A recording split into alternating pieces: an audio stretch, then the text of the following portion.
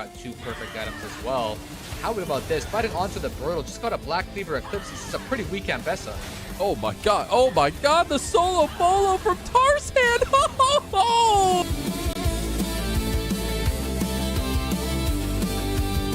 And having that dominance. So doesn't keep his verdict. He's going to try to golf TN away. Swing and a miss here by the Poppy, and it's going to cost him a whole lot. Off of the teleport into Swayon as well. Assassinating the enemy AD carry. Viper still leaded. Wenbo goes over the magical journey to try to finish off even more kills as Knight lands the Scatter of the Week but does not find anything with it. Cream.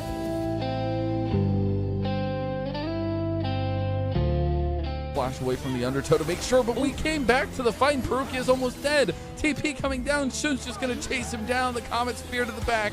And now Wenbo with the TP coming in to settle the odds.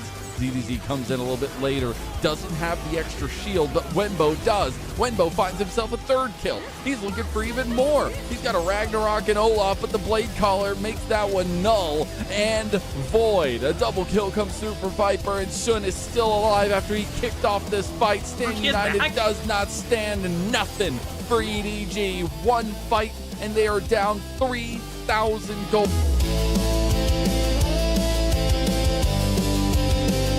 Iasma does get away. Petrifying Yaze. Swing and a miss from Care. And now will they look for the fight on the backside? Way going to get exhausted. He flashes back away. Does manage to avoid the CC. Cut off by another beautiful pillar from Guan. And that'll be enough for Care to take the first kill of the fight. Quickness dives forward. Gets on a Rookie. Rookie now stuck in melee range with both carries. No chance to be able to fight that one out. The Shy is sent to the resurrection. But Care is moving through member after member. Twin bang after twin bang. A triple kill to him already. Make it a quadra kill. Can they hunt down the Penta? Hoya is going to have to hold down Mako, but he is going to be able to do that, no problem. A penta kill to Care.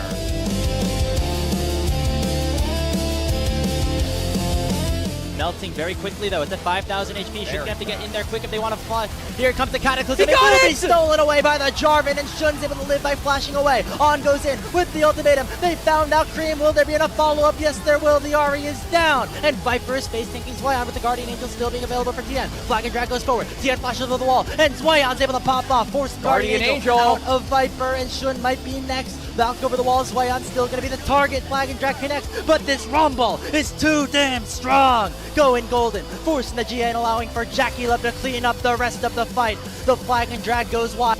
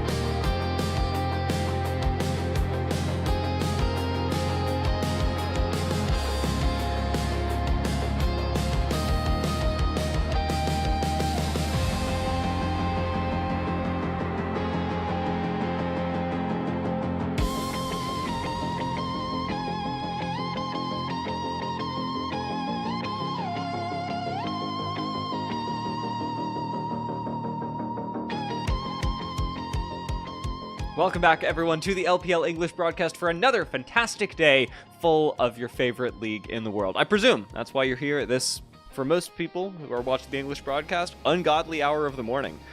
So, welcome, everyone, to the first series of the day, which reminds me of a lyric, Alk.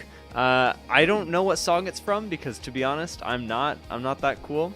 But everybody's heard started from the bottom, now we're here. We are starting at the bottom. And we are unfortunately currently here. It's a now we're here as a reference to the present.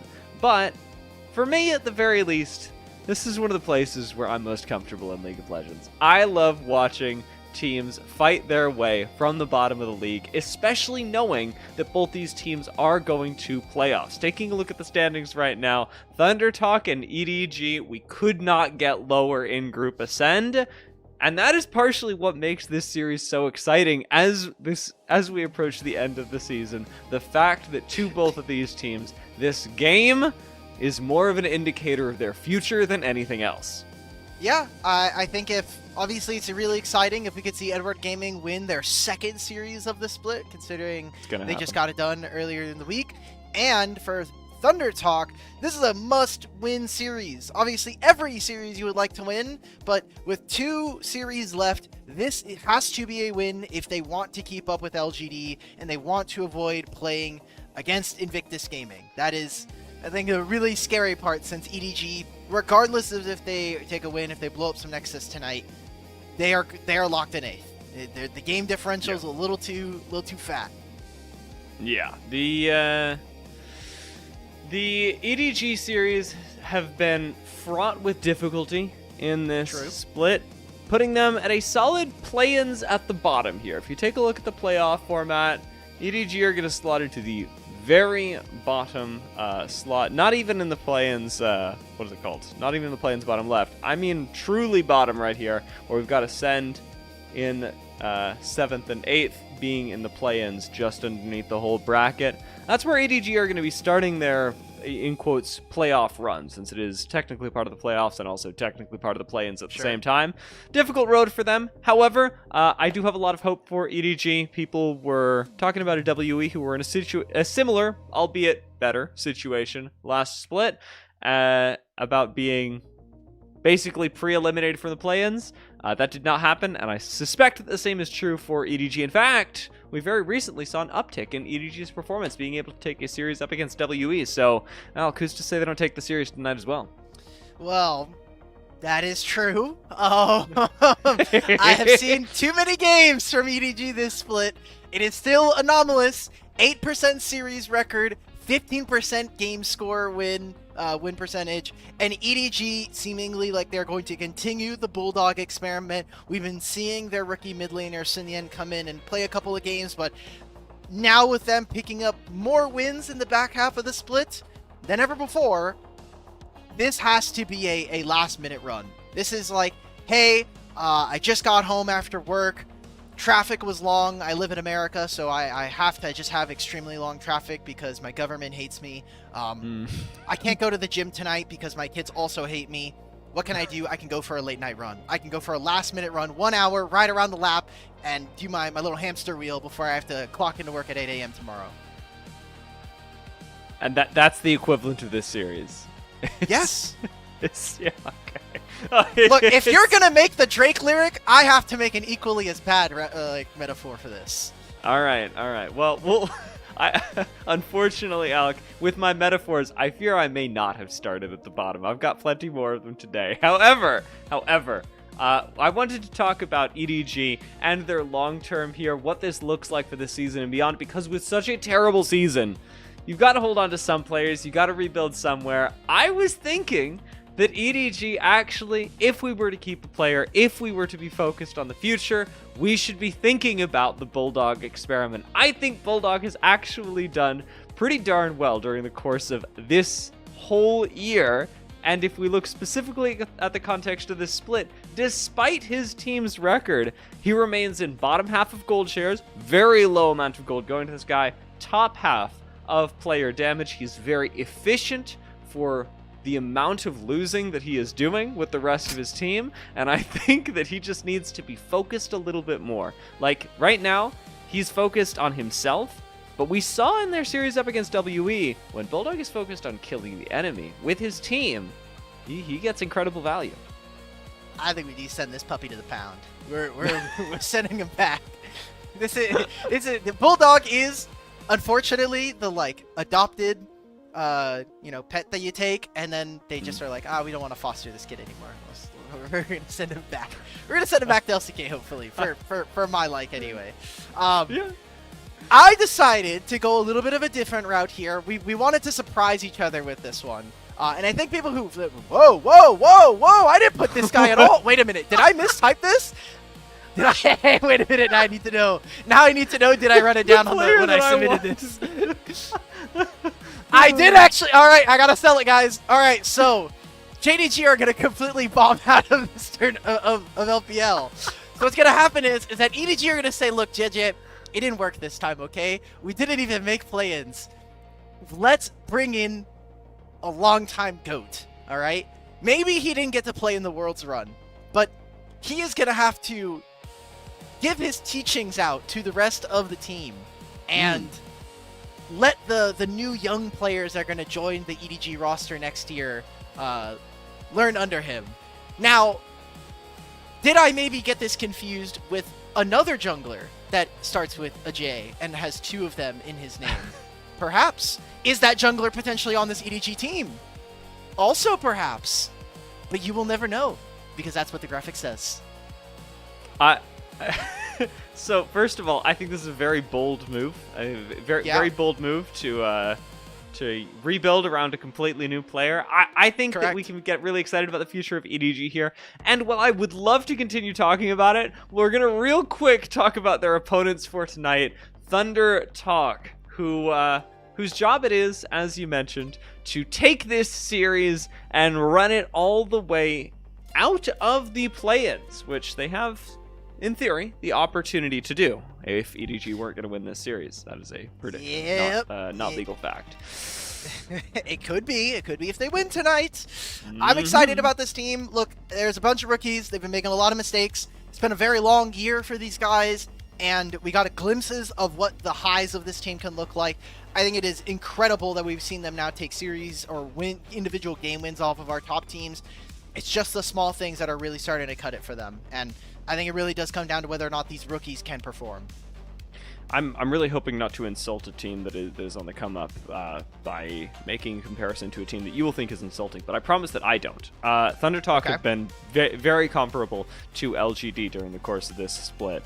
And it's been very cool to watch these like two underdog teams both make solid arguments for themselves, taking really important games off of big teams, as we saw just yesterday even with LGD versus BLG, and Thunder Talk are reminding me of that same thing. They've clearly got upset potential. They've clearly got long-term potential in the LPL, and I want to see how long they can run with it. However, on the podcast, there has been some conversation around the strong and weak points of Thunder Talk, so let's take a listen in with a clip from this week's podcast.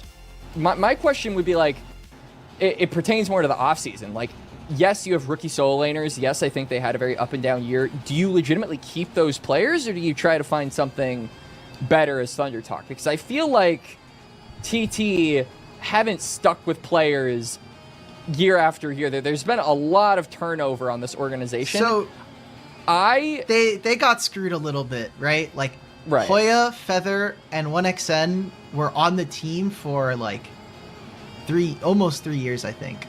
Right, yeah. And then Beichuan had been a part of this team for a while as well, but he got plucked mid-season for BLG and is now in super contract jail. They had a core that they were playing with, and then they lost UCal to go over to LCK. They played with a rookie Korean mid laner. That didn't really work out. They did the same thing with Haru. I think you could probably keep 4/5 of this roster and just get a new mid laner and try it and run it back. You think Haru is the worst solo laner on this team? I think Haru has not shown me any upside, whereas I think K-Man might disagree that like Keshi is he might agree that he's a risky player, but I think the upside of a player like Keshi is there, He just needs... I would be willing to give more games to him where I don't feel the same for Haru. Maybe a few wise words around what Thunder Talk can do for themselves in the next split. As like you talk about, Alk, they try and rebuild the strong base that they had previously had, but it is worth considering where that is coming from, where their success is coming from during the course of this split, and where they can look to get a little bit more. I did want to take a closer look at Haru and his performance throughout this split, as he has been even if we're thinking about holding on to Keshi instead of him, a pivotal player for Thunder Talk. Could not have won a lot of games without this guy, although I'm sure that there is, as always, room for improvement.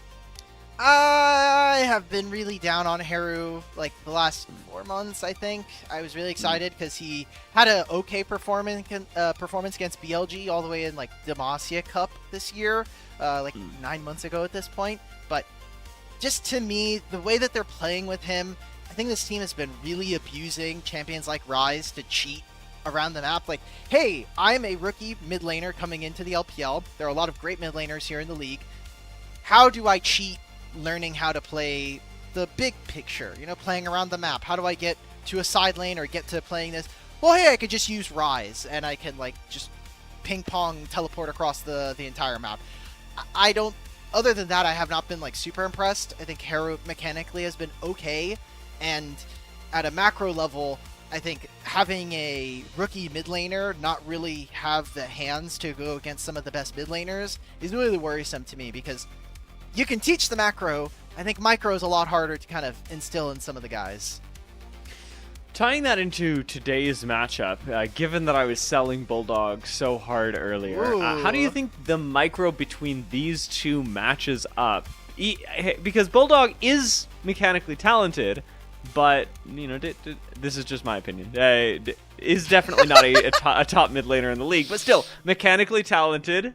Let's just take that as a given. How does that match up into Haru for tonight? What does that mean about the way that Thunder Talk and EDG are likely going to draft and play around the respective mid lanes?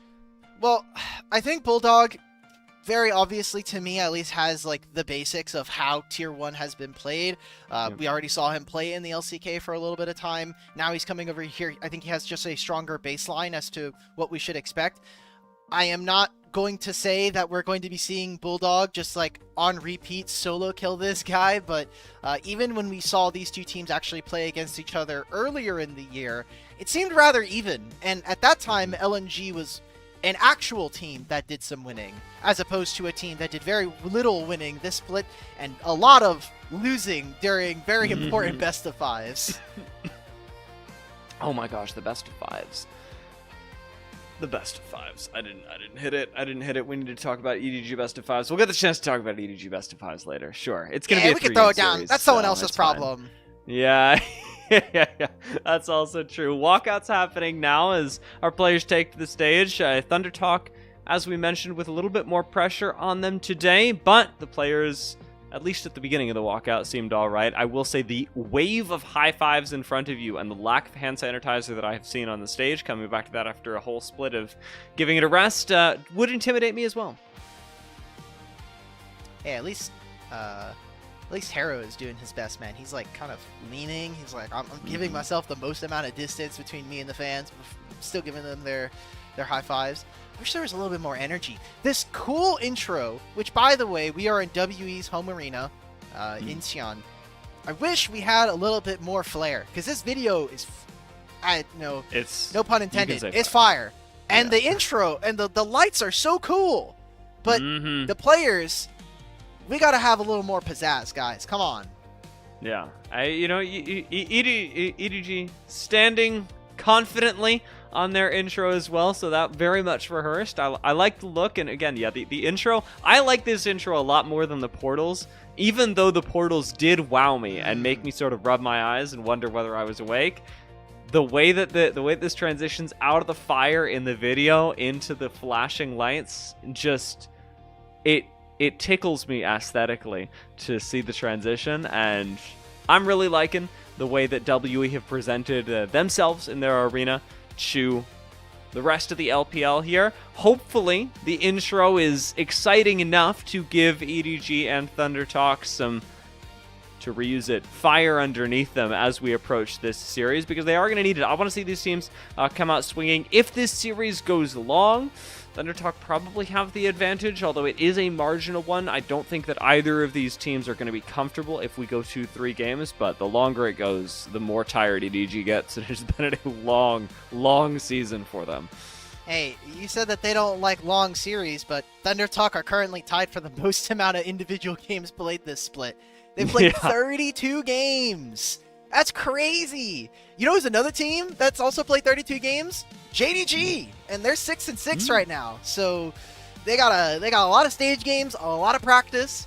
I'm just thinking, your vocabulary so far. We're like 15 minutes into the show. It's been very physically titillating. I've been really enjoying it. So I hope that we can all get excited about Thunder Talk EDG. Yeah, I mean, I certainly am. If the language has not been enough, that this series, I was not joking. You know, like I know that a lot of times it's easy to come into a day and go, oh man, I'm so excited for the series, and be like, actually not, because. Shucks, it's a 2-0. I guess here's our next caster pair to pitch caster for the next series. Yeah, exactly. Here's BLG Poppy Sports. Yeah, out of love for myself and these teams, and also a certain amount of sadistic pleasure that I would get, I hope that this series goes 2-3 games for the rest of our commentators, because I like the bloodbath. I like the fact that both of these teams, despite being locked for the playoffs, you know, we're not going to be saying goodbye to, or for the play-ins, despite the fact that we are not going to be saying goodbye to them, still have quite a bit to play for, especially EDG, as they are hoping to ramp up during the end of their season. They would love nothing more than to have the WE run that, of course, WE got in the playoffs of last split. But EDG have looked like such a worse team, which in Split 2, nobody would have told you was possible, but has been the unfortunate reality for them coming into this third split. They've completely fallen apart, and maybe at the end they are picking up the pieces and putting themselves back together like Mr. Potato Head. We are going to find out as the draft begins. Sivir and Lucian taken away by EDG, and the Orianna Cassiopeia necessary bans for Thunder Talk. Humpty Dumpty sat on a wall. Humpty Dumpty banned Orianna and Cassiopeia. It's just kind of how the guy. We're gonna work on the rhyme for that one. Someone else do the work for that. EDG have first pick. I am expecting them to be thinking about, you know, Jarvan, Lee Sin. Jarvan getting banned, I think, makes sense. Does Thunder Talk want to get rid of Lee Sin because Junhao has been kind of smurfing on the champions so far this split, and we've just seen that. Right now is like the trio of, do we just pick jungle, or are we going to take something that is going to be really aggressive in bottom lane? And that's going to be the Ezreal, which gives you the flexibility and is, I think, one of the most prototypical Leave champions. He is going to dash forward at some point in this game, so you're always getting ready for it. Ezreal, outside of being in the hands of Leave, very safe champion as well, gets to match up really well into a lot of the mages that we have seen less and less of as the split has gone on. But the karma denial here is good from Thunder Talk. It does leave them with the burden of picking somebody to go with it, and I like the fact that even though they don't lock it in right now because it is still a little bit risky, they recognize in the hovers that lock is still up, and EDG unlikely to pick it now that they've already gotten Ezreal, and a lot of the flexibility from lock to go into the bot lane would be pre-denied. Yeah, and Locke is such a... He really does not want to play into champions that either have a lot of healing or a lot of health. And Rise is a champion that kind of does a little bit of both. Just Rod of Ages healing plus the amount of HP. It's a complete nightmare. We're getting Ezreal Seraphine, so a very strong, a very resolute bottom lane, but one that I am not expecting to kind of get off the ground rolling, especially because we are on 26-16. I think it's pretty important considering we've been seeing a lot of focus towards playing more of the bottom lane pairs, and Seraphine is a champion kind of like her Enchanter counterpart in the Karma, who wants to stay in the lane a lot of the times, but Karma to me usually can roam a lot better than the Seraphine. So I don't know. I think someone was trying to make an argument that enchanters are almost like incentive. I think that was you actually. That was you were me talking about like yesterday, yeah, like enchanters kind of feel like they got like miniaturely buffed because everyone wants to stay in lane a little bit more. So question: does this look like that to you, or is this sort of an exception because you don't believe in that argument? I think that it's more true than other people would likely give it credit for. Sure. I just don't really want to see Perukia play an enchanter. Like, he is so good on engages. It's like it's night and day. Like, I think Perukia is a challenger level player when it comes to, like, obviously he's a pro player, but he's a challenger level player when he's playing engage. I think he's maybe like a masters or grandmasters player when he's playing an enchanter. It is, to me, a lot different. It's a different skill set that you need to play. And now we get to the second phase of bans, and so far, EDG are very long range. I almost feel bad for Jijik because he's right now the sole engage of the team. And I don't know if we're necessarily going to get one from mid or from top lane when I look at what's been banned and what Thunder Talk already have. Nice thing is, you know, if you are a Perukia engage believer, ult can go pretty hard here. We could very much see Assault and Battery plus Encore be EDG's bread and butter engage, but that'll be largely determined by not even the rest of this draft, just by whatever version of Perukia and Jia show up today. Thunder Talk considering their next pick, a lot of the jungle was focused out by EDG, both in the first and second round, with Jarvan and Pantheon taken out. Neferi is still up. People do like Neferi a lot in this particular split. Wouldn't be surprised to see that, but a Rumble gets locked in instead, opening up Thunder Talk to a top lane counterpick. Wow. CDZ, are we really going to pick Cassante here? I know it's, you know, a popular matchup, but I feel like you really want to have the ability to outplay. ZDZ has been really incredible this split, even if I sometimes think that he lacks the ability to transition some of his lane leads into the rest of the team and in team fights. So far, I think ZDZ has been consistently the best player from EDG this split, carrying them to a game victory versus BLG earlier on. And now, Edward Gaming have the front line to enable it. I still think that this backline's a little squishy for my liking. You had mentioned the Neferi, and I think Neferi pairs so well with a Ryze, and now I see the rest of this team from EDG. With very little crowd control, I am worried that EDG, if they make a misstep in a team fight or we get to an objective and they're a little bit spread out, this Thunder Talk team is just going to run over them with Jhin Deadly Flourishes, Ryze Ultimates, and just Neferi running wild. Deadly Flourishes are going to need to be on point because, as I was enjoying pointing out in the series yesterday, Thunder Talk are the team with way less engaged. They don't really have a way to do that in a quick and fast way in the same way that EDG do. So they are going to need to coordinate, especially around On, in order to make these engages happen, in order to make something stick, especially on somebody like Leave, who, if he's not arcane shifting forward, could genuinely become immortal during the course of these fights by being able to escape with the arcane shift. EDG, as you mentioned though, really strong front line here. Thunder Talk's job is going to be to disassemble this with the insane amount of damage that they have. Yeah, Ezreal Seraphine should be able to get push early, but the upfront damage of a Jhin Karma might upset that. And Syndra, unless she gets an advantage early on, I am expecting that Ryze is going to very easily be able to move around the map. So Thunder Talk, I need to see them play an intelligent game. I need to see them be able to play the map a little bit wider than their opponents. And that might end up backfiring on them. Again, the rookies have not really been all that consistent, and especially Harrow, it is his most played champion this year by far. 20 games of Ryze with this game included. The next highest is 9. I need to see a lot more from this guy. It's the end of the season. With Ryze locked in, we get the chance to cheat our macro once again and see how far Thunder Talk can go up against an EDG who might just be the Ryze.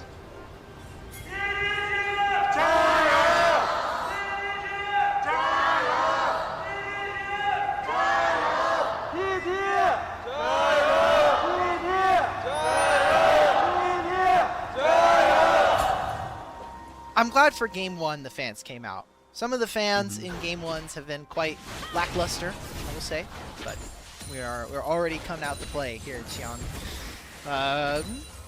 Before we get yeah, what's up?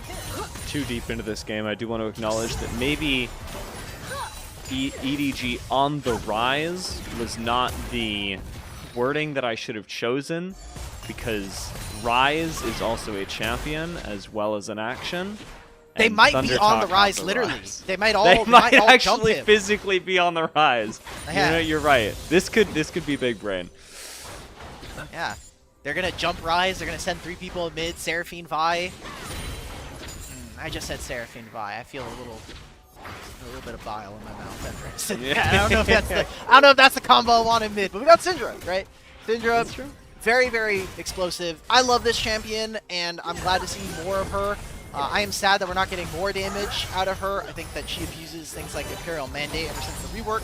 But junglers are on the same side of the map. They are going to spot Junhao invading. They have no prio from mid, and Bulldog gets to move. Junhao does avoid a lot of the burst and gets to back away relatively unharmed. Got a little bit of information there and got shut down on the invade, but his whole top side still available. So for Thunder Talk, no harm, no foul. Instead, they just get to lay down a little bit of vision, and will continue to watch Yeji on his own jungle clear. Thunder Talk getting a little bit of early push as well, as Jin is want to do, with the wave bouncing back in their favor.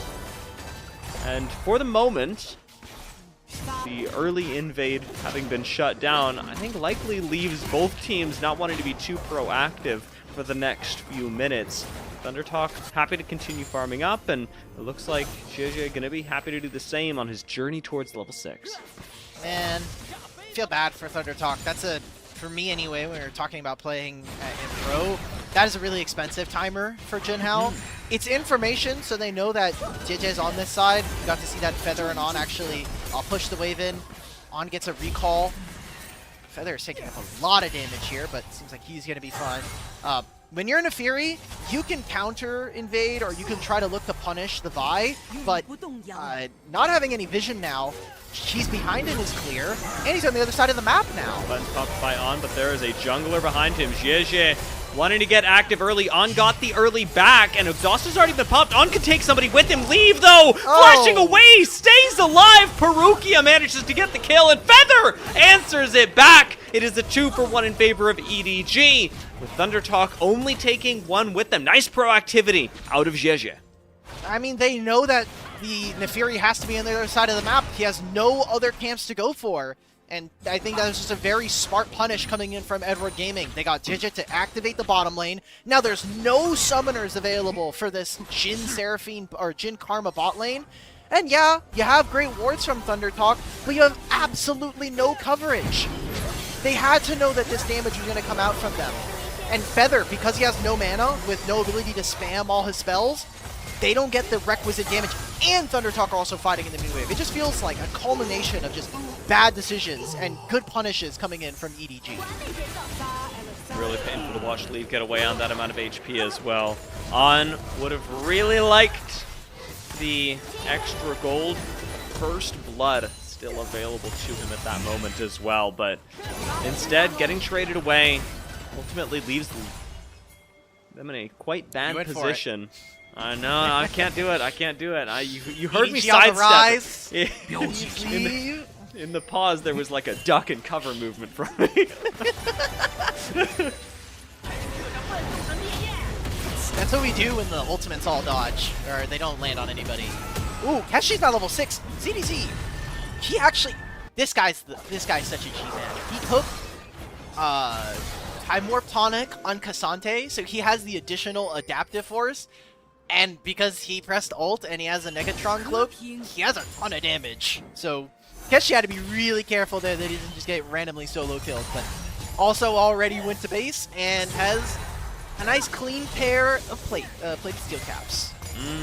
Very, very difficult to kill a champion through that. Perukia gonna get rooted up in the bot lane, but damage still a little bit lacking early on in this for both On and Feather. And Perukia gonna get shoved under tower once again. With bot lane having priority, Junhao gets to take the scuttle. Keshi is creating prio for free in the top lane, as Rumble loves to do around level 6. Ignore the enemy champion, kill the wave, and get lots done for very little cost. Junhao starting up the first dragon of the game.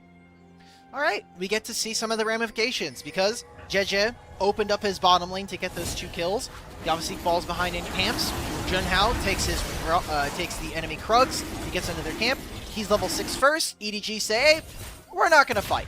We're just going to try to go not do anything. Funnily enough, because of the denting blows there, Keshi actually gets to see Jeje over the wall thanks to the animation. He's just going to annoy him. I don't think he's going to be able to kill him unless Keshi flashes this guy. Okay. Oh, Keshi flashes on this guy! Yeah. Punished in the most absurd way for the invade, and Keshi doesn't even miss a minion! That is why you have to be able to hide the animations over the wall. There's so many different things you can try to do. Like Raptors is the most abusable one because you can see it if you're kind of fighting them closer to their turret. But that was just a very smart punish from Keshi.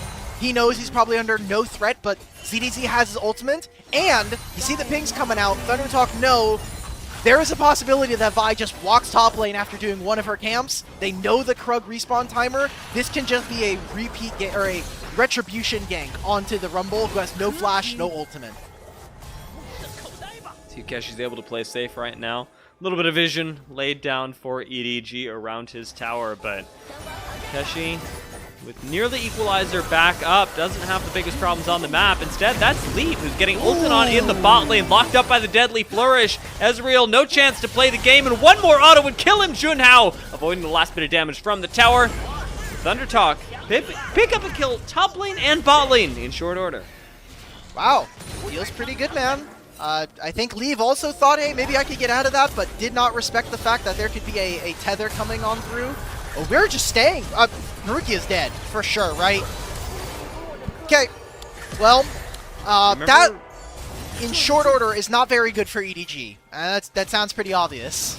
Yeah, that is reminding me a lot of our pregame conversation about Engage versus Enchanters for Perugia. And Perugia, in that moment, not looking like the player we know he can be. So, unfortunately for him, taken down. It is another kill over to ThunderTalk, and EDG, despite having a really good early gank kicked off by Jeje, have now fallen behind pretty significantly. And Jeje going for another one of these invades. This time Feather going to be able to lock him up on the wrong side of the map. Jeje getting Realm Warp done, and this is likely another kill just going over to ThunderTalk for absolutely free. I think that is incredibly intelligent from ThunderTalk. Now stopping Jeje from getting an invade. They saw Junhao on bottom lane. They just got the kill. Jeje's thinking, hey, I can go for this. I can steal his wolves. And he gets the majority of the camp, but that is extremely dangerous there.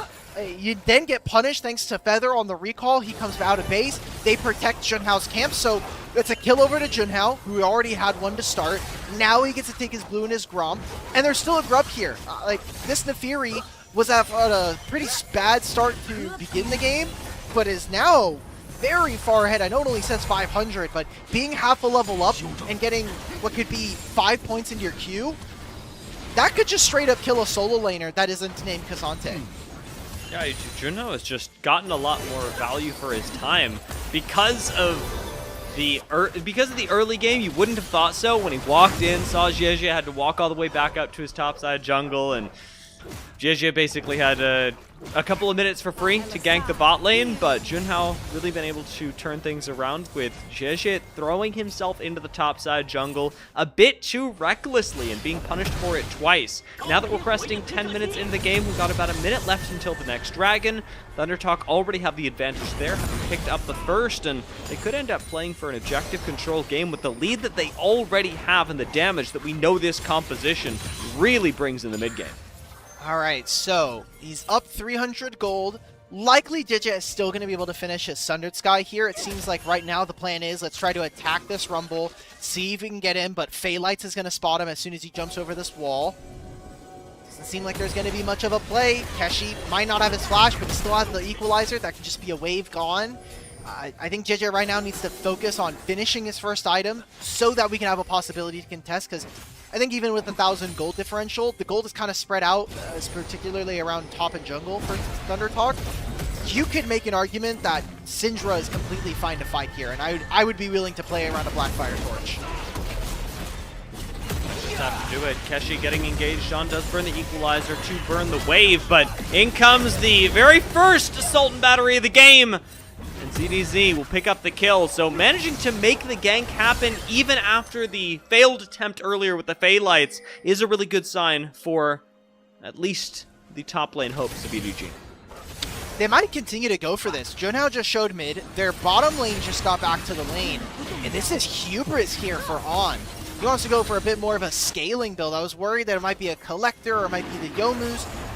He's kind of taken a page out of Leave's book. This is something that we see him do all the time.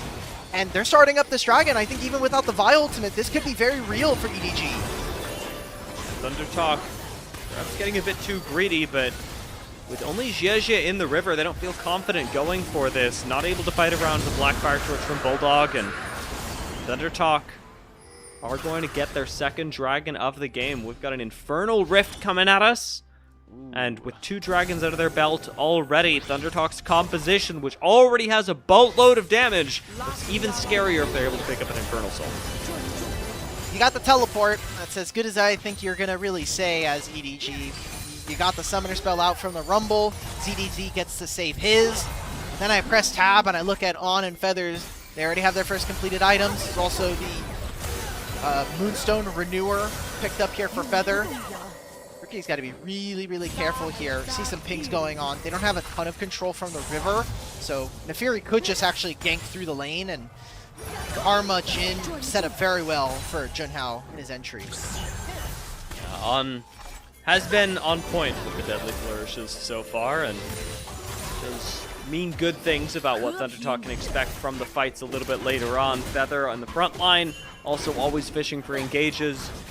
Check back in with our junglers. That has been the real focus of this game so far. Jie just finished clearing the red and is importantly moving back up the top side, where EDG do not control the vision, but where their ganks have been relatively successful so far. You see Fog of War right now, that banana brush that Rise is going towards right now. Okay, ZDZ, you have to know that they're coming here. This could be Realm War plus Nefiri. Has to be extremely careful. Doesn't matter that he's this tanky or that he has the flash coming through. They could very quickly still even make this. And now that Haru's here, you got to be worried a little bit. It seems like they're going to make this transition and try to kind of supplant themselves as the team, for ThunderTalk anyway, to contest for this Herald coming up. Yeah, this is a nice move from ThunderTalk to make the best use of Rise's time. Moved up, tried to get the gank off, didn't quite work, but still gets to transition into the top lane. Now with your bot lane moved up to the mid lane as well. There is a lot of power on the top side of the map for ThunderTalk. Jie, however, bottom side, and hovering Bulldog right now would love to get a pick, has the ultimate available once again. Feather a juicy target if they're able to land the damage from far away, and Jie is going to hop onto him. Flash expended from Feather, but that is a huge encore to lock him down. EDG even burned Bulldog's flash to make that pick happen. That I didn't see, and that I'm a little less excited about. That one does not spark joy in this part of mine. Look, he's 1,000 gold up. He's going to be more useful than the Rise, at least until Haru finishes an item or two. But if I don't see a lot of protection for the Syndra, I am going to consider that ThunderTalk are going to have a ton of threat to still be able to pick this guy off. So how we see EDG actually play around Bulldog, a player that you were hyping up and trying to see if we can get him signed for 27, is going to be something that I want to see whether or not they can actually transition in.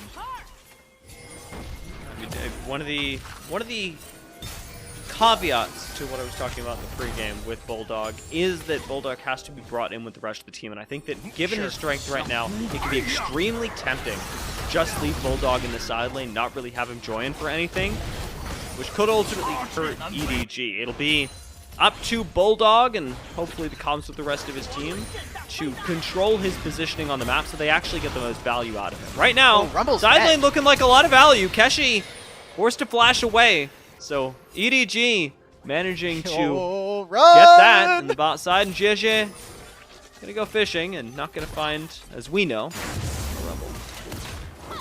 Herald gets taken. Dia, is there a... I bring this up because it's quite funny. Would you say that nowadays that there are any builds that you would maybe say are synonymous with a player? I think that the easiest one is probably the Chovy belt right? Like most mid laners now just building Rocket Pelt because they nerfed Leandries a couple of months ago.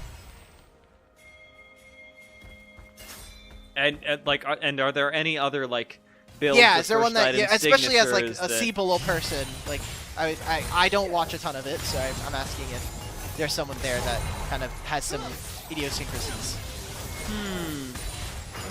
I haven't noticed any recently, to be honest. But to be fair, that's also because I mostly let my color caster worry about the itemizations that are happening. All right. We haven't seen a lot of crazy stuff in Z-Build. I remember when Ari's meta, that happens a lot. That people have very different takes on it. But no, not recently. Yeah. Why? What got you thinking about it? Okay, On's build. I brought this up earlier, but seeing Jin play a Hubris plus PD is something that we have seen Leave do all year long. And I think it is really funny and maybe a little of like a small way for players to be able to interact with each other that isn't just text-based. We're seeing a lot of skirmishing, but this is just going to be Dragon going over. Actually, they pushed Vi off. Haru and Junao got here. Now there's a teleport. This Dragon that could have just been a trade one way is now turning into a team fight on top of it. Another Encore going to come through to lock down the Nefiri. ZDZ goes over the wall, and ultimately the Dragon will fall to EDG as Thunder Talk are going to lose their top laner. They are losing a whole lot more than this. They are losing control of this game. Haru not going to get CC'd, will escape, but missing 3 members. Thunder Talk walk away the weaker and without a Dragon to show for it. Yeah, Thunder Talk just were not able to punish there. I thought EDG, the way that they controlled both sides of the fight, it was Vi hitting the Dragon, it was them pinning on up against the wall and sending all of their skills at this Jhin. So now, you just look at this, Jhin is sitting in mid lane, trying to deal damage versus Ezreal, and Feather is nowhere near his team, right? And Keshi's still waiting, this Equalizer kind of pushes Perugia off. The Dragon going over is a big win here for Edward Gaming. And I just thought that so far, they're starting to build on some of the things that we've seen from them this split. I know that their series score is 1-11. It is not going to get much better, even if they were to win this series. But I think we are starting to see some of the results of a longer regular season of playing double round robin against 7 other teams. Absolutely. I mean, EDG are looking for their end of season uptick.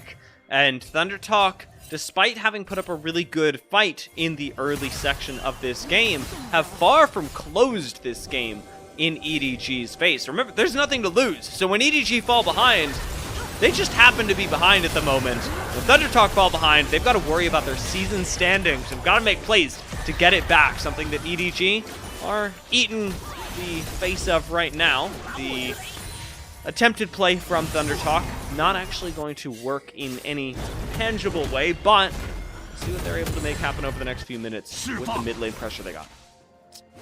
So we're 4+ minutes away from the last time we saw Bulldog use his flash.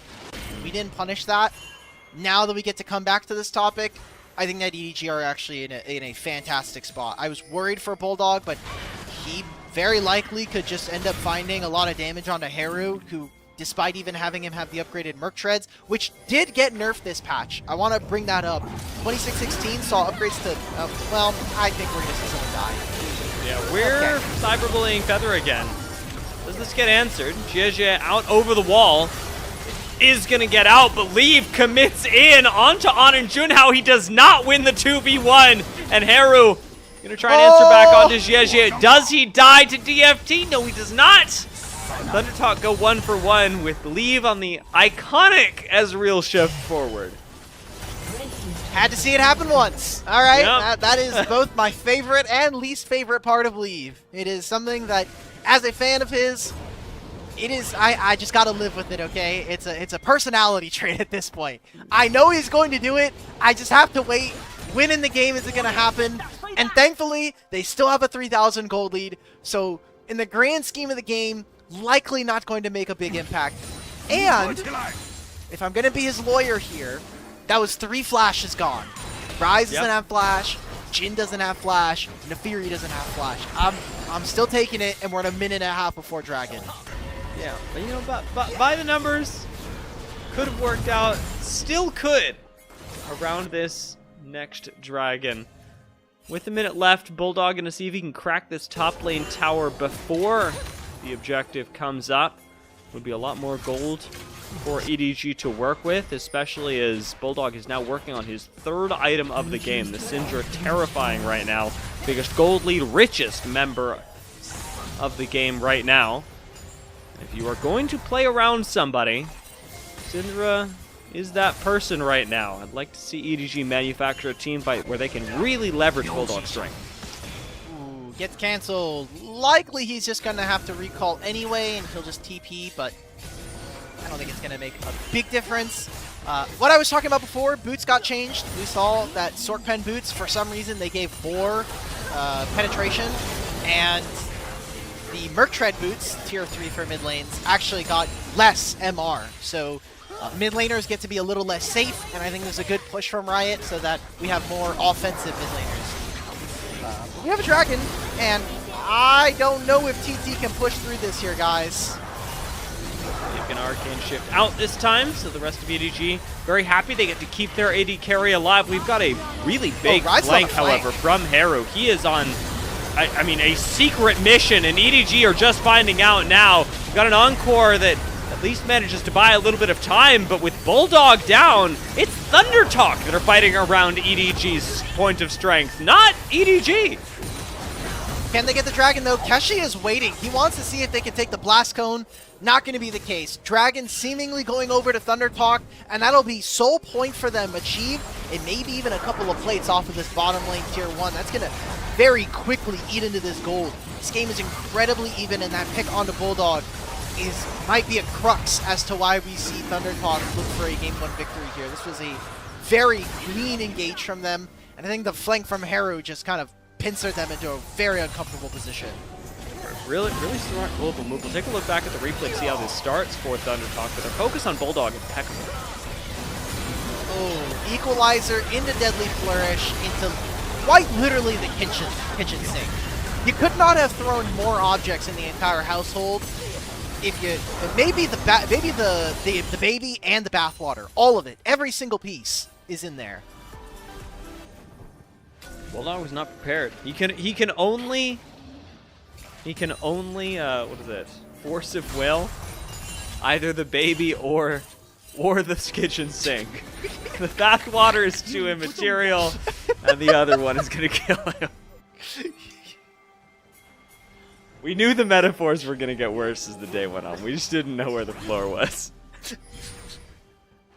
Maybe not using it on a baby, but I would like to have Syndra's W. Syndra's W sounds like an incredible, like, oh, I don't want to pick something up. Just, you know, use the magic and mind power. Just pick something up, throw it around, slam it against the floor if I want to. You know, until you said the second part of that sentence, I was going to say, I think it would be a great childcare tool most of the time. That's why I said not the baby. Yeah, the floor part might, you know, might not. But otherwise, I think it's got some pretty good redeeming qualities as the next generation form of post-natal That's why it's called care. Force of Will and not Suggestion of Thought. Yeah, not slight caressing with love of will. A captive audience, would you not? Yeah. We're doing callbacks to last night's show. Well, you know, we got a lot of fans who I'm sure were just as invested in the Jhin conversation around what his abilities should be named, and because we got a Jhin in this game, it's not even entirely irrelevant. On has been landing a lot of deadly flourishes that have turned people into captive audiences. Can he do it again? His first deadly flourish isn't going to connect onto anything, but cease and desist absolutely will. Haru gets blown up, and EDG learns something about assassinating mid laners from last fight. They split the Red Seas. Maybe they just found Feather. That is a lot of damage, and that is an equalizer onto 3, but nobody can answer this. EDG will grab their kill. They'll look to push in on mid, and they still got 2 minutes. This dragon is under no threat right now. ZDZ giga chatting with his health in the front line is going to get 2. make sure that the rest of EDG get out to safety. Lots of healing and shielding coming in from Rukia to make sure this fourth shot doesn't even hurt at all. 2 minutes to the next dragon, and it is worth noting that since we are past the 20-minute mark, picks can come at a pretty high cost. Baron has been available for a little while, and so if instead of Haru go down, we see Junhao, Zhejian go down, Baron, very realistic possibility in the next team fight. I am just checking. So, scoring a takedown with Hubris.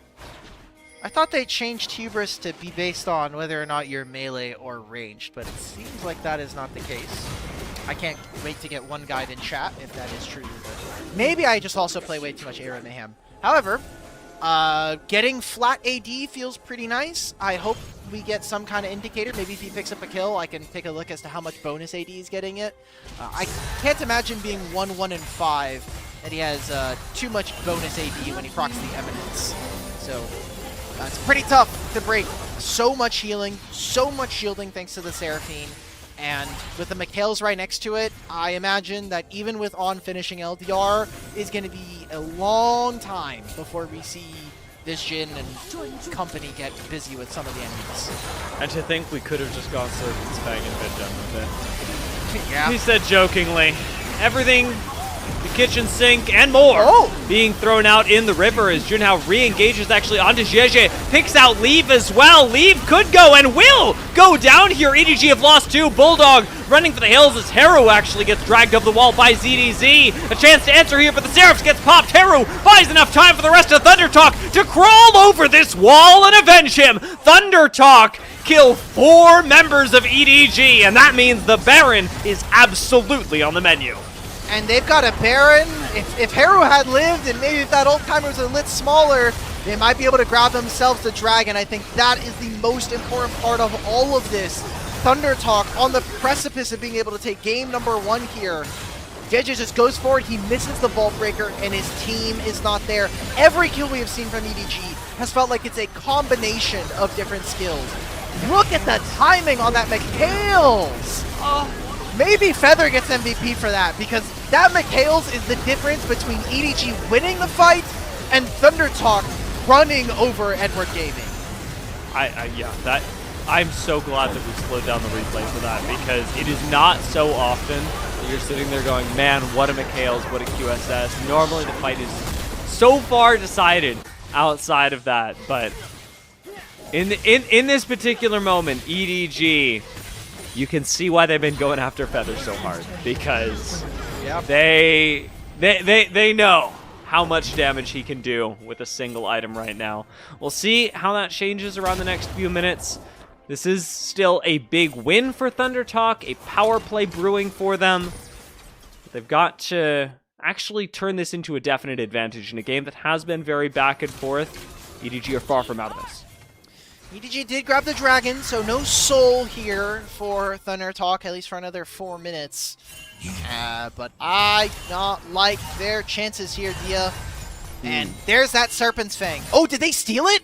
I was wondering, because we saw in the picture-in-picture they were on the dragon. No! Oh! Thank you, Leaf. Thank you for giving us more game time. Thank you for giving us more game time in this one.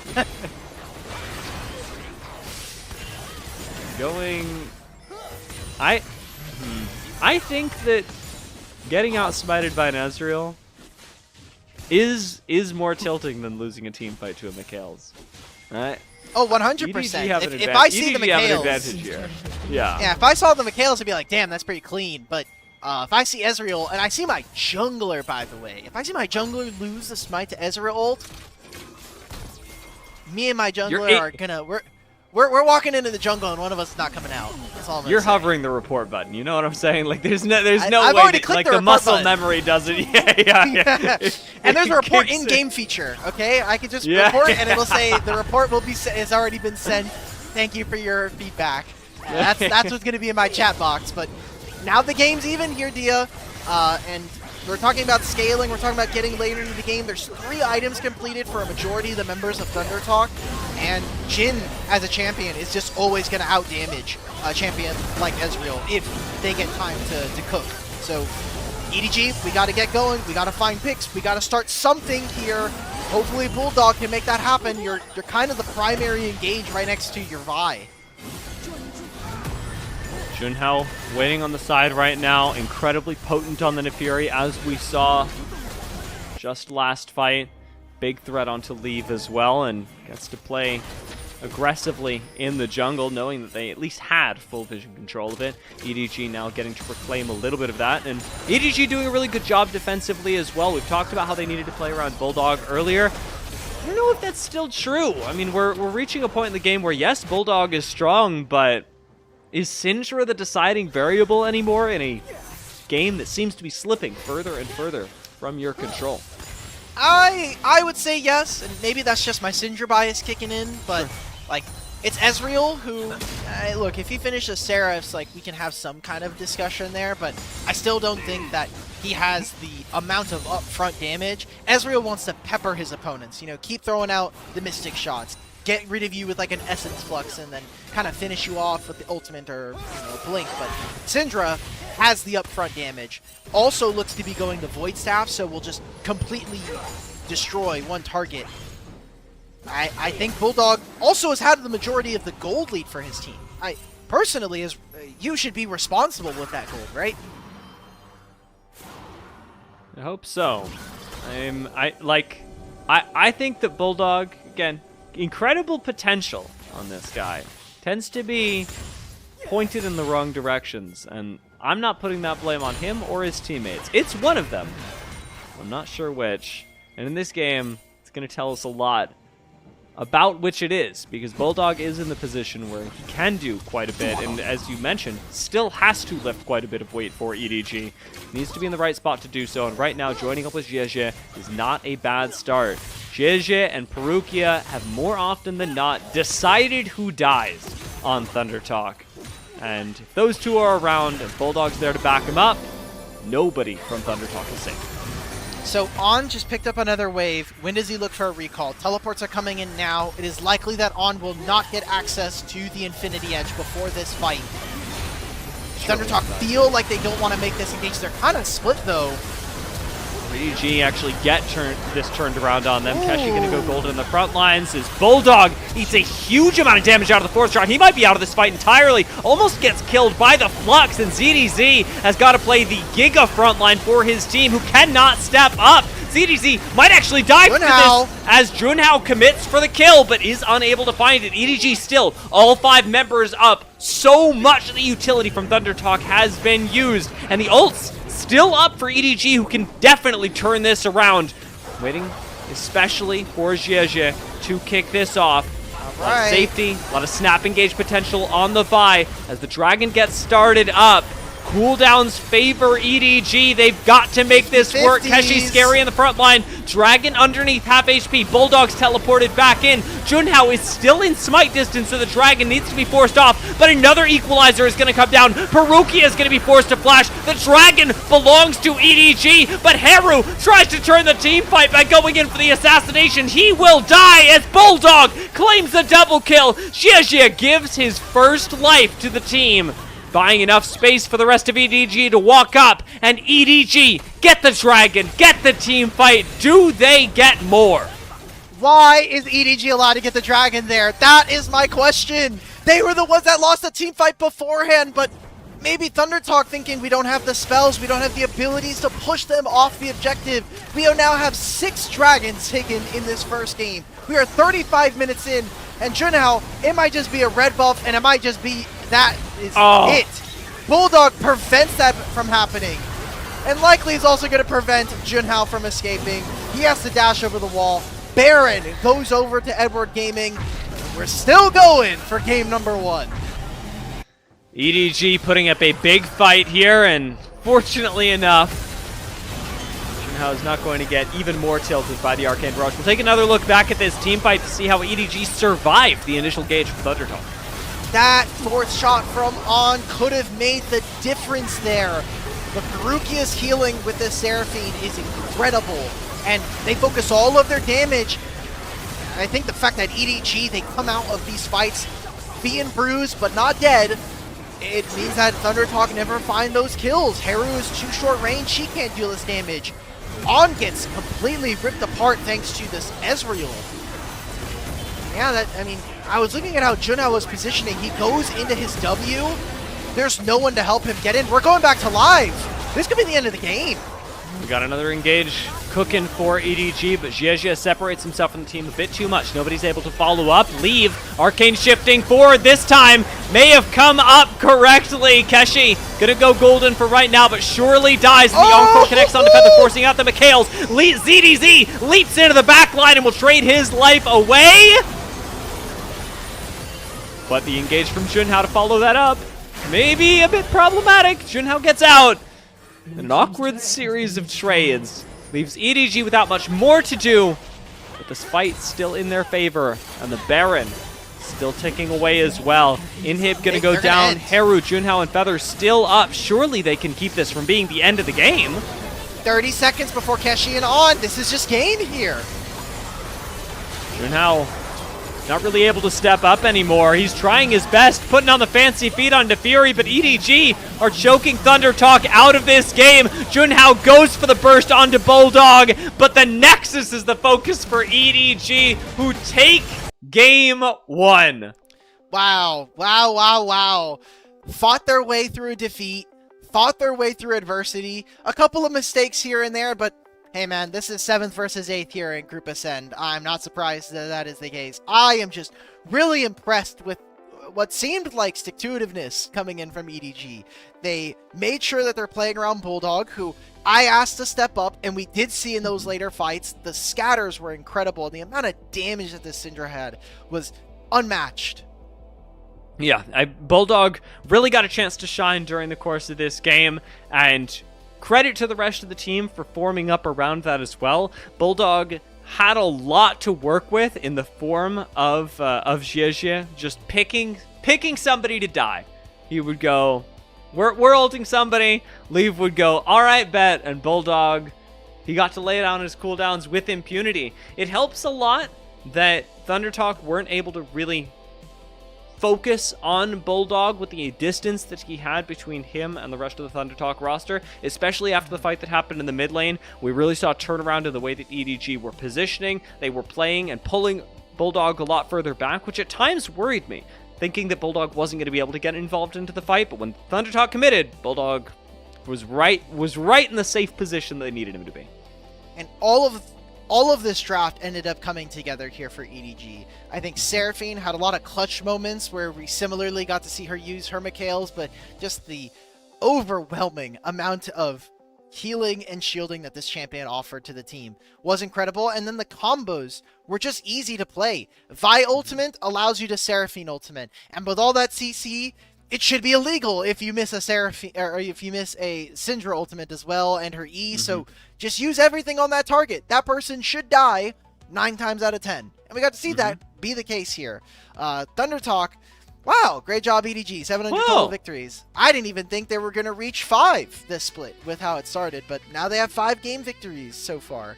I mean, imagine you start the split as EDG, as the coaching staff are like, yeah, we got this in the bag. We're going to hit the 700 easy this split, and we're coming up on the end of the season, and they're like, oh my god, we barely made it. But EDG do manage to pick up their 700th win of the LPL. EDG also have a pretty strong argument for Bulldog in this game with 42,000 damage. Likely picking up an MVP. Yep.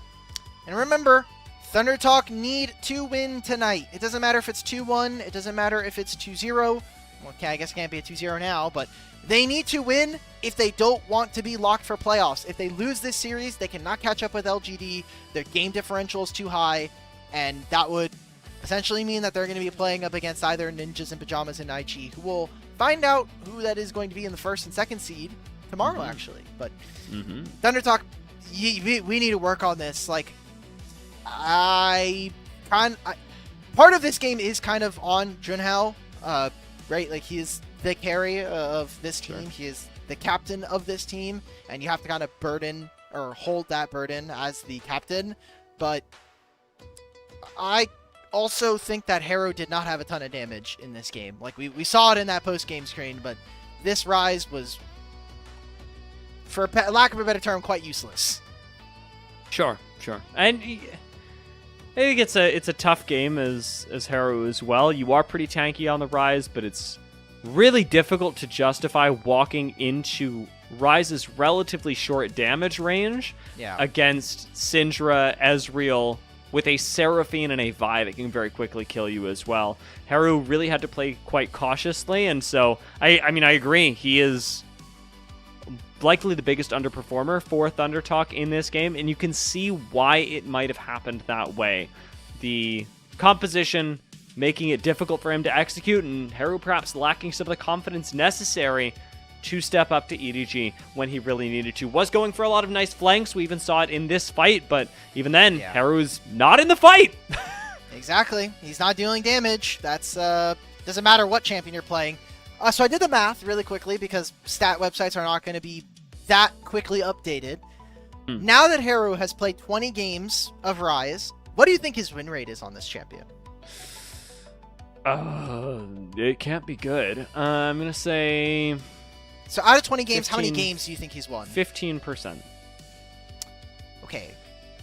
That means he's won 3 Haru, games. If I was Haru, you and I would be having an argument. Be like, damn, you think I'm that bad? It's a little better than that. He's won 7 games. Okay, wow. That's more than twice what I thought he would have won. But still pretty bad. That's a 35% win rate, and it's his most played. I think that my perception here was definitely skewed by my recent research in the LPL. No, like recently I've been looking for champions that teams are picking a lot of and also losing a lot on. And during yesterday's series, the Ambessa was one of them that I was like, I'm very excited to talk about. Didn't end up working out because it got picked away from them. But I've been watching a lot of numbers that have high pick rates and absolutely terrible win rates. Well, a lot of them probably got tanked thanks to Thunder Talk and EDG. So you can thank both of our teams who are participating in this one here tonight. MVP, for me, it's Bulldog. I think very clearly he had a large impact in this game. He was the best mid laner in this one. And, hey, 40% of his team's damage. Jesus Christ. Bulldog, I have said very mean things about you all year, whether it was you on LNG when you were just, being a humble pog farmer for Mr. Croco, or being completely invisible, but you could make it up by not only winning tonight's series, but also dunking on whoever is first place from Nirvana. That would instantly shut me up. I think that would be very based, personally. It seems like that's the arc EDG are on, shaping up towards the end of the season. The fact that they've managed to find one win here is not enough to actually complete that point for me. If EDG do not win here against Thunder Talk, I am dubious of how their end of season will go.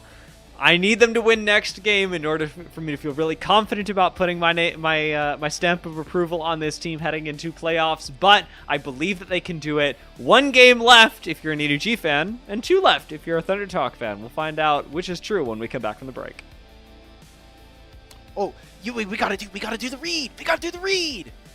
Yeah! Hey, are you guys enjoying LPL English? Well, guess what? If you don't want to hear even worse metaphors, if you want to have 9 game days, you can tap in at Coffee.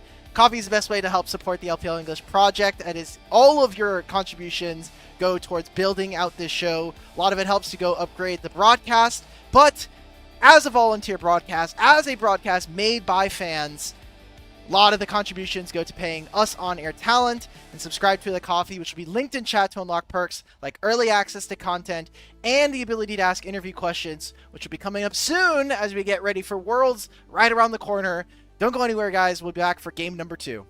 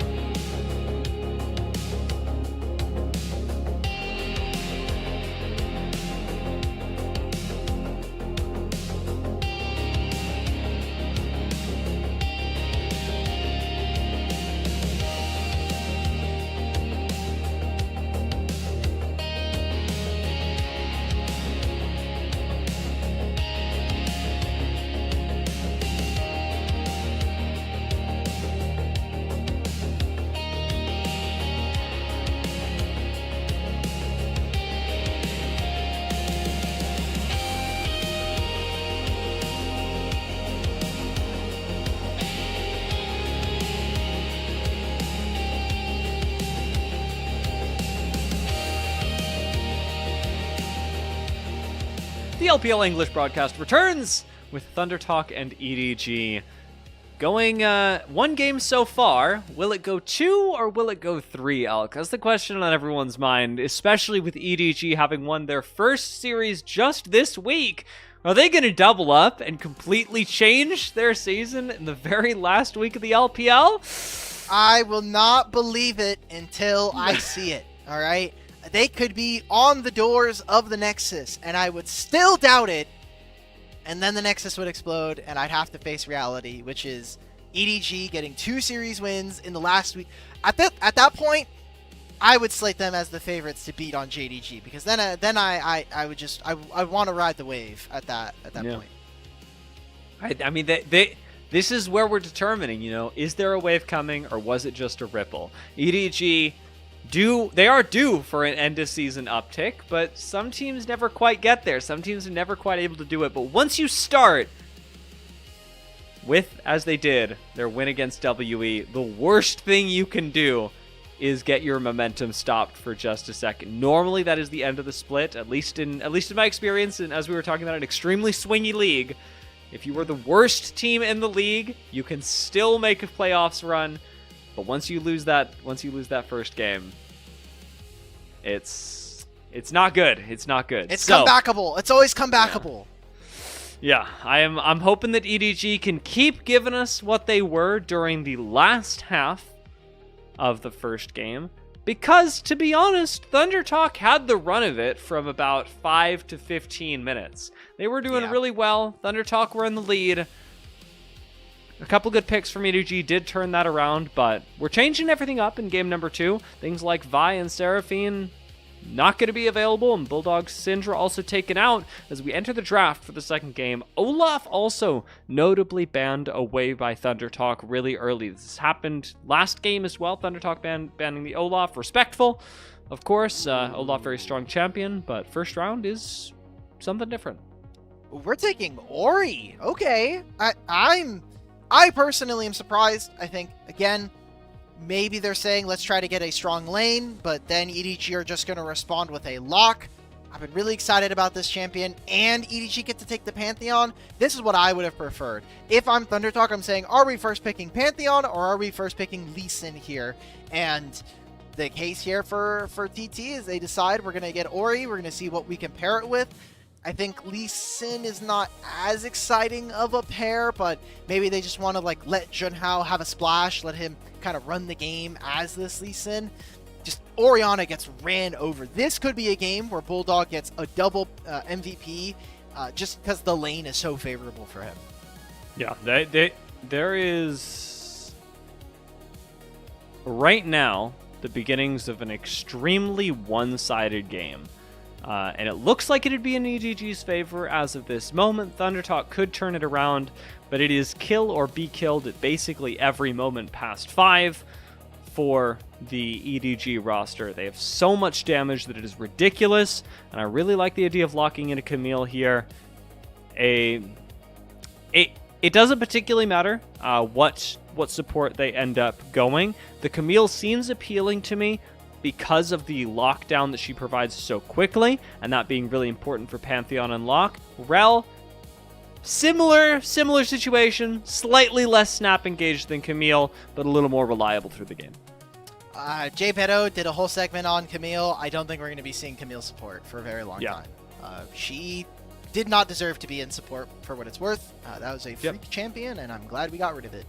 Now we're going into second phase. I think if I were to look at these drafts, Dia, I really like EDG. I think setup for Lock is there. I think Pantheon having upfront damage for Lock so that his Purgatory gets closer to the execute is bingo on the money for me.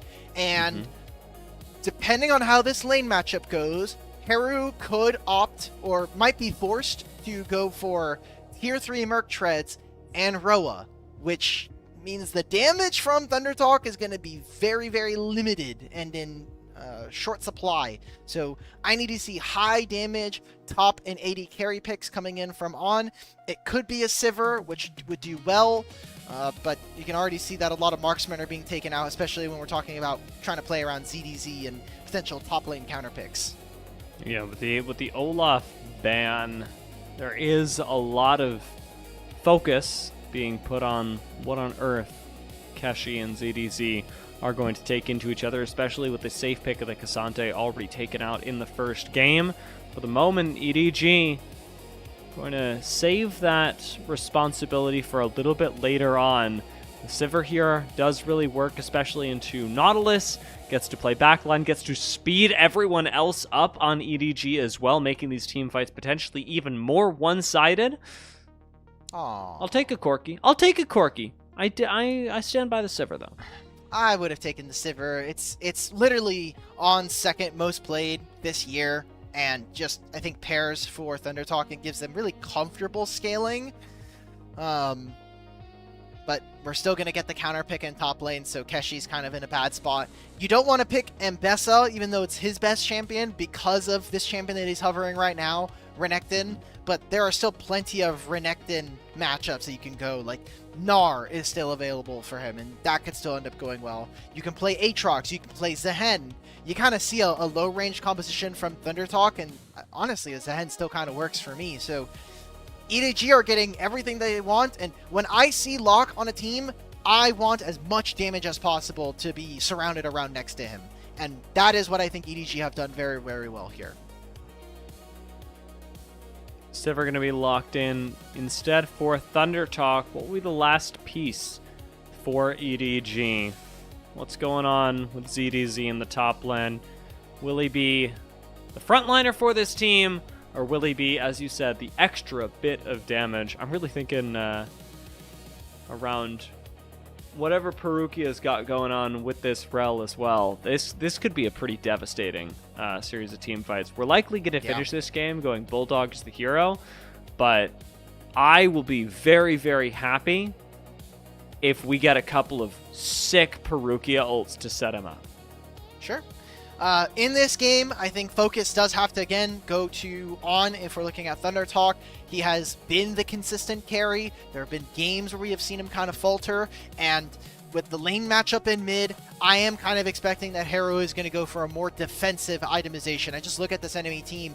Edward Gaming, however, very short-ranged, and if you are second to an objective, you're going to be playing into a setup Orianna, you're going to be playing into a Sivir and a Nautilus that are already entrenched. You can cancel out Rel Engage with multiple different spells coming in from either Lee Sin or from Nautilus. I think EDG need to play their fights very, very fast, and I mean, they're going to be incredibly strong on 1 and 2 items, so I want to see them be able to kind of run over their opponents if they're going to take this game and take this series in a 2-0 fashion. And looking across the map, top side should be the big focus, not just because Locke needs to get ahead, but because the Sivir Nautilus, outside of Bulldog roaming down to deal with them, just doesn't seem like the easiest place to invest. Pantheon and pairing up with Locke is going to be your best bet, and even up against Elise and Orianna, taking the 2v2 honestly seems really nice. Orianna's damage is just not what it was a couple of seasons ago. Right now, Orianna really favored for being able to put out a lot of consistent damage through the fight, but the big burst that we used to see out of Orianna, especially around level 6, seems like it has taken a pretty steep fall off in the last couple of years, and this meta has really highlighted that to me. Ori, very high priority, is going to do a lot, but is going to do it a lot slower than she used to. Only if we actually build real damage. That's when the Orianna shockwaves throw down big damage. I wish. I'm getting Shivam, our producer, is saying oh no and potentially looking at what could be. Okay, let's lift the curtain here. And we've kind of had a running joke now between myself, Shivam, and some of the other people on the show. We've been joking about a 9-game day. And every time we have gotten close to it this year, someone has lost 2-0. Now, the reason I bring this up, we have not had a 9-game day since August 16th, 2025. It was a JDG series to finish off the day. We got really close again a couple of days ago, almost on the anniversary, but we only have 3 days left to make it happen. Technically, we can surpass it during the play-ins, because the play-ins will have 2 best-of-5s played on the same day. Ooh. And we can have a 10-game day. And that's the only way we can get around that. That would be cool. I would be very, very happy about a 10-game day during play. Especially if I'm not on the show, I would love that. It would be messy, but man, would it be worth it. Those are exactly the kinds of games that I'm talking about. You know, coming into this series, like I said, I would be very happy if this ended up going 3 games. I would want it, of course, to be a good 3 games. I think that there is a world where EDG just sort of lose this game because they don't really have direction, and that would be the worst outcome for me. I would love it if Thunder Talk really manufactured a comeback around especially some flashy Lee Sin play here. That could be absolutely fantastic for the stories of this particular series and of Thunder Talk as a whole, but 3-game series would be really nice here. AL and WE I could see going the distance, and Top Esports and BLG, honestly, that's probably going to 3 games no matter what we do. Yeah. I'm trying to check in with the official LPL broadcast. They're telling us to start the game. Can you please already start the game? Yeah, sure thing. Let me fire that up. Let me run that by my team real quick. Thank you. Look, you did it. Listen, you know what the LPL broadcast, and more importantly, Alec, what my color caster asks, I must deliver. And well, here are the Giles for the start of the game.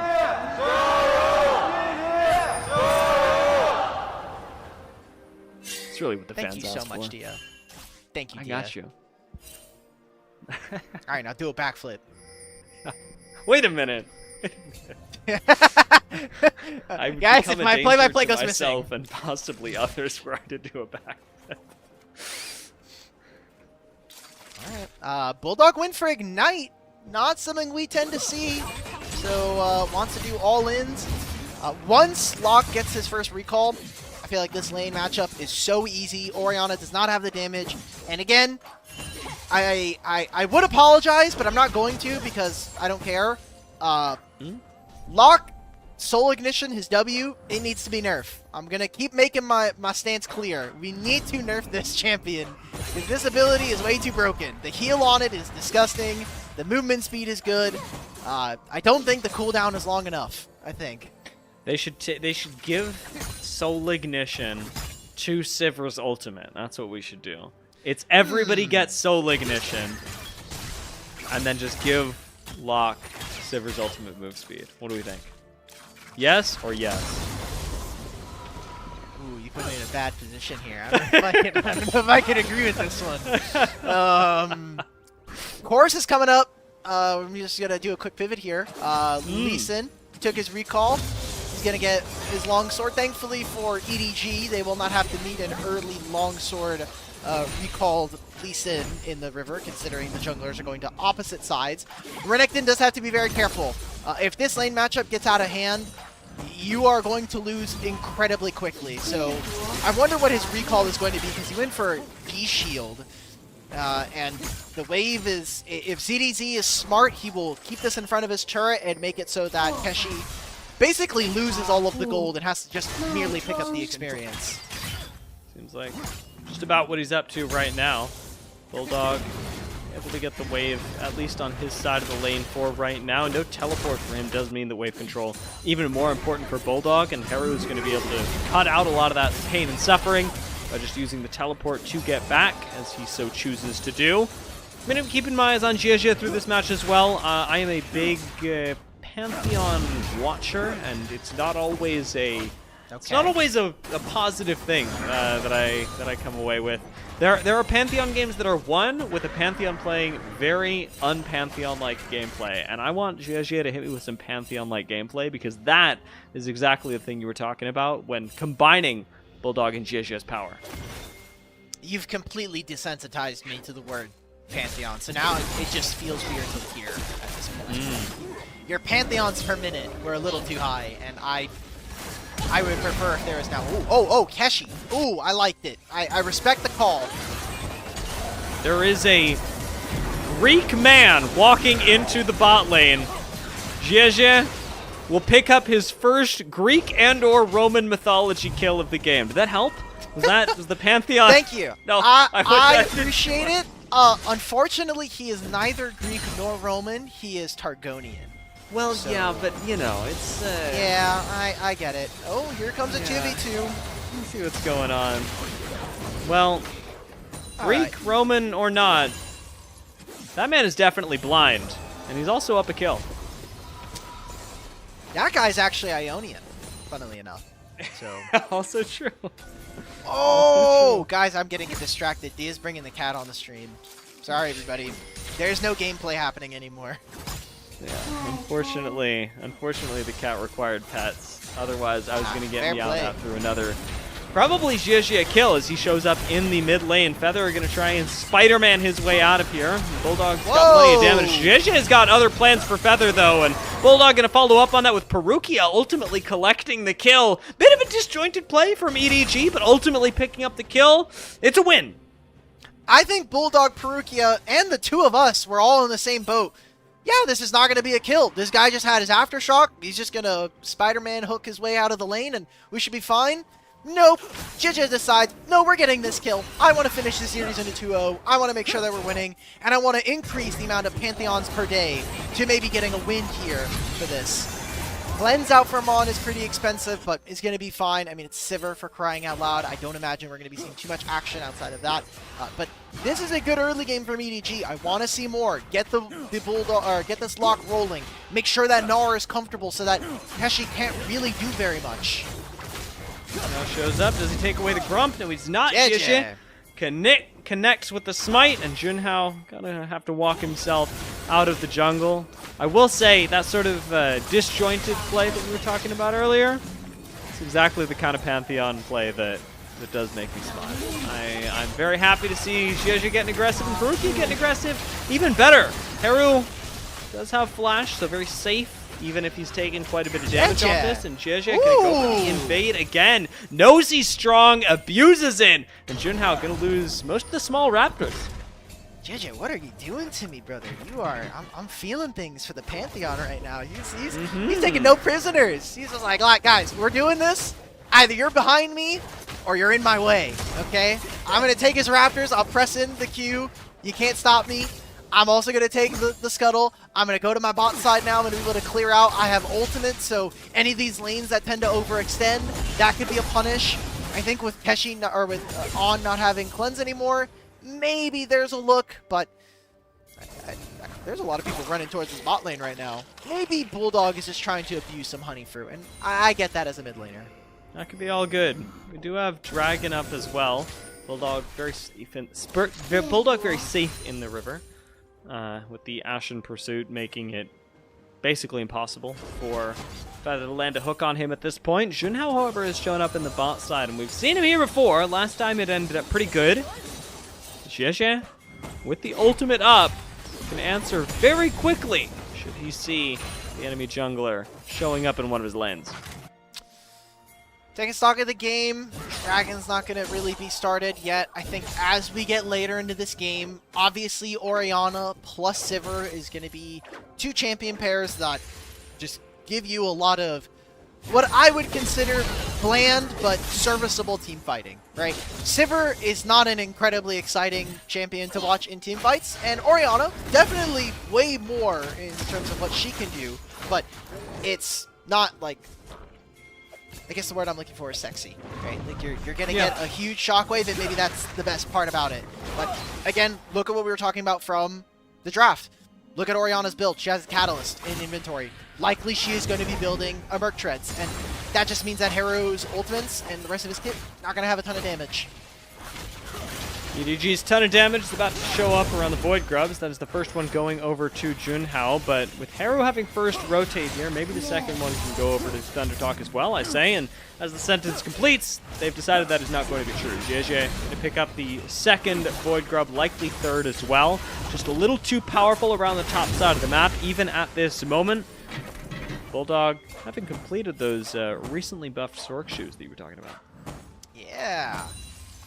Man, I'm surprised that Riot decided to buff these boots. I know why. Again, I think it is correct from a game design decision to decide like, hey, we should probably incentivize pro play and solo queue to be more offensive and not just have like boring Catalyst builds every single game. But this boot is already pretty good, and tier 3 mid lane upgrade is also very, very strong. I want to see if TT can abuse this upcoming timer that they have in their early game. Well, we're thinking about the strengths of the bot lane. Renekton Gnar has been going pretty well for Keshi. EDG has been playing this matchup respectfully, and that's all good, but the Renekton is doing its job. It's not, as we sometimes see, just getting outplayed by a Gnar and ultimately being a nothing stat stick champion. Keshi actually looks like he could one-shot ZDZ. He's playing like it, and that gives me a lot of hope for later on in this game. Mega Gnar going to come out. Keshi still going to take the fight, and ZDZ, as he pops out of Mega, can't really continue it. Yeah, I just don't know if that's really like possible. That maybe if we bring Lee Sin, because he has E-Helm and he has the Blade Steel Cap, I think it's really tough. Oh! I think so. Flash forward, gonna go at least 1 for 1 as underneath the tower. Keshi expires. Small wave gonna be missed, but Jeje picks up the dragon in trade. So EDG lose their top laner, but get the first dragon. Yeah, it's a kill. It is in Junhao's pockets, but that's double flash for that. It's not my favorite trade. This is tough. Like, yes, Thunder Talks scale, but EDG have a lot of ways that they can make team fights happen, and that kind of play almost kind of reeks of desperation to me, just because ZDZ is the one that is under threat in the early game. You're playing Gnar into Renekton. Renekton is going to get bullied, but once he gets level 6, he can kind of like at least survive the lane, and then he's supposed to do stuff afterwards. But they also didn't get a majority of the grubs, so it's like, what else is Renekton supposed to do? I don't think a 10 CS lead is enough to really move the needle in their direction. That's a really nice landmark moment for ZDZ, though. As awkward as it was, yeah, that was his 1000th kill. I mean, that was pretty exciting. 1000th kill goes. Perukia, speaking of excitement, is gonna get going onto Feather. First ult from Jeje connects right on top of a doomed Nautilus, and a Scuttle Crab goes to EDG as a bonus, with Thunder Talk losing all River Prio. Ooh, and most importantly, Bulldog gets his mid lane quest right as he's moving down. Doesn't end up getting to affect the lane, but having access to the tier 3 Sork Pen boots, we talked a lot about it thanks to the new patch. Could open up something, especially with quests coming up. I want to see if there's one that's going to be more important or one that's more close to being finished, because bot lane quests, if you finish them and then start a team fight immediately or close to it before the enemy AD finishes their quest, you just get so much gold out of nowhere thanks to getting more gold on takedowns, and you could generate a massive lead for yourself doing that. So we're not going to have a fight. It is likely that Thunder Talk will finish all of their quests before the next dragon spawns, but I'm already looking at it. Jeje's completed his, so he has the upgraded smite. Mid's done. Top lane's done. This is a lot of extra resources that Thunder Talk will eventually get access to, but do not have it right now. Thunder Talk, even finding themselves behind at the moment, doesn't bode well for them given the immense amount of damage that EDG have on their composition to go alongside the lock that they drafted so early on. 2 minutes left until both the Rift Herald and then very soon afterwards the Dragon come up, where EDG will actually be able to manifest that advantage as long as they're able to get to the objective first, which, as you mentioned in draft, is a critical part of the way that EDG need to play this. There's a fight here. Yeah, can be here, brothers. Oh my, can you please get rid of Ashen Priest? This is lock champion. How many possible things can we ask to be deleted off of lock before we're just asking for lock to be We can just get rid of the champion. I'm down with that. I'm down. The only part of his kit that I don't have a problem with is his ritual nails. Actually, his ultimate's kind of cool as well. And we've seen, I think a lot of people try to like classify or typify Locke as like this scaling assassin, but all of his damage is based on missing health, which is really tough versus tanks. And His ultimate scaling is not that much, especially because the ultimate itself is pretty tough. We're going to see look for a dive onto Haru. No one is here, guys. This looks like a situation where missing health is sort of the operative term. Haru missing all of it. And EDG grab that kill very easily, even getting the teleport out of Keshi as a bonus. Actually, we're going to trade teleports as EDZ moves down to the bot lane, so they'll get a little bit of extra turret damage for this as well. This is where I feel that Thunder Talk being dictated to is incredibly punishing, because that play happens, Haru loses his flash. Yes, Keshi ends up replying with a teleport and catches the wave, but On also tried to move with Feather, and by the time that happens, he misses out on a wave. That's extra plates there for leave. So these small things that are going to eventually cut away at Thunder Talk are just making it more and more tough. Now Dragon is coming up in 30 seconds. There's a Herald. I want to see what the decision making is going to be, because for now it'll be the top laners who can't join this fight, but EDG have a very, very good conversation or a leading discussion for them getting the second Dragon. The fact that EDG are on the precipice with the way that they are playing right now of not just a second game win of the day, but a second series win of the week is not a place that many people, myself included, thought we would be when the week began. It's a big turnaround for EDG to even be considered as a team that could be winning this series in a few short minutes. Junhao wants to finish off the Rift Herald. Does not get it. That is a smite that actually connects from Jie instead. Will they at least win the fight afterwards? Thunder Talk, they picked up one kill. It will be traded as Leaf joins the fight. It looks like Thunder Talk should grab another as Keshi flashes away. They may even deny more than that. Feather will fall. Leave looks for Keshi inside the brush, but does need to be careful about the way he does it. Jie spots him with the Oracle and will get the kill on top of all that. EDG get the Rift Herald, they get the bot lane tower, and they get 4 kills to boot. Oh, JJ even uses the ultimate, but that was clean from JJ, man. Sees the wireframe thanks to the oracles, you pointed it out there, throws the Comet Spear and is able to stop the Renekton before he can get anything done. Bottom lane turret is gone. Trinity Force here for Corki. That means the top lane tier 1's also likely gone. EDG just tripled their gold in a matter of one fight. What happened in bottom lane while we were fighting here? Waits for the bone plating to fall off, and honestly just kind of raw dog solo kills him like that. That is really good from Bulldog. Another look at the top lane fight as well. Jie outsmiting a Lee Sin here is pretty difficult to live through, but Thunder Talk have the beginnings of a good fight. Yeah, but they just don't have the damage. Like, Keshi is supposed to be the main damage right now. It is a Dune Call Wild Arrows 1 item Sivir. This guy does nothing in this position. You're fighting against Trinity Force. Like, it's just not comparable in my mind here. This was clean. Yeah, saw the wireframe immediately. Pops him.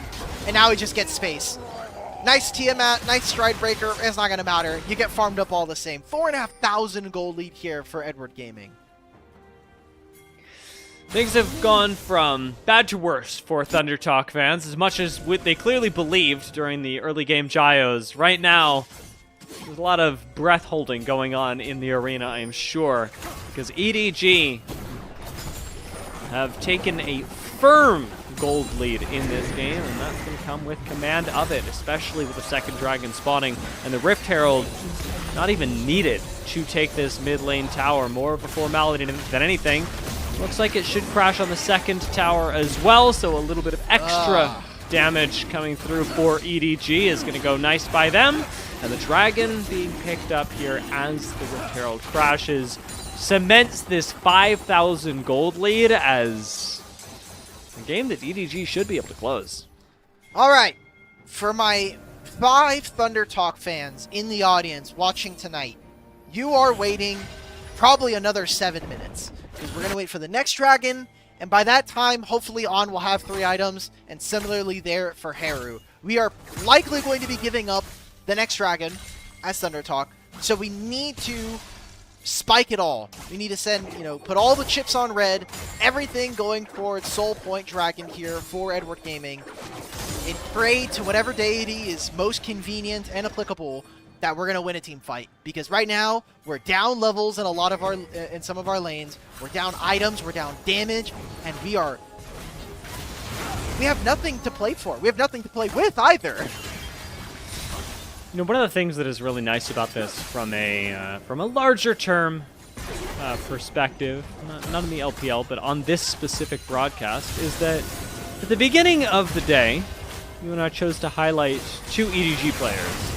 And they're doing quite well. Bulldog had a great game in game number 1, earning himself a player of the match, or player of the game rather. And Jie is crushing it on the Pantheon right now. Has been the biggest reason why they're winning this game, and may continue to be so as ult gets channeled by him. Does get kicked into the backline and shockwave as he tries to flash out. So a bit of a caster curse for Jie, unfortunately. But EDG having to disengage from this fight. May have lost a lot more than just their jungler. That is 2-3 kills very quickly going to ThunderTalk. With no objective to speak of outside of the Baron, they're not going to be able to gamble on anything just yet, but that team fight was big. Excellent performance there, Dia. That was truly magnificent, what you just did for ThunderTalk. I don't know how you reached all the way from your cozy apartment to Xi'an in China, but you just completely worked magic in this fight. Like, Leave can't deal much damage in this position. I just think a missequencing of spells there from Mr. Jeje. And perfectly speaking, you're kind of leading up to this fight as like us bringing up 2 players from EDG. Well, I can't claim anyone from Edward Gaming because I misinput. I said Jinja for some reason. So I don't even get to claim it. And maybe that's for the better. Maybe it is. Maybe it is. Jeje. Maybe spared a little bit more cursing as the game goes on. Don't let it take away while that fight was scuffed. It's been a pretty good game outside of it. So yeah. we've still got hope. EDG do get their gold lead cut, not in half, but pretty close to it. And that should give ThunderTalk fans even more hope than what you were able to dole out earlier, because the reality is that while we're looking at this game and EDG should be able to close it out, they also probably shouldn't have been in the position that they were during this split. They've been able to throw a lot of leads before. I just remembered this game is cooked. I forgot. It's ZDZ Gnar. How could I have forgotten this? I have watched so many games this year of ZDZ on Gnar be like a great side laner. He kind of plays this champion like Tryndamere. We're going to be on side lane for a large portion of the game, and when we show up to team fights, we're going to be in mini Gnar. There's no Mega Gnars to TP in with. That last fight, he TP'd, he had mini Gnar. So we'll keep track. We'll do a little bit of tracker. ZDZ Gnar versus this Lock champion, who I kind of want to treat as like a pin cushion. I want to have that little doll that, I can like squeeze and like Lock feels it. So like I'm using the force of will on the doll, and Lock is like, oh man, I feel like I'm getting crushed. What's going on? And this is, just to be clear, because I'm not understanding, this is out of malice against the champion. Yes. Not a performance. No, Bulldog, I might have professional disagreements with his play, but I would never do that to a player. No, of course. Wishing violence on another person is bad. Maybe. I'm just trying. Come on, Bulldog. Yeah. That was a really nice stun from Jeje. Saves him from the kick from Junhao. Doesn't save him from much more. I guess we're about to find out. Perukia has got an ultimate to layer on top of this, which actually traps ThunderTalk in the fight for too long, as Jeje is going to re-engage over the top with the Grand Starfall. ThunderTalk are now trapped on the wrong side of the jungle, and Bulldog is squeezing. Make no mistake. Right over the top of the wall, picking up 2 kills. That is why you pick Lock, and EDG managed to manifest an ace, and now the Baron to go with it. Do we have the health bars for this? Because Leave, if we don't have a honey fruit, we're going to get bailed out by Riot Games. Great job from Summoner's Rift themselves. Look at that. EDG, they win a huge team fight. The damage goes on to Leave. It's not on to Jija, and EDG run over their opponents.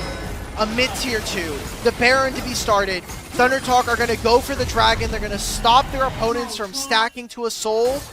Or is it just that we're going to try to chase ZZ out? I mean, cool, you can try to kill him, but he doesn't even have a bounty.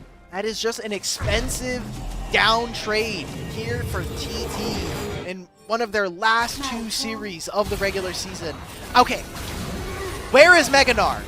We're walking in when Meganar Ultimate has gone on cooldown. Junhao, this was a great attempt, but the stun from JJ stops him from doing a little bit of an insect onto the Pantheon.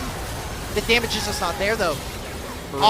He's trying to hit, but there's a Pantheon in his face. Haru's disconnected from his team, and this is CDZ with Mininar. It feels like I caster blessed this one. We're really getting very sanctimonious on the show tonight. Yeah, that was the perfect example of what you were talking about. And it's crazy that EDG still managed to win that fight. Haven't lost a member yet here either, as CDZ does go Mega momentarily, if only to disengage. And Bulldog on the flank is going to force 3 members of ThunderTalk over to him. And the hook not connecting will deny any chance of them actually punishing a flanking lock. Bot lane tower certainly going to go down here. ZDG accentuate their gold lead to a stylish 8.5 thousand gold. Top lane tier 2 still standing. We could hit 10k by the end of the night. Yep, and ThunderTalk, I have a watch on my desk. I'm looking, and it is no longer ticking. The clock has stopped.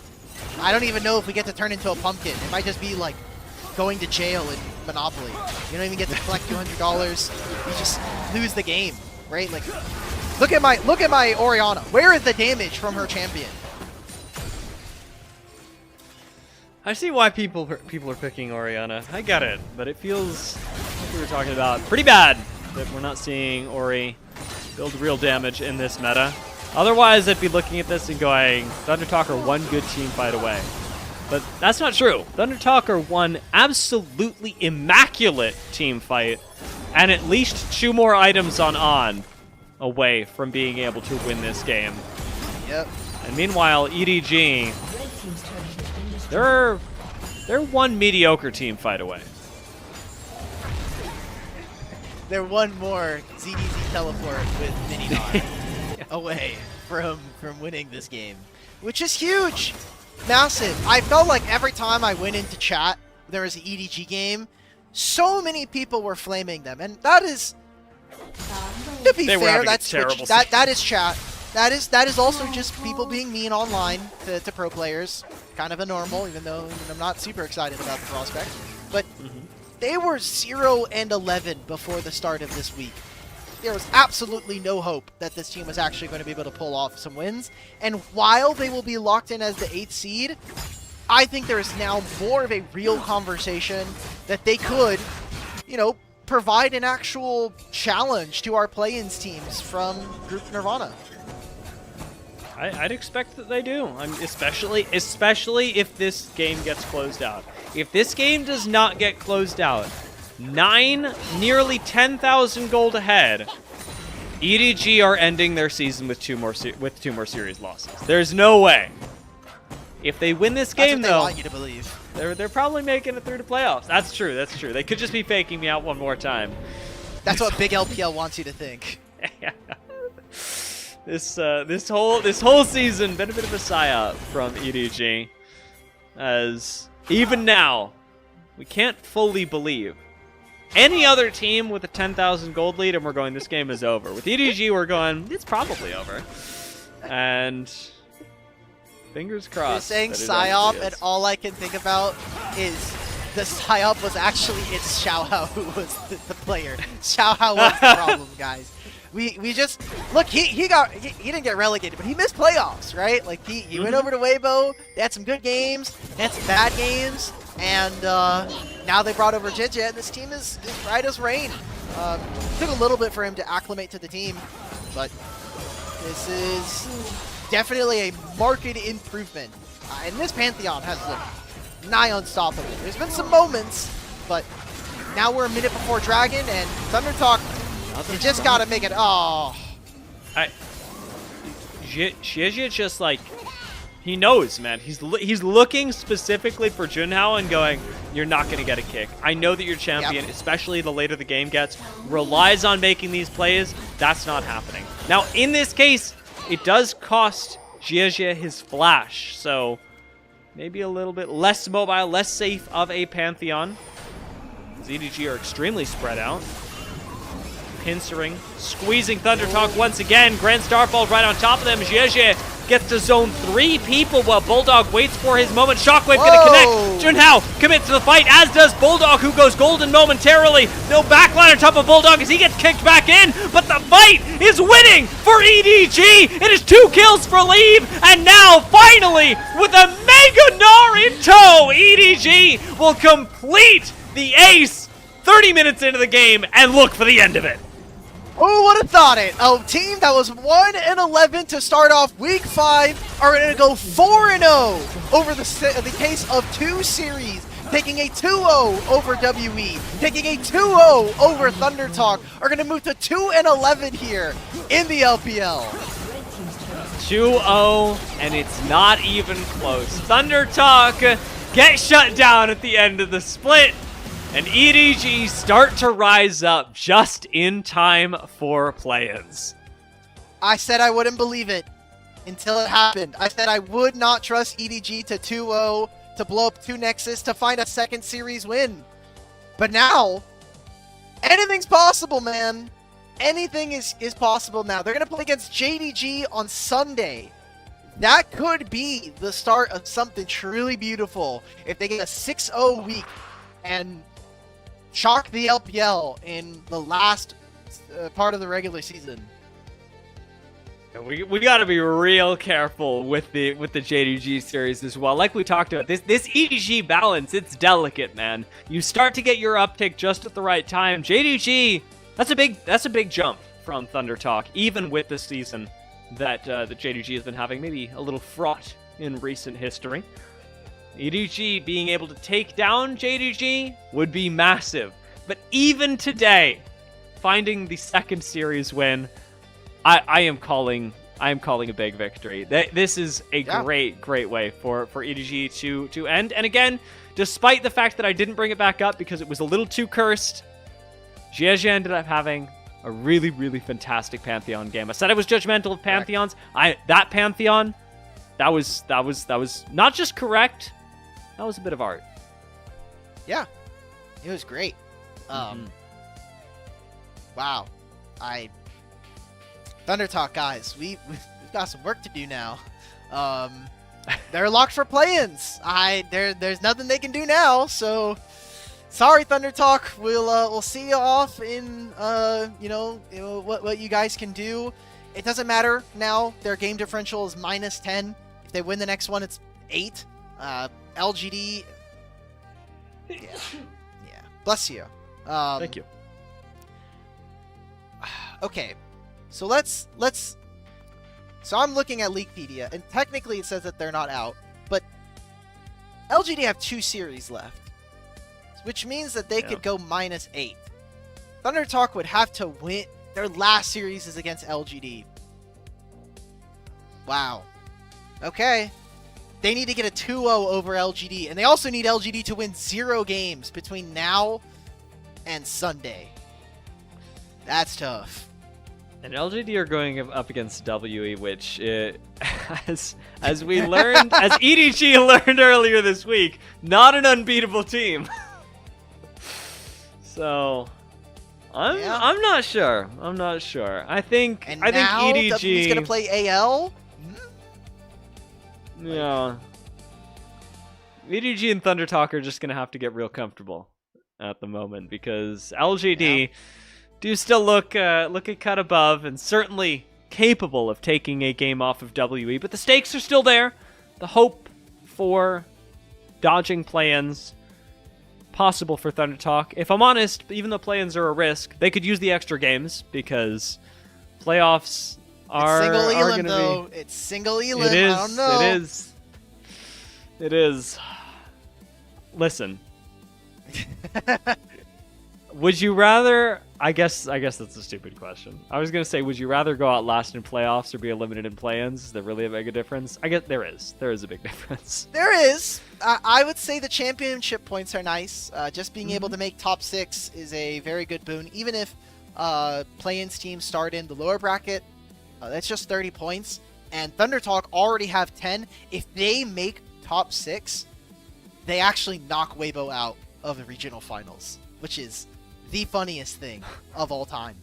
So, yeah, making playoffs. This has become extremely high stakes.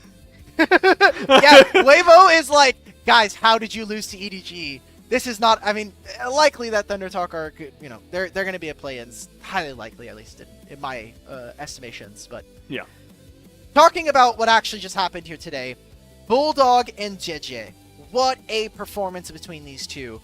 Had the lock, you had a great pick into the Ori. I think that's why we've seen Orianna kind of slide. She just has a lot more losing matchups. Some of her other champions in the mid lane have kind of started to spike. And I think it's just important, the experience difference, right? You're going up against a player who has already played in Tier 1 before. And Harrow, for as much time as he has now spent here in the LPL this year, just has not shown what it, like, necessarily the chops. And it's a long off season, right? Like, if you lose this next series, if you lose that best of 5, you're done for all of 2026. I am thinking about it. I'm considering, can we really chalk this series up to Haru? I know that his rise wasn't good. He probably is the biggest continuous problem over 2 games. But it feels like an inaccurate picture of this game to say that an Orianna actually actively lost them. I think Haru was passively losing the whole time, but I don't think that there's a single member of Thunder Talk that I'd point out and go, you threw this a little bit too much. I suppose in the grand scheme of things, across 2 games, Haru is the player who underperformed the most. But like you said, matchup-wise, this was likely going to happen. Thunder Talk maybe could have invested a little bit more in the top lane, especially considering that you were highlighting Keshi earlier on. I think that was a potential winning avenue for them if they tried to shut down ZDZ and, more importantly, promote Keshi earlier on, who actually did have a pretty good game on the Renekton at the start. That's crazy. So many fights for ZDZ. No, dude, like, he's 16.7. Yes, what do you mean? It's 16.7 for Haru. Okay, you're right. That's my Yeah. Oh, man. Like, On got his 4 items, but the game just ended. We needed to contest one of these early dragons to stop them from running over us. We never really addressed the side. And frankly, I mean, Junhao, this is now 2 games on Lee Sin back-to-back where I have not been, like, that impressed. I think he had a Lee Sin game versus... Let's go check the match history. He had a Lee Sin game. I don't remember if it was in the JDG series or highly likely it was in either one of their games last week against BLG or AL. Where he just didn't look like he was the same guy. He just obviously this time could not find the insects, the insect kicks all those times. Like you were kind of pointing out, like JJ's like, oh, I'm gonna press my flash. Oh, I'm gonna stun you and walk away so you can't actually hit me. It just was too tough, and we spent too much of our early game losing and not winning. Yeah, JJ, absolutely massive for EDG in this game. Has made the biggest argument for player of the game. If I'm on the LPL broadcast, I'm probably giving JJ player of the game and then giving Bulldog player of the series. Sure. But just because... You know... JJ had a very bad game 1. Yeah. Yeah. So, because they've only won 1 series before this, the player of the matches are split. Both JJ and Xiaohao are tied 1 apiece for EDG Player of the Series. And then Player of the Games, the highest person is both JJ and Xiaohao with 3 Player of the Games each. So if JJ wins one, he would then finally overtake the guy that is not even on the team anymore. God bless him. God bless. Or it could go to ZDZ, who has won, and I remember that one because that is the single game win versus BLG. That was the Vayne game where he was a little all over the place, in my opinion. If ZDZ gets Player of the Game for this, I don't think my mental could take it, to be honest. There's so many Mega Nars, bro. So many Nar fights where he's just Mega or Mini Nar the entire time. Losing my mind out here. But It's tough. It's tough. they won. The Lock Champion won. He won on Nar. It just was meant to be. Yeah. EDG were meant to win this series. It was written in the stars. And so, you and I at the start, we're talking about these two players, not just in the context of like good things about EDG, but wow, we are giving this to Bulldog. That is not completely undeserved, but JJ was okay. That's fine. I think JJ has been robbed. I am putting that on record. Let Big LPL hear me. But yes, Bulldog was good. It's probably, yeah. What was your point before this? Before we got hijacked by I was thinking about how, we're pitching Jiajie and Bulldog, or, theoretically pitching Jiajie and Bulldog, not for what they are bringing to EDG now, but for what they can bring to other teams in the future. And as much as we're hyped about EDG's end of season, if we're looking at this just through player agent eyes, this was also a really good series for Jiajie and Bulldog to have these big standouts. I don't know if they stay on EDG. I don't know what is happening to EDG given the extremely disappointing split that they have had so far. If they're able to pull it back, oh my god, magic. Yes, we'll stick this roster together forever, whatever it is. As of right now, EDG probably making some significant changes, even with a mediocre showing in playoffs. Yeah. And Bulldog and Jiajie likely going to be the surviving members of that, whether it be on EDG or whether it be on another roster. Based on what we saw tonight, those guys are sticking around. They're sticking in the LPL.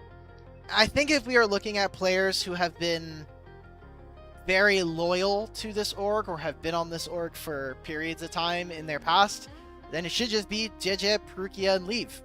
Leave was originally an EDG youth player, and then he got to play for a little bit, and then he went back to the bench, came back to play, but he played under the NIP banner, and now it's him coming back.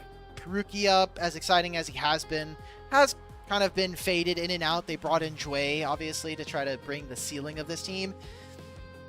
Bulldog, man, I've said, again, I've not been very kind to you this year. I think a lot of times you were very invisible, but we're getting close to Worlds. We're getting close to the last playoffs of the year.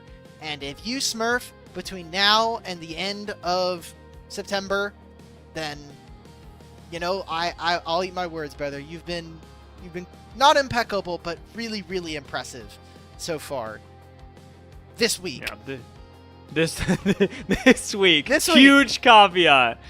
The last half of this game, even, because, first half of the game, Bulldog, I think, was struggling still in deciding when he needs to push his own advantage, when he wants to sit in the side lane and just farm up because nobody can match him, and when he actually wants to play with the team. And more recently, in the last 2 series of this week, Bulldog has been deciding, I want to sit with the team. I think this is the right answer. It is the right answer. Mm-hmm. I am worried that at some point Bulldog will forget that, especially as the playoffs and chances of play-ins. What is your agent? Yo, my agent is flaming me. My agent is telling me I'm gonna forget my swag. No, I'm saying that this player who we are hoping will end up smurfing the last half of this season and the entirety of September. That there are risks here, and I'm not going to lie to you and say that there aren't risks, because otherwise, what kind of agent would I be? There are risks with this player. The benefits are incredible, but it is up to EDG to keep Bulldog focused on the team's success and not his own, because that's when he's going to be most powerful. That's all I'm saying. I want the best for my player, and I need EDG to be stepping up to do that. Why is my agent trying to tell people that maybe we should cool off on the Bulldog stocks? What is going on here? Whatever. Listen, if you oversell, nobody ever buys again. I'm selling correctly. That's not true. Look at like 90% of the United States economy. We just oversell everything. That thing is collapsing. That thing is, that's a house of cards, bro. All right. Well, and with that, we're going to get ready for our second series of the night. We've got ALWE, we've got Rafa and K-Man on the call for that one, so we're going to kick it to a short break. It's been wonderful to have to share the stage and the mic with Dia and myself. Thank you all for joining. And don't go anywhere. We've got more series, more LPL right after this.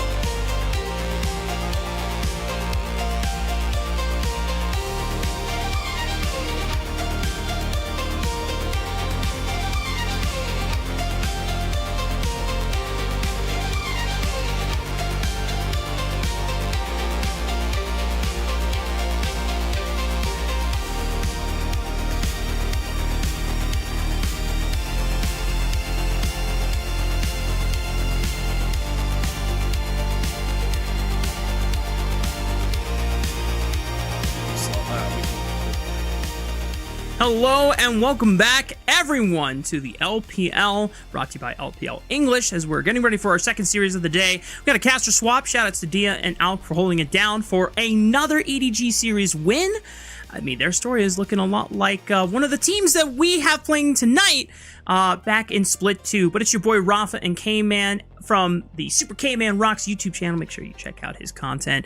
And we got to go straight into the nitty-gritty, K-Man, because I hear that we've got not that much time. So let's go ahead and greet one of the teams going into our second series of the day. Anyone's Legend, Breathe, Tarzan, Shanks, Hope, and Kyle. And immediately we got to start talking about Kyle, because this guy has been quite in form and had a hell of a split so far.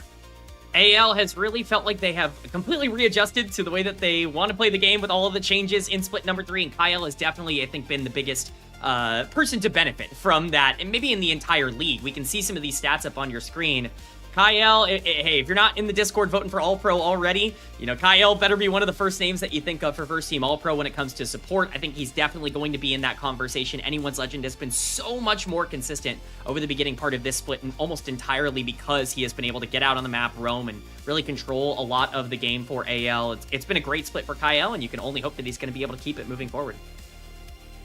Kyle and Tarzan have been the lifeblood and the engine driving this team forward. But the funny thing is that in their most recent series against WE, somehow it's WE that has found the better of Anyone's Legend, especially with this most previous regular season series, where things in both games started off really well for Anyone's Legend. They get the early lead going, they're able to capitalize on some of the mistakes by WE, and just for some reason, K-Man, it did not matter. It really didn't. It actually didn't matter at all. None of the early games really mattered. AL did a great job of doing what they do best. You know, invading, getting big leads, skirmishing a lot in the early game. They would generate these gold leads, but ultimately, they didn't have control over a lot of the map. They did a really poor job of, I think, making sure they strangled WE's resources out from under them. They just kind of grew their own lead, played a little bit more passive than maybe you would want. And we started to get to these later game scenarios, and AL ran into the problem that they've run into for a lot of this year, but specifically this split. This is a very proactive team. This is a very good skirmishing team, but they're not a good team fighting team. This is not a team that wants to go late. They don't really want to set up around 5v5s and around these neutral objectives, because that's where they're more susceptible. When you only have a 2k gold lead going into the back end of the game, I don't know if I really trust the way that AL is going to be able to play out these fights. They're disconnected. Their setups aren't particularly there. Game 2 was even more egregious with the lead that they had and, you know, what they ended up throwing.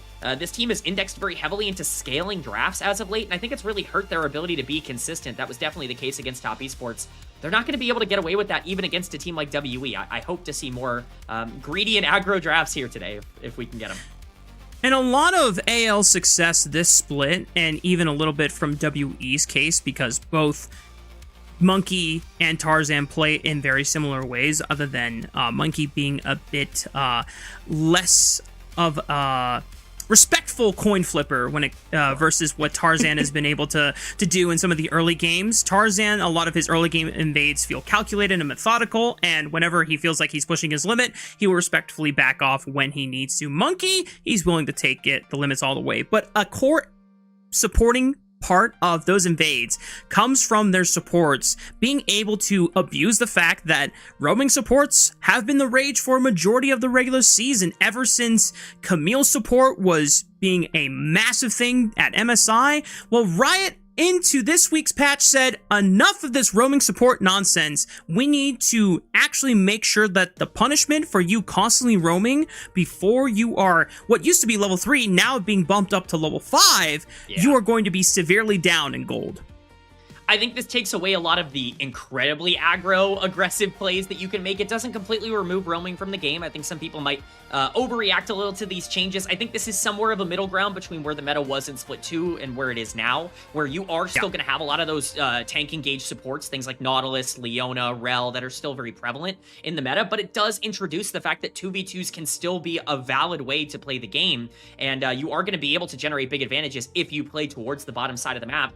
Kyle and Anyone's Legend in general have been a team that we've talked about consistently being more in meta now than they were before because of these level 3 roams, level 4 roams. And, you know, I think this could be something that does actually impact the way they play. For WE, this might be a bit of a blessing in disguise. in a lot of different ways, because it might take away some of those level 3 invades that they're kind of known for, and might make them play a little bit more standard, which I think somehow might be a good thing for them overall. And to be quite honest, Arha, I feel like at his best has been a better laning support than roaming support. He's found some good looks across the map in some of his previous games, but he definitely recognized that, hey, you know what, Kyle is just super roaming right now. I don't want to get lost in the sauce trying to follow this guy around. I'm just going to try to have a level lead going into some of these fights. Obviously, it didn't matter until later stages of the game, like we talked about, but we got to get into conversation more about WE holistically and meet the team that is going to be matching up against anyone's legend across Summoner's Rift from them. It's still the same 5-man squad that has been rocking in this entire split with Cube, Monkey, Karis, About, and Arha, but we got to take a look at Cube, man, because this guy went from being one of the definitive worst top laners in the LPL to low-key having a redemption split. This guy pulled out recently a Trundle counter pick and bodied Zwayon, who many are going to have as their #1 top laner in All-Pro this split. Cube has, I think, been one of the players that has capitalized the most on the fact that top lane has been a lot more inconsistent across split number 3. He's been able to survive in laning phase a lot more than he's been able to in the past, and I think generally you're looking at a player that, while he hasn't been dominant, as you can see from the stats, it's not exactly been like a rollover for Cube. It's not, you know, mechanical brilliance that we're seeing in the same kind of way that you will for some of the top tier players. He is a very smart player, and that's allowed him to be very effective in the back end of these games. This is by far the best split that he's had across this year, and probably the best split he's had since joining WE. It's going to need to be big here today if they can generate some advantages on the top side. Was instrumental in WE's comeback in both of their series. One, the Game 1 Mundo that scaled to infinity and took advantage of a very low damage draft from anyone's legend, and also playing a Renekton who happened to get homie scooped by Breathe into his backline at the most inopportune time. But finally, the biggest conversation we have when it comes down to the Pandas taking on Team WE, it's the jungle head-to-head. We already highlighted it before that Monkey almost feels like he wants to do what Tarzan does, but more chaotic, but it's just a less polished way. But sometimes it gets the better end of Tarzan, especially when you look at what happened in Split 2 playoffs upper bracket when WE made their insane run. That's the thing, is the most recent encounters between these two have gone Monkey's way, and you can see the stats up on your screen. Tarzan has been on fire. This is a player that I think is going to lead a lot of MVP conversations and discussions throughout the regular season, but Monkey is a player that we know steps up to the level of opponent that he's playing against. It might not always look good against a team like EDG, but when you go up against Tarzan, Monkey just unlocks something, I think, in his brain that gets him more aggressive and more fired up. I'm expecting a big performance out of both of these junglers here today, and that matchup could determine basically everything between these two teams. I love to see Tarzan back in at least prime regular season form.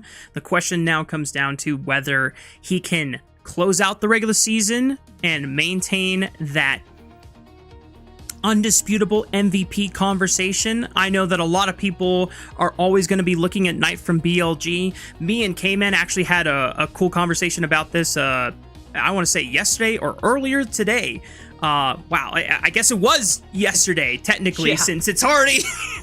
It's already 3 in the morning and 5 in the morning for K-Man, where we both live respectively. But we were talking about how, do you have Knight over Tarzan as MVP? And I brought up the question, who's actually been more important to BLG's regular season so far? Has it been Knight or has it been Shun? And the fact that that dispute even reasonably exists, even if you do say Knight over Shun, I think that the fact that it's even something you can table a discussion for makes it so that Tarzan is just the definitive MVP over those two. I mean, that's it, right? Like, that's the main crux of the conversation. I think Knight's been good. I will say there's been a couple of games that Knight has had over split number 3 that he didn't have at the beginning part of the year that have been more up and down. But even if, like, Knight was perfect and Shun was playing fantastic, kind of cannibalizing themselves in terms of their, you know, MVP equity, because they're both so valuable. When I look at this AL team, when I look at the way that they've won games, it's the Tarzan show. Like, it has been for a year and a half at this point. As much as I do like the surrounding core of this roster, it really kind of goes as Tarzan goes. This is arguably the best split he's ever had in the LPL. That's certainly saying something. This guy has been incredibly successful for a very long time, but he is having an unreal year. You look at the statistics, we had him up on the screen, but like, he's not only first in every jungle statistic, he's first by an absolute gigantic margin. Like, there is no parallel in terms of what he has been able to do, and it shows on the Rift as well. Tarzan's been fantastic. He is definitely the leading candidate for MVP, and I expect to see a good performance from him to maybe make up for the last time these two teams played here today. We are in the home arena of WE, if I'm not mistaken, this week. So, I think so. This does give at least a little bit of home advantage over to the WE crew. That being said, they kind of got owned by EDG a couple nights ago, so I'm not sure how much home turf actually matters in the grand scheme of things. But like you said, K-Man, we know that Monkey and perhaps as a byproduct, the rest of WE play up to the level of their competition, and that works both upwards and downwards. So them dropping a series to EDG, but also if they were to somehow find a way to 2-0 AL tonight, it would not surprise either of us, to be quite frank, because that just sounds like the most WE thing to happen.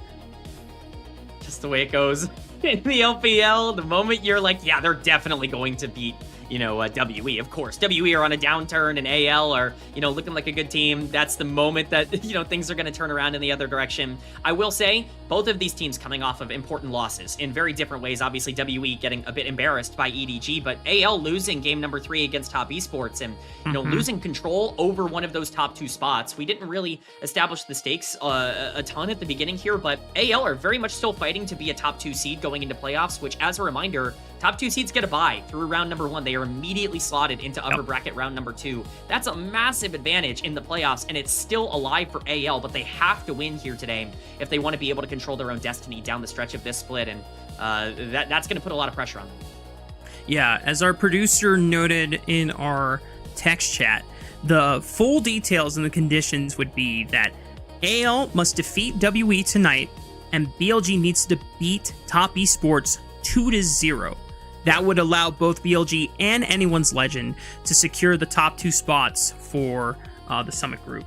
And they get the bye in the first round of playoffs. Oh, Summit Group, the translation from what we call Group Ascend. Got it. I was like, what is Summit Group? What is this? Summit's not here. I think he's somewhere else.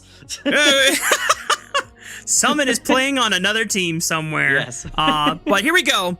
Let's lock in for draft number 1 for AL and WE. And already we have, I don't want to say any classics being targeted at some players here. We know that Monkey would prefer some of his aggressive junglers, but Vi has kind of risen to the top of the list in terms of priority junglers with the importance on Drake stacking this split. There's a classic. It's the Monkey Trundle getting banned. Yeah, that's his signature champ. We talk about those early invades and that early aggression. Trundle definitely encapsulates that. Ezreal's going to be the first pick here for WE. I was going to talk about this a little bit. Hope and About, they're very different players, but they have identical champion pools. Both are Ezreal, Varus style players. They just play them very differently. WE picking up that Ezreal is going to be for comfort, but a very quick answer here for AL. It's going to be Shanks grabbing the Ryze, a champion that is very popular and obviously very successful, and then the Karma being the takeaway as well. No pairing up with the Ezreal in this one.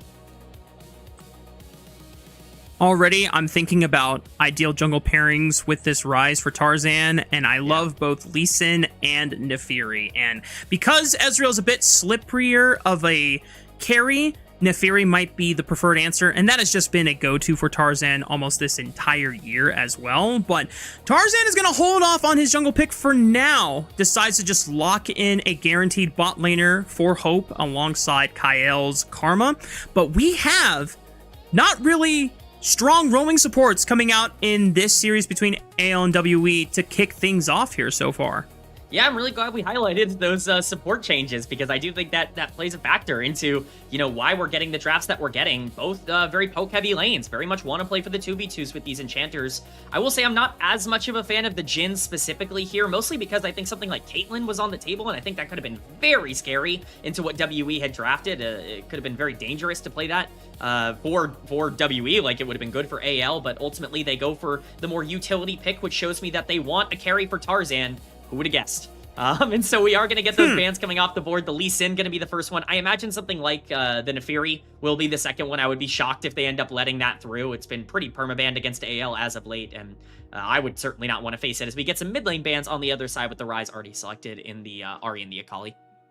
Yeah, and just took a brief glance through Hope's year on Caitlyn, and he's played 4 games of it, so it's not like it's out of the bag. But to me, if you're picking Jhin, that means that Tarzan wants to play something super aggressive and the rest of the team wants to move forward, so Jhin can better facilitate that rather than Caitlyn, even with her long range. And well, look at that, K-Man. The WE saw the Ryze, and they said, let's get rid of Nefiri and Lee Sin, so the next best option you've got, it's Nocturne for Tarzan. You wanted some sort of assassin, some sort of carry in the jungle. Nocturne definitely fulfills that role. It's also a takeaway. Monkey, a big Nocturne enjoyer himself, and so this is definitely going to be a good pick for Tarzan. I will say I'm not as much of a fan of Nocturne without some sort of assassin or some sort of clear dive in the mid lane. Ryze can fill that role, but he does have to be very fed in order to be able to burst people down as quickly as you would want. It's going to be the Olaf lock-in for Cube. This is a champion we've seen rise in priority, not just as a pick, but as a blind pick specifically. People feel very comfortable basically playing it into anything. It can be pretty susceptible, but Olaf plus Seraphine in the back end of the game, if you can trap people in the Cataclysm with Jarvan, can actually be very scary. Twisted Fate into the Ryze. Now, this is a little difficult for Twisted Fate to operate in, because anytime Paranoia comes out, you're just going to be operating on pings and hopefully, or hoping that you are not porting into danger directly, since you will not have any vision to go from there. Now, Breathe has the option to counterpick this Olaf with whatever he wants. I will say there's a distinct lack of a front line from anyone's Legend, and Breathe decides, you know what, that's what we need the most to round out this composition with. Look, I think neither of these teams scale particularly well. Both of them are going to be looking to make as many active plays in the game as possible, and that's exactly what we set up for both of these teams. Both of them want to snowball in terms of their players and their play style, and that's definitely reflected in terms of both of these drafts. I think that there are a couple of picks to keep in mind. I think this Nocturne is really going to dictate the entire pace of the game. If Tarzan is more active than Monkey in the mid game, it's going to completely open up the map for AL, especially considering there are no roaming supports in this one. But that TF Jarvan combo can be very deadly, and if Cube gets any gold on this Olaf, Nocturne can't do anything about Olaf. Ryze certainly can't do anything about Olaf. This could be a champion that becomes very difficult to stop if Cube gets out of control at all. I'm bewildered that I'm saying this, K-Man, but this is a game that Cube has to carry. Cube is going to be the star. Like, you can weak side Ezreal if you want to start moving the Seraphine later on into the game. Twisted Fate is not necessarily someone that you expect to 1v9 team fights. He's going to be mostly utility, and if he is getting gold, hard to deal with and hard to kill and focus down. Jarvan also, unless Monkey's doing some Profane Hydra, Axiom Arc, Solo Q BS, you know, I'm not seeing this Jarvan being like the 1v9 carry either. It's got to be Olaf that runs through this entire team, and luckily for this Olaf, there's not any real terrain or Terra shaping that anyone's Legend has access to. So we'll see how this pans out as we hit Summoner's Rift for Game 1 between anyone's Legend and WE.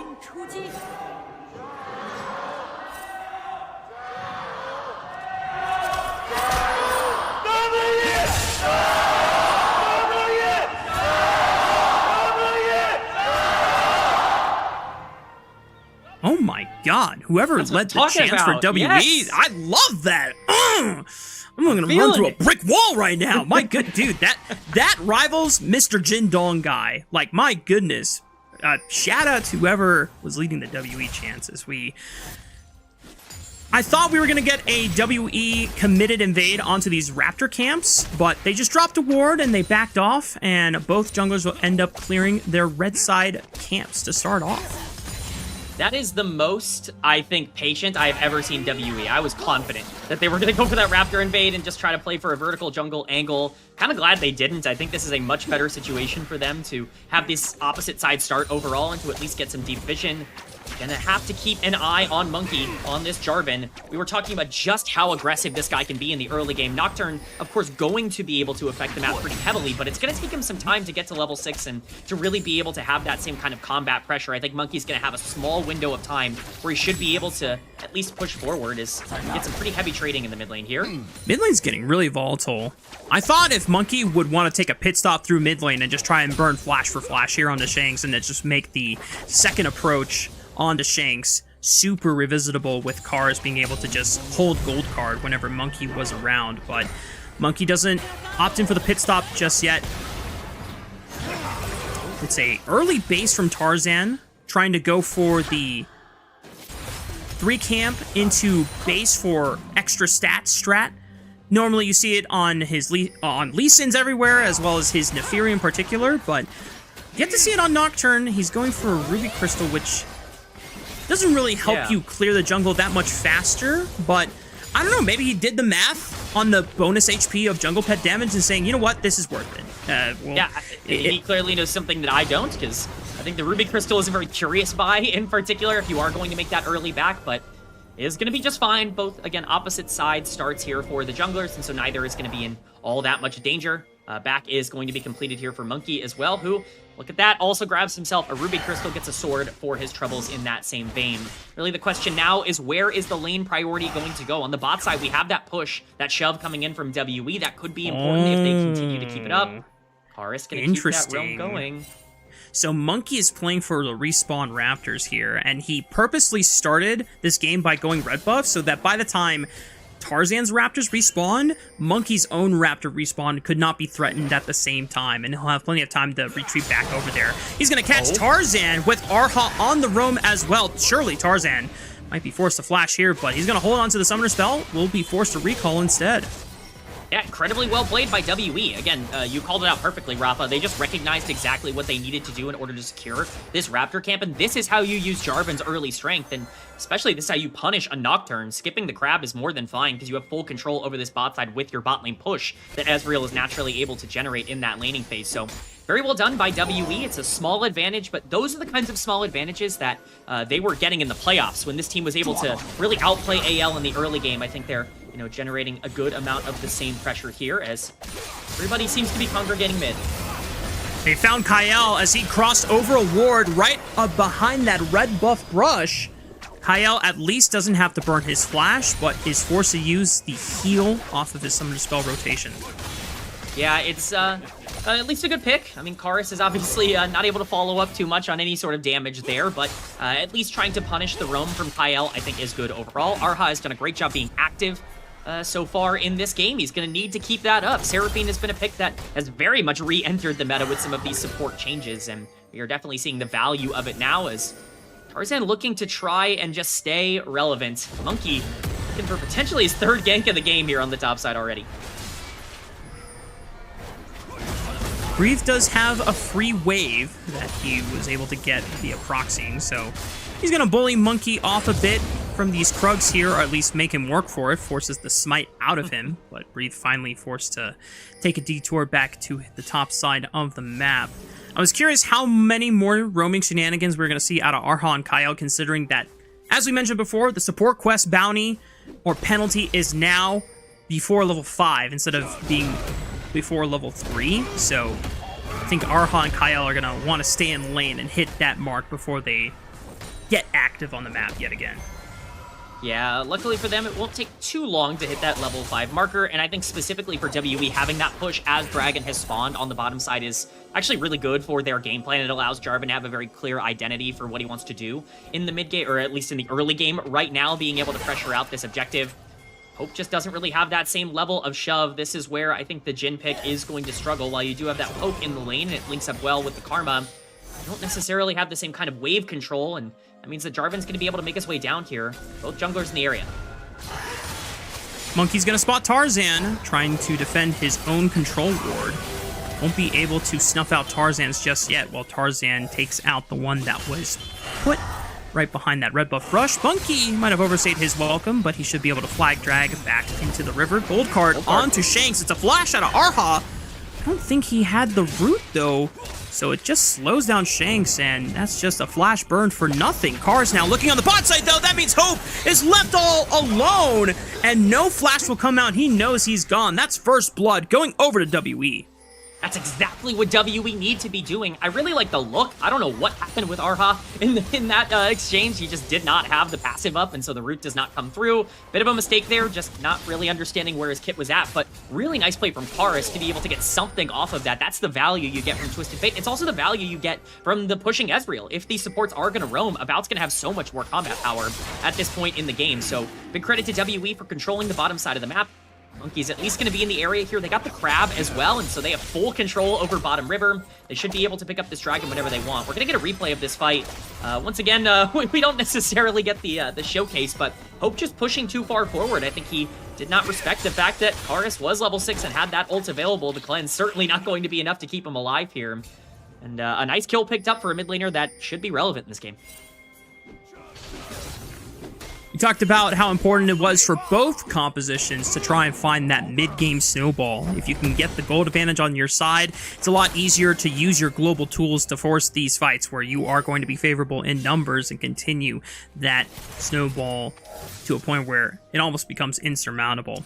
That being said, there's been so much commotion and movement between both junglers and supports that neither has really found an angle where they can safely start up the first dragon of the game.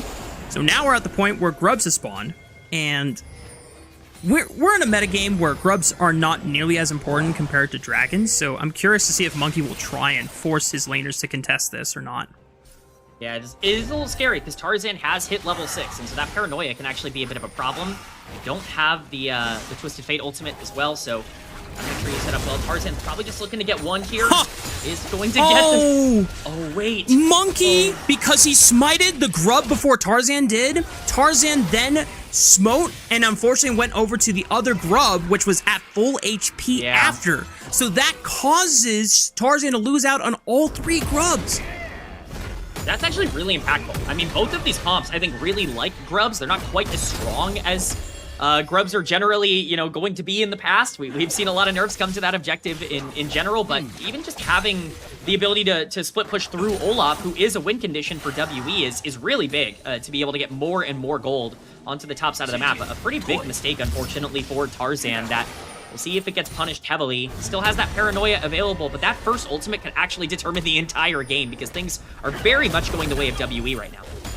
And we put a lot of emphasis on how much value you get out of your first Paranoia ultimate because rank 1, it's a super long cooldown. And the fact that Tarzan has yet to use it just goes to show how much value he puts into this ultimate as well. Right now, he's shadowing the bot side of the map, just making sure that Hope can push out this lane without another punish or visit from Karis, which at least Tarzan could immediately respond to.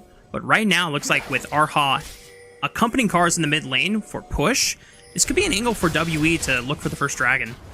Yeah, I mean, there's no reason for them not to control this river pretty heavily. AL's going to have to spend a lot of resources in order to try and get WE out of this zone. And again, if they take the fight, that could be entirely game warping. Crab, once again, going to go over to WE. And that means a lot of control in this area. Dragon should be basically free unless they want to overcommit, which they're not going to. Great early game from WE. I stressed this in draft, but both of these comps basically need to win fights early. If AL's going to fight this, they have to go now. Karis popping the ultimate, goes into darkness, and Tarzan forced to use the paranoia as a means of retreat. He tries to go on to Monkey when he is isolated here, and they're able to walk away with another kill for themselves by flashing away too, but Kyle is going to be a casualty. Arha split off from the rest of the team. It's 2 for AL, maybe 3 as he picks up a double. Curtain call from afar, one more bullet in the chamber. It lands true on the face of Karis, and AL out of nowhere are now 4 to 2 kills. just a really sloppy engage from WE, and AL are happy to take advantage of it. That was the fight that they had to win. Whatever that first big exchange was, where you burned Nocturne Paranoia, you needed to make sure you got a ton of gold off of that play, and they got more than they could even ask for. The Destiny comes through, but Tarzan has this Spell Shield, so the gold card is completely wasted. It's one of your best engage tools, and while you full commit onto the Karma of all things, look who's free firing on the back end. Not only does Tarzan get to dive in, but Shanks is untouched throughout a majority of this fight. So much damage coming down. Once Hope makes his way up, it's completely GG. You have no front line to be able to play through, and so just a really sloppy engage from WE that basically completely throws their early game lead, and that's the kind of mistake they could not be making. AL fans gonna be very happy that they find themselves in the lead after what seemed to be a uncharacteristically losing early game state from the first 8 to 10 minutes of the game. And now, with this advantage, Tarzan is able to pick up his first item and start working immediately towards his second spike. A decent chunk of gold ahead of his matchup, despite being down overall in farm against Monkey's Jarvan. So we'll see how well anyone's Legend can try and ride the snowball out. It's not insurmountable for WE, but it's a point where whenever we look at AL games from this split alone, it's ones like this advantage that usually are not easily thrown away by this team. Yeah, they're so good at taking a lead and just pushing it over and over and over again. I will say the lack of grubs does make it a little bit more difficult for a Rise, you know, Cassante, Nocturne comp that wants to play a little bit more macro-oriented, play more for side lanes, but they definitely are still in a great spot. Notably, look at that gold lead on the top side for Breathe. It's only a 500 gold lead, but this Olaf is such a critical piece for what WE want to do that him being down almost 20 CS in that lane matchup is actually pretty consequential. At some point, I think you're going to have to spend some resources to get him back in the game if they want really an easy chance of being able to play out this mid game. Yeah, there's been a lot of commotion on the bottom side of the map and a distinct lack of attention to Cube from the side of WE, which is not, it's not critical to their game plan. They definitely need to get this Olaf active. He's able to rush an experimental Hexplate, which I'm not gonna lie, K-Man, usually I see the likes of Stridebreaker being picked up for this guy first, so we'll see if Hexplate is gonna get some value with more ult casts in lane, or if he's gonna be playing for this Rift Herald sometime soon and just trying to skirmish a lot more frequently. But WE, I'm definitely with you. If Cube doesn't start steamrolling ahead of this matchup or become a actual side lane threat, I don't know what WE are going to have to be able to answer against AL when it comes to map pressure here. I mean, really, it's just going to come down to who uses their macro ultimates better, at least in the mid game, if Cube is not ahead. Aris obviously has that Twisted Fate ultimate available. He's got that Roa already stacking, so it's going to be a little bit ahead of Shanks in that regard, but you've got Realm Warp and Paranoia on the other side to be able to match any sort of macro play. If we get one of these side lane fights and things start to break out a little bit, if one team can just pick up a lot of gold in those side lanes, then it can really alleviate a lot of the problems and the pressure, but that's why this gold lead is a little bit scary right now for AL. They're able to just dominate 1v1s on the side lane, force WE to be able to react to them. You've got things like the Herald spawning in 40 seconds. As long as they're aggressive enough, they should be able to control a ton of that pressure. So keep an eye on resources topside with that objective spawning soon. Also love what Breathe did for his opening build here. The Bramble Vest being a early investment, as a lot of the sustain from Cube allows him to be able to bully his way out of these tough lane matchups for his opponents. And so far, Breathe has been more than capable of handling his own as he's winning the CS department. We got Rift Herald spawning in about 10 seconds time, but so far everyone else is more focused on shifting towards the bottom side of the map, where a dragon won't be spawning for another minute and 5. Yeah, I mean, AL just wanting to control this space. They've actually generated an even bigger gold lead in these side lanes. We'll see off the back of Breed. Once again, just doing very well. Classic fight over blue buff. I wouldn't ask for anything more between AL and WE. This seems like the most Tarzan monkey thing they could possibly do, but AL buying a lot of time. Again, if they're just going to stall this out until Dragon spawns, they're going to be in a much better spot. He's on a ward. Oh boy. Hyel makes it out alive, where I definitely thought that there was going to be a flash burn or some kind of summoner heal usage there, but Hyel was not caught window shopping, folks. He was ready to respond just in case WE had that warded. So Gonna keep things cool. Dragon now gonna be spawning in the next 15 seconds, and given how long it took for the first dragon to really be taken by either of these two teams, I'm not entirely sure if this is gonna be an objective that both teams are gonna be springing at the heels for. Yeah, it's going to be a very late Soul, basically, no matter what. That being said, it's still Soul. WE have full control over this river. Well done by them to stick out on the map. They're going to burn the teleport immediately to get in here, but it looks like we're getting a matching TP. This is going to be a fight. Breathe is here. Let's see how well this Olaf can cook in this team fight here. Breathe, first one to try and push WE away. It gets Monkey's flag and drag back to a retreat formation. The Dragon has reset for now. Rest of anyone's Legend holding their ground here while Karis is trying to at least gain priority in the mid lane by shoving in this wave and looking for a flank angle, but he cannot walk into darkness on that line brush either. Thankfully now there is a ward, so that maybe the rest of WE can try and sneak their way back in here now that Hope is forced to touch the wave and not give up on gold here, but it's very push and pull right now. Yeah, Kyle's doing a great job of poking out a lot of the backline members here to make it much more difficult for them to walk up. Cube looking for that flank angle. He's going to have to find one of the backline members. Flash and Ghost available. Tarzan, the only one on the Dragon. Monkey slams down the Cataclysm onto 2. They are completely cucked there, and the rest of WE try to send in Breathe, and Cube is ravaging the backline, but he's all by himself. Kars went for a different target. Don't tell me he doesn't even get Hope. He's blinking on 1 HP. WE, at the very least, secure the first Dragon for themselves, but that fight felt like it could have gone way better for WE. It absolutely could have. There's just not a lot of coordination in terms of where the target prioritization is going to be. All well and good to burn Kyle at the start of that fight, but you have to make sure you can get on one secondary target. Even turning that into a 2-for-1 with Dragon would have been a massive gold swing in their favor. It's not going to be the case. Those shutdowns very much still active on the top side of the map. Ultimately, it is stopping the Dragon stacking from AL, which is very important. We're going to get a replay of this play. Monkey with a good engage to keep Shanks locked in, and Cube is very much on the flank, and this looks like it's going to be a really good fight, but look at the health bar for About before this fight even starts. It's really hard for the Ezreal to get involved here and Breathe. Just kind of zoning everybody. Cube is completely separated, and Karis not being able to pick up that kill on Hope really matters. They're going to trade it for Herald here, which is really nice for AL. It's going to allow them to grow their gold lead even further, and I think notably for me, look at the gold difference on the top side of the map. Breathe got only stronger from that fight with an extra kill.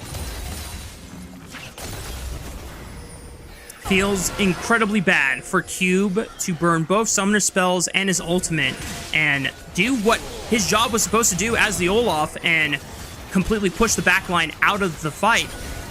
Doesn't get rewarded for it at all. A lot of summoner spells were burned on both sides, so maybe there is a chance for either team now to try and punish within the next couple of minutes here. The thing is, no objectives on the map right now. Baron, of course, spawning in about a minute here, but don't imagine we're going to be prioritizing that too early. Neither of these comps take it particularly fast, and so just going to be who can control a lot of those side lanes. Hope very quietly getting very strong on this Jhin here as he's 2-1-2, and here we go. Luckily enough for WE, About was probably the only person in that fight that did not burn his flash, at least on the side of WE. So now he gets to join the rest of his comrades in not having a flash summoner spell for quite some time here. AL will be happy to burn such a crucial utility tool off of WE's main carry side there, but for their time being, at least Karis is able to push on the top side of the map, get a turret for the troubles. It helps somewhat stifle the gold lead from anyone's Legend, but as we said before, K-Man, we're a lot more confident in AL's ability to carry and close out a game with this kind of lead. Certainly. I think gold leads matter for both of these team comps. I'll reiterate what I said in draft.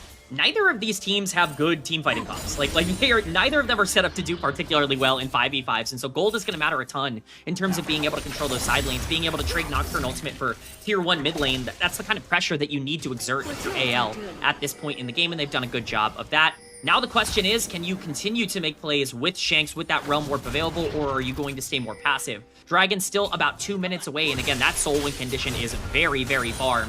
Both of these teams have the ability to play for side lanes, to play for picks, and if one of them can continue to keep the pressure up, that's likely going to determine a lot here, as Tarzan's ultimate coming back up in 5, and Monkey very willing to fight, as we all know.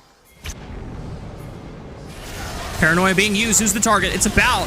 Snagged by the Deadly Flourish over the wall, but no one can get in there and follow up. Tarzan now might be in trouble. There's no flash on this Nocturne. Great cleanse from Kyle, just not enough to save his jungler from certain death. It's a shutdown going into Kara's pockets. Massive encore from Onhor on to 2. But now it's Hope's turn to fire on back with the curtain call bullets. Arha trying to sidestep every single curtain call bullet, just cannot dodge on that third one. And WE at least able to trade up kills in that last skirmish. Yeah, not only are they able to trade up kills, both Tarzan and Shanks had shutdown gold, so that's actually a pretty big gold swing in favor of WE. Karis is 4-1 on this Twisted Fate.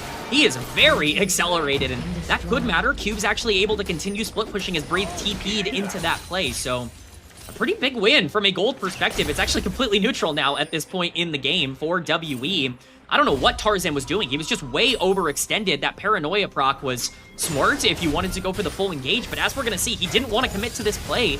About is a little far forward, and while they are able to, get some damage down, at this point, you've got nothing left. About just gets himself over the wall, and Tarzan's completely disconnected from the rest of the team. Maybe he was going to Shanks for a Realm Warp out, but he doesn't have the health bar. Shanks even flashes in to try and kill About. He's nowhere close to having the damage to be able to make that play happen. Just very sloppy stuff. Even the TP from Breathe, I think, is pretty unnecessary in this instance. You've basically secured every kill that you're going to get in this fight, so kind of bad play from AL, and it puts them in a much worse position with the gold lead. I have to imagine that Tarzan thought Arcane Shift was off cooldown. Yeah. Or it wasn't up. Because if I see an Ezreal hugging a wall, I'm never going for that target unless I know for certain that both Flash and his E are down. And unfortunately for Tarzan, if he doesn't have Flash, which he didn't for that fight, there's no way for him to realistically follow up Ezreal over the wall. This allows WE to at least guarantee a second dragon of the game, while the rest of AL's efforts were concentrated on the top side of the map. Pushing Q back, they secure another tier 1 turret through the top lane, and they are able to put some vision down in this topside jungle as well. They're definitely in a much more interesting spot. With Twisted Fate having all the gold, it just makes a lot of these setups a lot more difficult, because at any point you can get flanked, buy a Destiny, buy a gold card, and that's 3-item Twisted Fate. The damage is going to come along eventually here. You typically don't think of TF as a big damage dealer, but if he is accelerated, he can definitely do a lot more than you would think, and especially if you start stacking these dragons, getting these Mountain Drakes onto Jarvan, onto Olaf, with a Seraphine, become very, very precarious. Herald's going to get dropped onto the bot side here, but looks like it's mostly just for some immediate pressure, not really setting up over any sort of objective, so as long as they're able to get this bot lane tier 1, it will at least be worth something, but it have definitely been used a little bit more aggressively, I think. Shanks gonna have to walk this one in so that it can guarantee the crash on the turret that only had one plate left standing, so be another tier 1 turret going to AL. A little bit of extra gold into their pockets while WA are trying to pressure this mid lane turret. About has flash up and available again, but he did get quite low here, so going to be a bit careful about how much further he's going to step up on this mid wave and take this time to get a recall in. Rafa, every time I see About in this game, he's half health. I feel like I've yet to see this Ezreal anywhere close to full health. I guess that's the power of Karma. With the way that these mid lanes end up playing out, especially with no turret to protect yourself, WE walking in the area. This has not been spotted, but this would be a pretty bad fight for WE to take if they are overextended. This would be a very consequential one if they go for it, but I imagine it's just going to be a little bit of posturing over the crab. Mars is looking, though. There's no dragon for another 3 minutes, so WE realizing, we don't need to all in on this crab just yet. Get mid-wave prio first, and then if it's a free objective, might be able to look at it later. The poke from About does not land, as Hope is able to sidestep the True Shot Barrage thanks to the help of Kyle's Inspire Shield. Breathe pressuring from the left side here.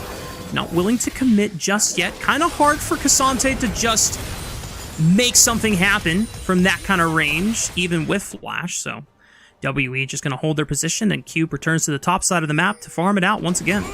Yeah, kind of like what WE is doing here. They're just pulling Cassante off of a lot of these side waves, so the Olaf can continue to generate some pressure. It's not really allowed Cube to catch up nearly at all in terms of that top lane gold difference. Still a 1k gold lead for Breathe on the top side of the map, which is very important, and much as we talk about the gold being neutral, we can see 1.3k lead for Hope, 1k lead for Breathe, 1k lead for Tarzan. It is just Chorus that's keeping them in the game in terms of that gold, and we know at least some of that on Twisted Fate is a little bit inflated, so we will see, obviously, if he's going to be able to carry. This is not a typical champion for him to take over games on, but he loves those flank angles, and backliners of AL have been susceptible in some of these team fights. Right now, it's just going to be about continuing to not over-push on a side lane and make sure we can set up for this dragon that's spawning in a minute and a half. Now, I know we said before that Twisted Fate is not necessarily a champion we associate with 1v9ing. Definitely not anywhere close to something like Karsus Akali. But if this game goes long enough, Twisted Fate's going to get a lot more ability power into his inventory, and eventually, these wild cards, these Lichbane empowered pick-a-card combos, they will hurt. So there is a world where the fact that he is ahead of the gold curve right now, that Karus can be a substantial threat and not just a gold card bot. Oh, I certainly don't want it to seem like I don't think TF can carry the game. Karus absolutely is in a spot where not only can he carry the game, he might have to carry the game for WE in this one from a damage perspective, with Cube not really being that strong. So, you know, a lot's going to be on the line. Karus has been very good this split in terms of being able to win some team fights in the back end of games, and we talked about that being a potential weakness for anyone's Legend as a unit. Their 5v5 positioning has not always been on point, so we'll see if Karus, who's known for taking advantage of position mistakes, is going to be able to capitalize. Dragon spawning in 30 seconds, and looks like we're getting that set up now, as Monkey's just going to happily flag and drag over the wall. There's a bit of a Cassante Breathe jump scare there for Monkey, but flag and drag is a wonderful combo. Repositioning now on the Banana Brush, spotted out by the Blue Scryer Orb, but Tarzan immediately guns for Arha with the ultimate, but gets the flash over the wall. Shanks trying to follow up now, looking for Karus as Breathe into the backline, trying to jump onto About, but he's going to settle for Arha's corpse instead. Karus, with the big advantage, falls next. And WE losing out on 2 means that there is no way they can contest AL for this dragon, but they're still going to try. Oh, Monkey stopping the back. Oh boy, well, Monkey had the flag drag out of his own Cataclysm and then flash out just to make sure that he was alive and didn't give AL both a dragon and a Baron window after. So, unfortunately for WE, their chances are starting to look even more slim. At the very least, Cube takes a tier 1 in the mid lane. Yeah, it's actually not that bad of a play for WE in the grand scheme of things. Yes, it's not an ideal fight. It's really well done by Tarzan to just pull the trigger, but AL, they're making their way to Baron. This would be the truly catastrophic thing to give up. Karus is up in 7 seconds. See if he can get here, or at least if they can stop this Baron. It looks like they're going to force him off. If Monkey had Cataclysm, potentially it's a maybe. But even then, Tarzan's Paranoia just came back off cooldown, so we're going to have to take a look at this replay once again. Yeah, you wouldn't think that full committing onto the Seraphine is the correct idea here, but just getting any sort of pressure out onto WE when they're so separated is very good, because Karus is not linked up with the rest of his team. When we talked about him having all of the damage, all of the gold for WE, if About and Karus are not going to be on the same page, especially if Monkey and Karus are not going to be on the same page, it's really hard to play any sort of front-to-back. So really nice immediate call there from AL to even up the Drakes here and give them some pressure over the top side of the map if they want to try and at least, you know, threaten the Baron here. Yeah, it's why we talked about that whoever is using their global tools first usually is going to have a better chance at winning an engage is so relevant from conversations we had earlier, because if it were WE looking for a move and you're able to at least get vision of everyone, hang on. Shanks now looking for another attack with Realm Warp, and Paranoia turns out all the lights, so WE are just forced to retreat. But this time Karus now looking for re-engage. He's got Destiny. He's gonna not commit to the play. He sees all 5 members here. He's like, they might try and rip Baron, guys. I'm gonna try and... Never mind. He's just gonna get a tier 2 turret. He's gonna TP back mid lane instead. All right, 5 on 5 for the Baron. Here we go. Cube is looking for a flank angle on the top. Here we go. Onto Hope, Cataclysm into the backline. He got his GA extended for that. Karus goes golden, About trying to pump as much damage, but I don't even think he's put a dent into Breeze's health bar, and he wastes away Karus. Now it's Cube trying to make his mark in the backline, but he's left nothing more than just a memory of WE losing this fight. Anyone's Legend continuing to push back their opposition as it's Breathe running WE all day, all night into the ground. Anyone's Legend can easily return to the Baron and start making their finishing touches on this game 1. Breathe is unkillable on this Cassante, just an outplay from Anyone's Legend. It actually looks like an okay engage from WE. Monkey burns the GA early, but he does get people trapped in the Cataclysm. Just well done by AL to kite that fight out, make sure Hope is in a position where he can ult and land all of those shots. They're going to get the Baron for their troubles. Great stuff by AL. If the game was close before, this might be the thing that really puts the dagger in the heart of WE. We're going to get a replay on this engage. Cube is flanking from the top side. He's going to be looking for Hope, but a good flash outside of the Cataclysm means that he is actually completely in safety here. Breathe. Look at how much damage and time he is tanking up. The moment he gets onto Karis and is able to burst him down, this fight is nearly over. We go back to Cube not having that same level of advantage. If he can chase down Tarzan, if he can chase down Kyle, maybe this fight goes differently, but the Olaf is just not strong enough at this point in the game, and that shot onto Arhat is ridiculous in terms of the damage coming through. Hope the sniper very much landing that and Breathe cleaning up the fight. Very well done from AL, very clinical execution from them in the 5v5. You know, I had a very disgruntled tone when I saw R5 turn out to be a Cassante, but sometimes a tank is just the best answer that you have to not only rounding out your composition, but also looking at WE's own comp and saying, yeah, if this Olaf doesn't get ahead of me, they just do not have enough damage to take down a tank effectively, and he's been rewarded for his efforts so far. Oh yeah, I mean, Breathe has been a true star of this game. Most of it's been in his side lane, so we've not exactly pointed it out a ton, but he has absolutely gotten to that strong Cassante point in the game. He's going to be finishing that 4th item very soon, and we're talking about a Cassante that's going to be already nearly unkillable before he completes that. So really, really good stuff from Breathe. We asked a lot out of Cube here today. Breathe has definitely been the better top laner in this first game, and that might be the difference as AL continues to push with that Baron buff to grow their 3K gold lead. Karis does force Hope's hand in at least recalling to answer on the split push through the bottom side of the map. Unfortunately, because WE have to play against a Baron buff empowered Anyone's Legend, it's hard to delete the minion waves as fast as the rest of Anyone's Legend are able to use them to try and siege. So for Karis, not able to get much more other than a few plates for his troubles on that bottom inhibitor tower.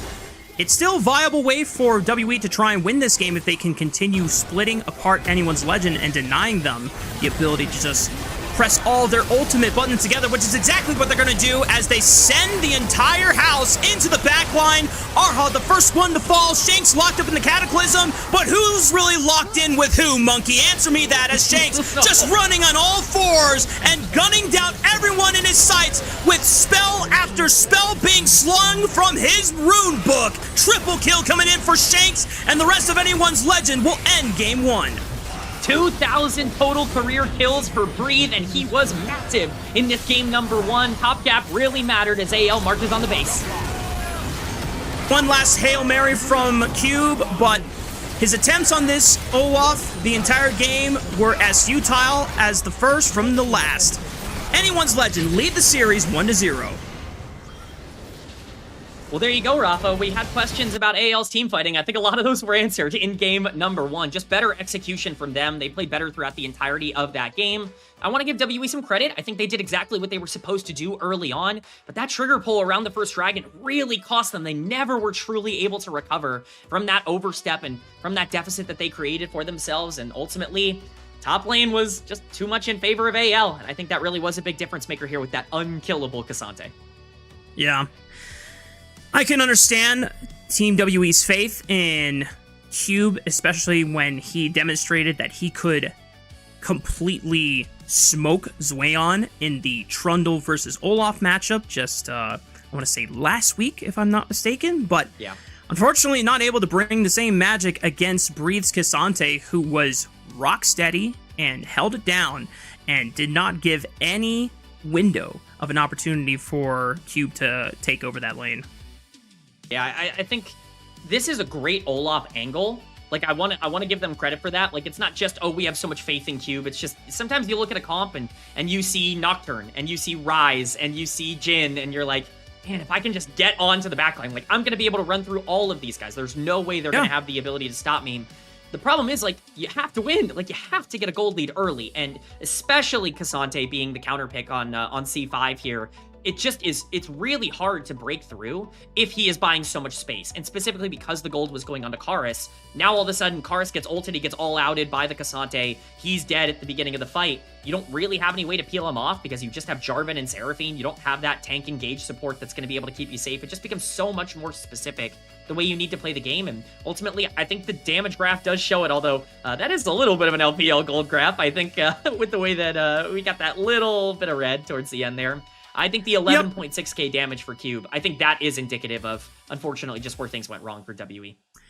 Yeah, and this was such a small point, so I didn't bring it up originally in the draft, because sometimes I'll give the benefit of the doubt to teams to be able to play around some anti-synergies that they have in their comp, but I love having a Jarvan into an Olaf, because when the Olaf flashes down, you just throw him into the Cataclysm, you flag and drag out, and Olaf is just removed from the fight for the entire duration of Cataclysm, and there's nothing that he can do about it. When Monkey and Cube were trying to find fights, sometimes Monkey would lock down a priority target that Cube wants to hit, but he cannot get into unless he's already inside the Cataclysm when it's happening, or he's forced to flash into the pit. So then that removes viable targets for Cube to attack. So most of the time, Cube is actually just running into the backline by himself. And while we don't necessarily associate Olaf being a champion that struggles to live in the backline by himself, I think Cube would have really benefited from having an additional dive buddy at least at the same time diving with him, and that never felt like it was happening from WE. I mean, that's the thing, right, is you do have backline access on this comp. They just didn't really play together in that way that you would want. Like, exactly. As much as I do like the idea of Monkey being the go button for them and being able to dive in and Cataclysm and start up all these fights, what ended up actually happening is that Monkey was the go button. He would go in with Cataclysm and burn his entire combo on Jarvan, and then you would try to find ways to get Karis and Cube involved in the fight, which led to Cube being separated. If you're Jarvan and you're going back with Karis and with Cube in some of these exchanges, and if you have better target prioritization in that fight in particular, then, you know, I think you actually have a much scarier overall team fight comp. Yes, your Ezreal and your Seraphine might be a little disconnected, but Ezreal can keep himself safe, and if they're spending a lot of resources on keeping About out of the fight, then they're not healing for a lot of their primary carries. And I think that's ultimately what you need to think about, is that this isn't a game where you need to play front to back. I think they were too slow and too patient at times. I like the idea of what they wanted to do, but Monkey and Cube not linking up was a big problem. Both in team fights as well as Monkey not giving Cube any love in the laning phase, where you could have tried to at least punish this Cassante before he got way too tanky for both of those individuals to try and handle by themselves. So I'm with you there, and I definitely agree that just overall concept, it can work, but execution is just as important as the theory at the end of the day. So, and WE just did not have that execution compared to the spades of execution anyone's Legend were able to boast over them. So, going into game 2, I'm curious if WE tried to dumb down their composition and make things a bit more simplified and try and give Karis a little bit more reliable damage, because Twisted Fate, like we said, can snowball either of his side lanes or his jungler if his jungler is going to play like a 1v9 carry, but it really put the tools of, we're going to give you all the gold and we're going to try to help you, into either About or Cube, and it did not pan out. I think that's the thing, right, is like, this is a good comp, like in isolation. It's not a good comp for WE. It's not what they want to do. They don't want to play for Cube. They don't want to, you know, be over-indexing on the top side. Not to say that Cube is just awful and can't do anything, just that it's not really the way this team operates. They're not comfortable playing towards him. He's kind of their weak side king in the way that they want to play, and I think that they just kind of lost their own identity here. Karis is really good at finding backline flanks. Monkey can be a primary carry. Let this team play for bot lane. We talked about the support changes. Arha is better built, I think, for these changes to play some of these more aggressive lane matchups than someone like Kyle is, at least in isolation. Arha being better than Kyle was a huge reason why WE was able to beat anyone's Legend in the playoffs in the previous split on a much more similar meta. It's what I would kind of prefer to see. Breathe is going to get player of the game. Very ethical here. This Cassante did work, baby. I am not mad at this vote at all. And I don't even know if there would have been a second person where if they showed it up, I would have been like, yeah, this is also acceptable. I think just Breathe was the only person that went deathless on this Anyone's Legend roster in this game 1. Very deserved. Counter pick paid off as well. So now, Anyone's Legend lead the series 1-0 against WE. But when we come back after break, we're going to find out whether they can close the series out or if WE can work some of that good old magic and find their way to a Game 3. Stay tuned.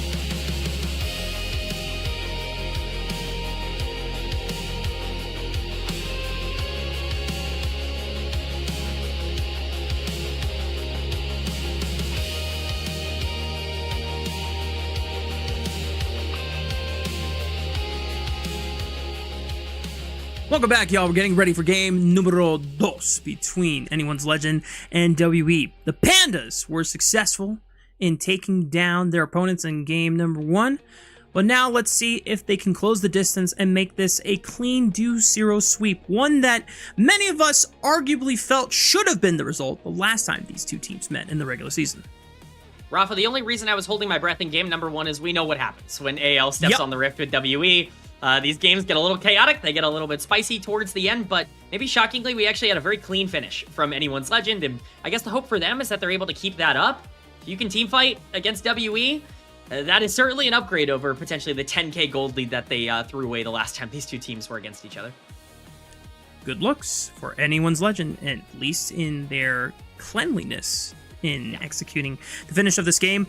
Going into Draft 2, came in and I got to cooking in the kitchen and just started really going into the weeds of theory crafting. And I'm not necessarily sure if the chat really wants to know the diabolical concoctions we have come up with here, but it really could be anything coming out of the WE camp going into this game too. We've seen Monkey pull out a Graze when back was against the wall, and it led to nothing. We saw in Italy that even though he won the game with it, it wasn't really because of the Nidalee pick itself. You know, the only time I can remember in memory earlier this year when Monkey won with Nidalee was the insane series against BLG where he ran into the base and backdoored him while BLG was fighting over, I think was an Elder Dragon.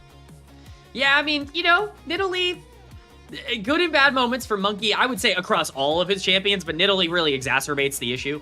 We've been talking about champions like Elise for a little bit, you know, off camera as, you know, potentially things that are a little bit stronger right now than people are giving it credit for. People talk about AP junglers not being, you know, all that viable. I think a big reason why AP junglers aren't all that viable is the lack of AD mid laners that you can play alongside them, but Karis has some spicy picks that he's going to be willing to pull out, that he's pulled out in the past as well, so pretty exciting to see that, you know, Monkey, at least across this split, has not been scared yet. Still plenty of options left up in the jungle. A lot of power picks still available. I'd be surprised if we went too far down the pool, but can never count these two teams out from innovating maybe a little bit too early.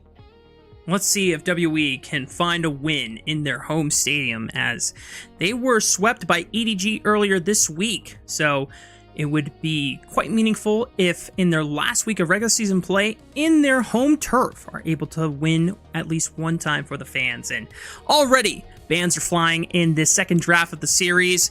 AL returning with a lot of the same bans. Rumble Vi, if we follow the script, it'll be a Trundle ban as well. This time it's a Nautilus ban. I prefer that here. I think a lot of, you know, obviously the big lane bullies are off the board. Things like Karma off the board, I think definitely incentivize Nautilus a little bit more to be pretty heavily played. So definitely see that. My big concern, or not concern, more of a question, is that WE is banning out mid laners. Yes, Locke is very strong, and Akali, very good pick in general.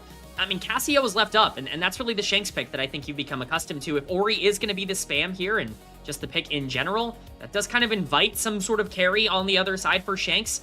Ori, you know me. Hey, I'm never going to disparage this champion, and I'm never going to say that it's not correct to pick it first, but certainly does leave AL a lot of priority. Specifically, this Cassio is just kind of the clear lock-in to me.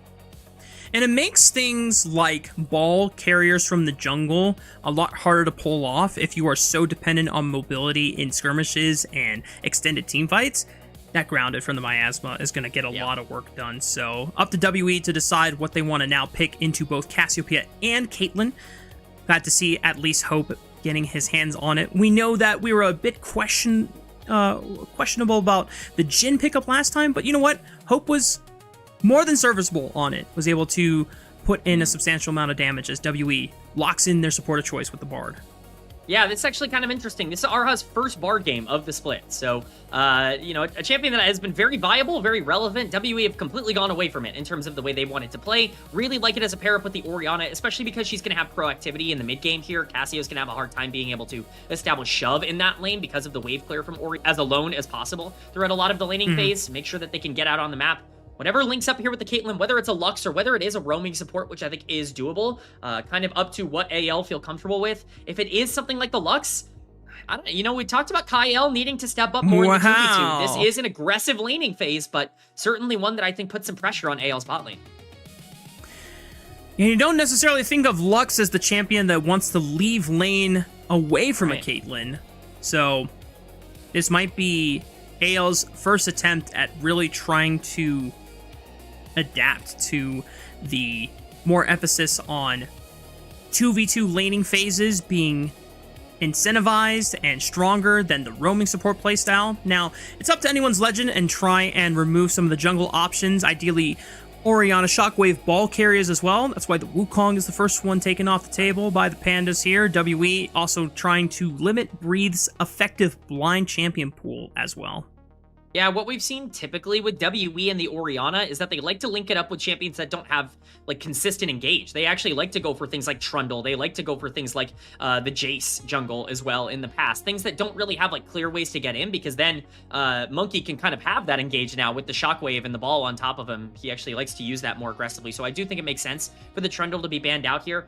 Keep an eye on the Poppy. That's certainly something that that Monkey has really liked to go for. It's not exactly a Poppy angle from a champion perspective on the other side, but something that he really likes to pair up with this particular, you know, set of skills. Neferi as well, still on the board, and they would love to take that away from Tarzan if they have the option. Monkey also wouldn't mind getting the Neferi for himself as well. Great ball carrier champion. Yorick, the final ban coming out from WE. This, normally when you see Yorick and Gnar also banned in the same turn, usually you're thinking about some kind of ranged champion, but usually if it's a ranged champion, they have a better chance into Gnar as well, so I'm not quite sure what they're fishing for Cube, but Tarzan yoinks away the Neferi before Monkey can get his own hands on it, so this will give Breathe, once again, counter pick of choice. Yeah, I mean, I really love the Neferi, obviously, because it's Tarzan's Neferi. I will say that the link up, I think, with the rest of the team here is questionable. I think bot lane's very isolated, mid lane's very isolated, and I think Neferi is a very selfish pick in terms of where the resources want to go.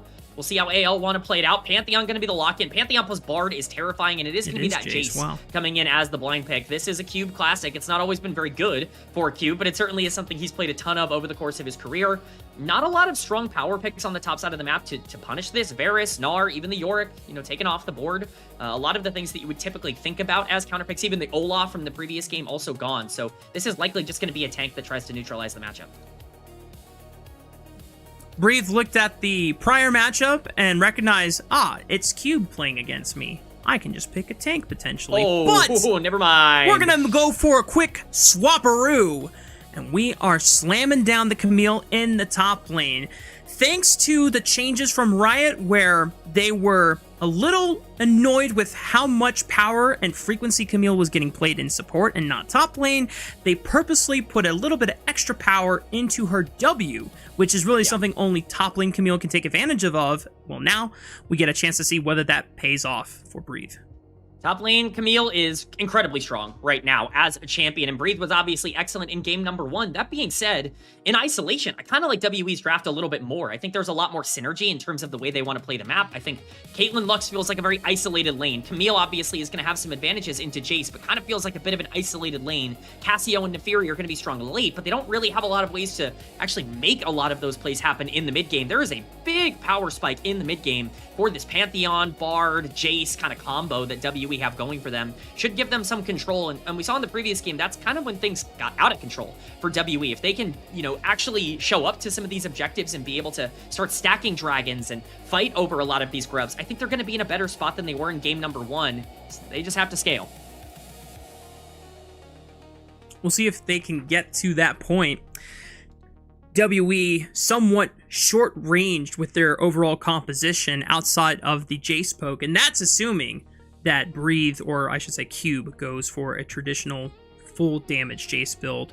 I'll leave the discussion for that later as we head into Summoner's Rift for Game 2 between AL and WE.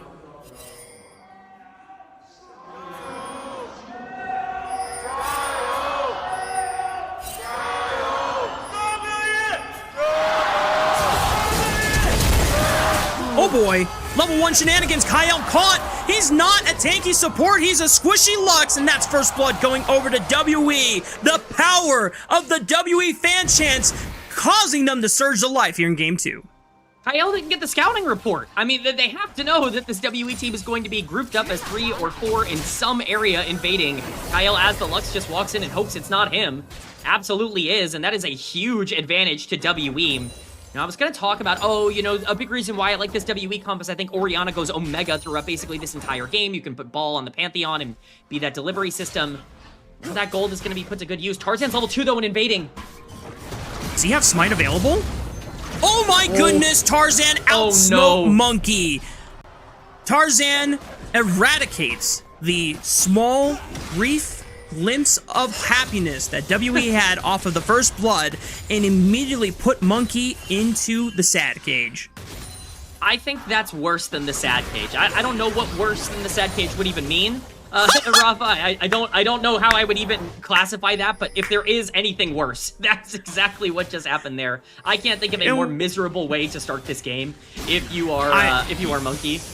Yeah, I mean, I think the worst thing that could have happened for Monkey is if he had smited and he still missed. That would have just been an instant FF. My jungler's AFK. Just go ahead and open mid on the spot. At the very least, Arha was able to deny the big wolf camp away from Tarzan. And a level 2 gank from Pantheon. As long as you've got W, I'm down with it. They stun up Hope, and they're trying to donate the kill over to About, but About says, you know what, Monkey? You're already down a lot of gold. Why don't you take this one? Yeah, very kind of the AD carry. You don't often see an ADC go, nah, you can have it. That's not what I'm used to, but definitely nice for Monkey to be able to get himself back into the game. This is just a crazy start. Tarzan's level 3 is going to be making his way to his bot side camps. WE's going to be in the area. However, aggressively Arha positions here could either be life or death for him as the Bard. Magical Journey back to the safety of Monkey inside the river. Smite comes out from Monkey a little early, but snagged by a light binding, and Monkey can't do anything about it. Oh boy, Tarzan is running this kid for breakfast. I mean, Kyle lands the binding. You got to give him some credit there as well. That's, definitely what sets that play up. It kind of looked like Monkey walked into it, but I'm going to ignore that part. I'm going to pretend like Monkey's just being targeted over and over again. This has been as chaotic of a start as you could ask for. These are the kinds of games that Monkey and Tarzan always seem to have when they play against each other, and ultimately Tarzan is the massive winner of all of this. 21-8 in terms of CS right now. That is only going to grow as this game continues to go for Tarzan on this Neferi. And if there's one player on one champion that I don't want to get out of control on this split, it's absolutely Tarzan's Neferi. He's been our #1 MVP contender for the split, and at this rate, it seems very unlikely that he's going to be hotly contested by others, even if you have favorites like Knight from BLG or even Zweon having an incredible split and probably the undisputed best performing top laner in the entire league so far, just because it has been such a wildly inconsistent one from all the other top lane favorites of splits past. Monkey, because he is quite homeless at the moment with all of his top camps on cooldown at the moment, he's forced to just walk bot and hope that there is something that he can find, but Hope and Kyle have already ran for the hills and popped summoner spells, so all Monkey can do is just go, yeah, good job guys, you're doing it, I'm just gonna go back and farm this Gromp and potentially cry myself to sleep tonight, but, we'll see how it turns out for WE later on in this game. Bro, my Pantheon is looking at bot lane going, please step up, I'm begging you, I can't do anything right now. This is the worst possible state he could be in. The trade on the top side here for Cube, who's putting down a lot of damage into Breathe.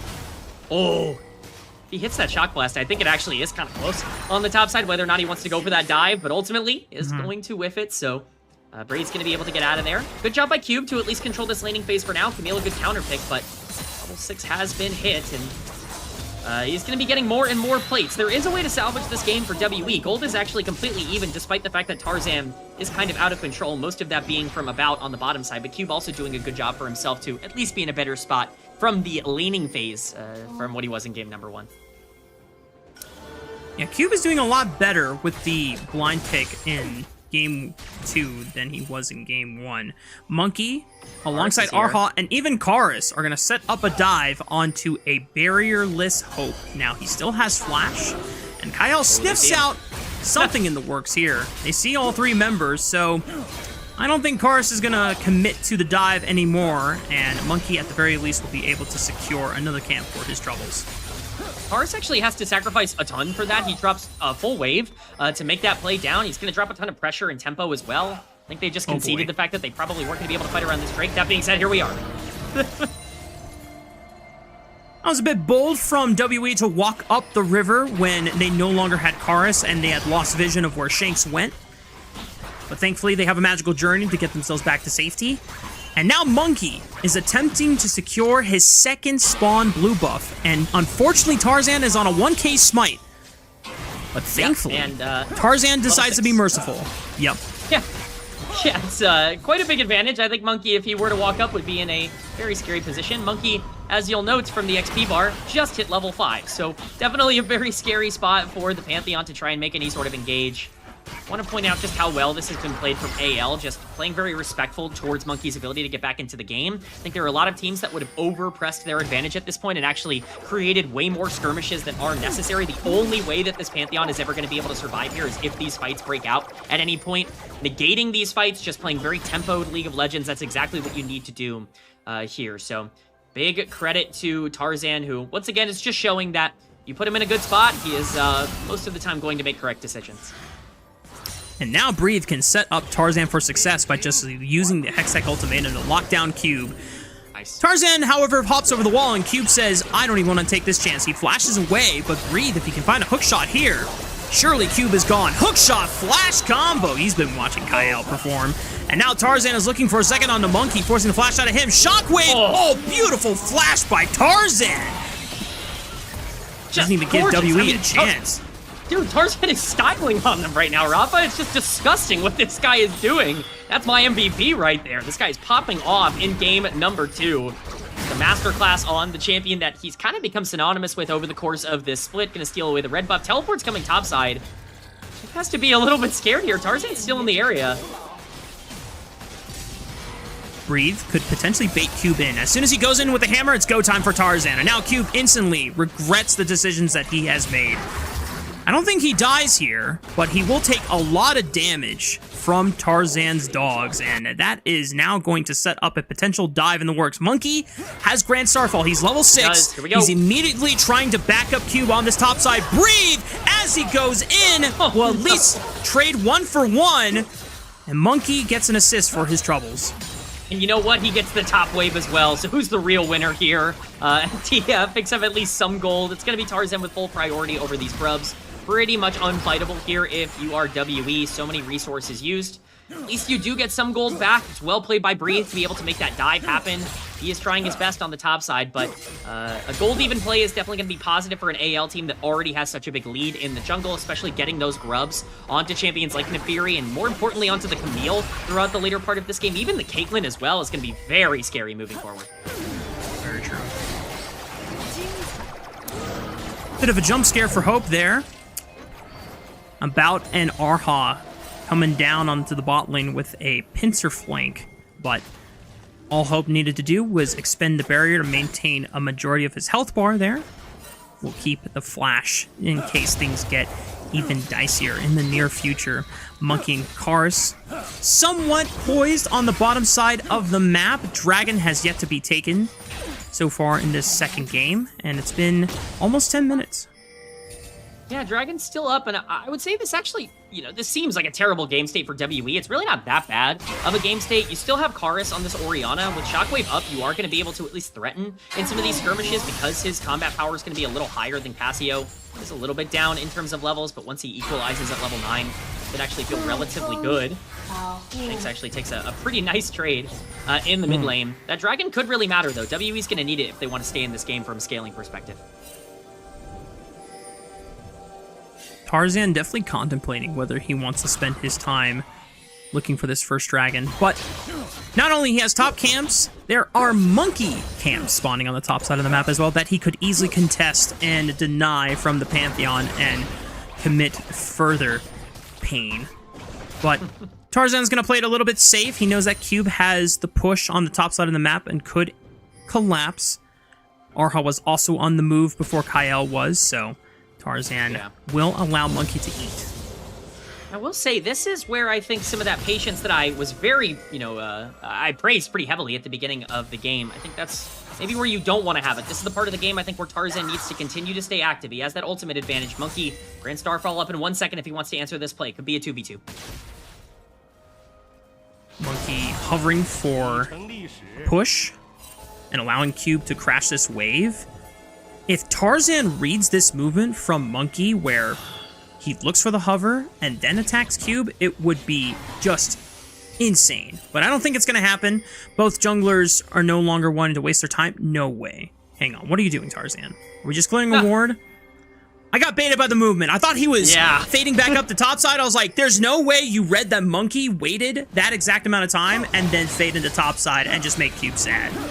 Well, that's the thing, right? Is like, you're looking at this bot lane having a little bit of shove. Caitlyn and Lux have to back. Tarzan spent so much time shadowing that top side. That's a free Drake for WE. That's a pretty good outcome, I think, overall. AL do still obviously have a pretty strong lead, but this is a part of the game where I think things get a little bit spicier. Tarzan has to make this play work topside with how much time he spent. Hextech Ultimatum used, but Tarzan is quite far here. He's going to be forced to just hop over the wall into the turret aggro. Oh, good flash. And he will have to drop it with the W. At the very least, Cube gets out alive at the cost of his flash. Yeah, he has to time that basically perfectly, and he does. So well done by Cube to be able to survive that. That's the big play that Tarzan can make. Not only is it Breathe ultimate, it's Tarzan's ultimate as well.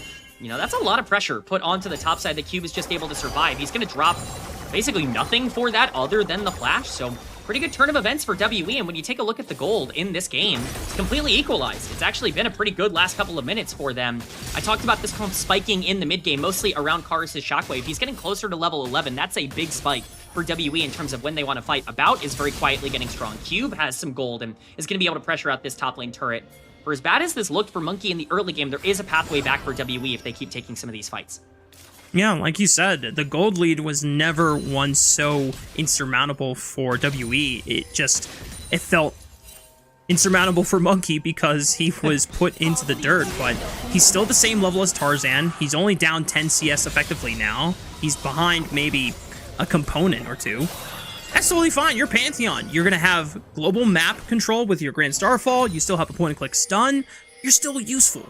And it's a nice way for WE to try and rally behind some of their other solo laners and side laners. But as we say that, Tarzan recognizes it's time to put a bout down. And with a flash and a barrier, he's able to at least escape for now. Monkey answers with a Grand Starfall, and Tarzan is ready to reassess whether he wants to go back in or not, but he's taking too much damage. The rest of Anyone's Legend are going to back off for now, and Hope gives a nice little love tap.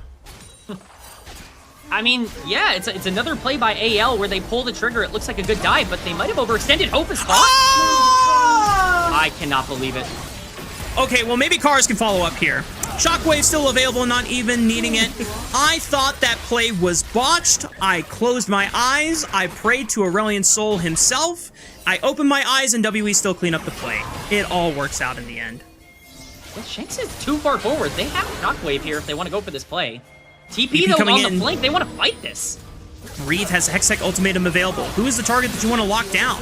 Shanks trying to follow up on the play as well. Finally locking down this Pantheon, but Karus has attached the ball. Shockwave hits onto two, but not enough damage to really threaten either of the solo laners from the Pandas.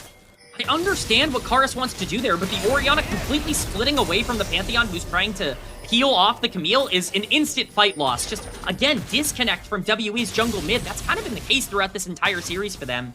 Cube luckily is going to get a pretty big lead for himself because of that on the top side, but a play that overall could have been maybe a bit more salvageable still is okay for WE. A 1k gold lead, they have Dragon. Yes, all of it is on the Jace, which can be a little bit scary, but it's really not that bad of a spot, and even that play was a bit of a gold positive play overall for WE because of the plates they were able to get.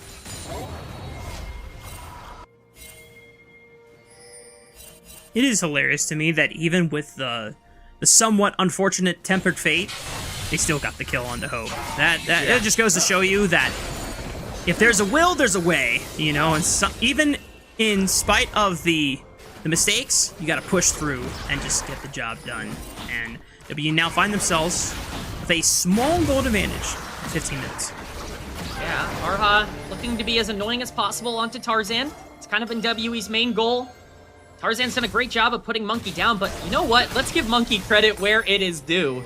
This guy has been able to salvage a pretty terrible game state and really stick into this. You got to be quite a fan of the way Monkey has been able to not only salvage bad game states, but be able to stay active with the rest of his team, not only in this game, but throughout this entire split. He's certainly one of our big stars in the LPL, one of the players that I think people think of when they think of the league just in general. And, you know, as much as he's been down in this game, is still down about 600 gold. You got Sundered Sky on Pantheon. That's more than enough to try and take some of these fights as Herald is spawned on the top side and Dragons in 30 seconds. Even when you put Monkey down, sometimes, especially when he's at his best, he still finds a path forward. And go ahead and show some love to Monkey for the All-Pro votes. If you haven't already taken a look at the All-Pro ballot that is in our Discord, use the QR code to get a chance to contribute your voice and also your opinion on who should be getting it. Now, I know that it is quite tough, especially in our jungle pool landscape, because we have a lot of strong contending junglers, especially when Tarzan is at the top of the list, who right now is looking very scrumptiously at Arha, managing to escape with the magical journey. But had he been any closer, that was a Hound's Pursuit ready to be sent into that Bard's back. Yeah, but once again, look at all this pressure on the bottom side. It looks like they're just going to trade the Dragon for the Herald. I don't really know if I like this call from WE. I think Dragon stacking was a potential out for them from a scaling perspective in the back end of this game. I really like the way their comp sets up, unless Orianna is incredibly bent to be able to team fight around Cassio and Caitlyn and Neferi. So definitely a bit of a bold call here. They're going to try and utilize that side lane pressure to potentially get some more gold into Karis' pocket. In my opinion, he is the most important part of this game. Breathe is going to be able to pick up this tower on the bot side, be able to neutralize that gold lead a little bit for Jace, but that's precisely the reason you got to keep an eye here as Tarzan could be overextended. He's Neferi, he's fine. Yep. This dog is quite slippery, so even if Tempered Fate was coming his way, he's got Call of the Pack to immune himself from the stasis. Monkey, at the very least, will be able to eat another spawn of chicken nuggies, and for WE, you can try and reclaim some vision control on the bot side of the map, which Arha is carefully tending to, while also managing some leap control as well. And we still find ourselves with a very, very small gold advantage in favor of WE, but it is so small that it really is more of an even game state for anyone's Legend at this point. And as you called out, if AL can stall this game out, it's going to favor them in the long run. Yeah, I completely agree. I think that's why I was so scared of the early game here when Monkey basically got all of his pressure in the early game taken away. It's because you kind of need this Pantheon to keep his foot on the gas in order for this comp to really work out as well, alongside the Bard and the Jace as well on the top side. You just have such a strong mid-game power spike. These plays need to continue to be made. The slower pace the game, the better it's going to work for AL, at least with the draft that they have. Karis going to be the part of the map that's going to have to sacrifice here. And once again, I think this is to AL's advantage. Tarzan putting pressure exactly where he needs to right now. Grand Starfall might be able to equalize some things, and that's what we're getting here. Looking on top side, and Shanks immediately flashes away. Temper Fate onto this Lux, however, about ready to collapse. The Flash still cannot escape the Cosmic Binding, but he's got Tarzan ready to back him up, and now Arha might be in trouble. The Caitlyn ultimate still finds its damage onto Arha, but they cannot save Cube, and with the Hound's Pursuit reset coming in, About is forced to flash away. Shanks tries to step up. The Petrifying Gaze in the face of Monkey. Shockwave connects for some decent damage, but Shanks still manages to slither away just fine. Karis is forced to flash, trying to look for a retribution kill, but he gets absolutely nothing! WE completely eviscerated in their own jungle, and anyone's Legend pick up another 4 kills. A huge fight for anyone's Legend. Just a great job of calling exactly where WE were going to be and how to best exploit it. Only do you get that fight when you burn the Herald, which they traded Dragon stacking for, and all of that gold went on to Shanks. He's got 3 kills now on the Cassiopeia. We're gonna get a replay of this. This looks like a good pick for WE, but look at your mini-map. Your entire jungle mid-duo is stuck under tower. Grand Starfall has already been used, and so Tarzan and Shanks can collapse on this play so much quicker, and this turns into a 4v3 3 with no Pantheon and no Orianna, some of the strongest parts of the comp right now. For WE, AL get all of this free pressure down. They're able to burn out the AD carry, and by the time that, you know, the jungle mid does collapse and actually enter this play, it's completely over Breathe, trying to make something happen down on the bot side with the bow. Not quite able to make it happen. That's going to be a bit of a saving grace for WE from a gold perspective, but still massive turn for anyone's Legend, and it's just bad map awareness from WE and better map awareness from AL to recognize exactly where to take that fight. Monkey trying to get aggressive into Kael's face, chunks into 50% HP, but now he is on the run. Tempered Fate finds absolutely no one! WE lose out on their jungler in the blink of an eye. Just in time for anyone's Legend to continue using their... Oh, they actually never got Baron. I take that back. It looks like they turned off of it. When we went to replay, I swore that Tarzan was starting that objective up. Yeah, it looks like we didn't care that much, I guess.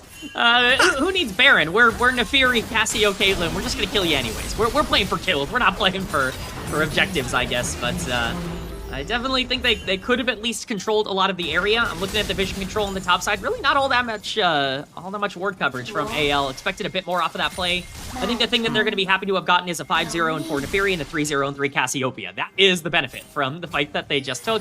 And if there was one thing that you couldn't really allow AL to do, it's get those two specific champions online. They're going to have a lot more of an easy time being able to really set up around anything they want at this point in the game, so long as they have the tempo. And Tarzan looking to collapse on the only gold lead right now for WE.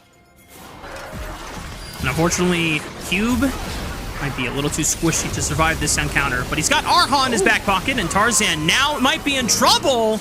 And this is how it can always begin, folks. Tarzan giving up a shutdown bounty over to WE. It gives them a resurgence and another second wind in their sails. It's up to WE to see how far they will go with this reclaim on the map. Oh, Monkey. He's caught. The Aegis Assault blocks a lot of damage. And I take that back, folks. Monkey giveth and Monkey taketh away. WE trying to follow up with a two-man shockwave. Decent damage onto a couple members here. The Temper Fate snags up Shanks, but no one can get in there. As you called out, About was getting interrupted by Hope in mid-transition.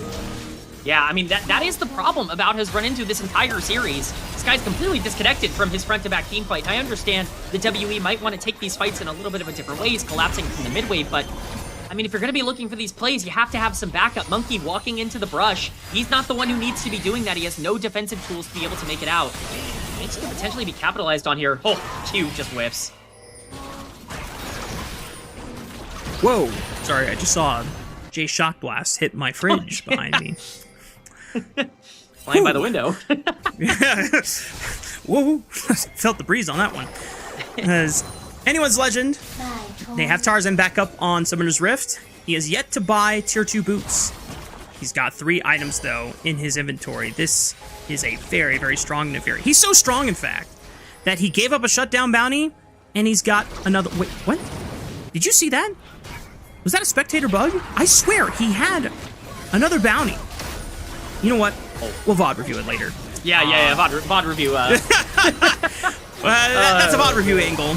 About immediately forced to just Valkyrie away. Arha got melted there. My goodness. Well, AL now have 5-4 for numbers, and I don't think WE are contesting this dragon. You want to talk about a VOD review angle? I think maybe the positioning on the Bard is a VOD review angle for that next session for WE. Arha just getting deleted, and that means absolutely no play to make here onto the dragon. It's going to be that second trait going over to AL, and WE's chances of being able to scale more efficiently just kind of going out the window here. Becomes harder and harder. One number that I want to point your eyes to, you want to talk about bounties, you want to talk about gold leads. That's 2,500 in favor of the Cassiopeia. That's 3 completed items for Shanks. He's been incredibly good and efficient for AL throughout all of this split. Almost underratedly so, because we talk so much about Tarzan kind of leading the MVP conversation. Mid lane was always going to be a big, talking point. This is Shanks' most played champion across this split. You pick the Orianna to have a better lane matchup. It didn't matter. This guy got fed anyways, and now we're looking at a better scaling comp with a very strong stable. Already 3 items as well, and got 10 stacks on that Darksteel. Let's see if Shanks decides to turn it into a BM book later on. I was gonna say, I'm smelling a book, Rafa. I'm smelling a book in this game. He's ready to write down the list of his opponents in in this book as well. Just might be their final death wish. Anyone's Legend still controlling the map somewhat better than WE.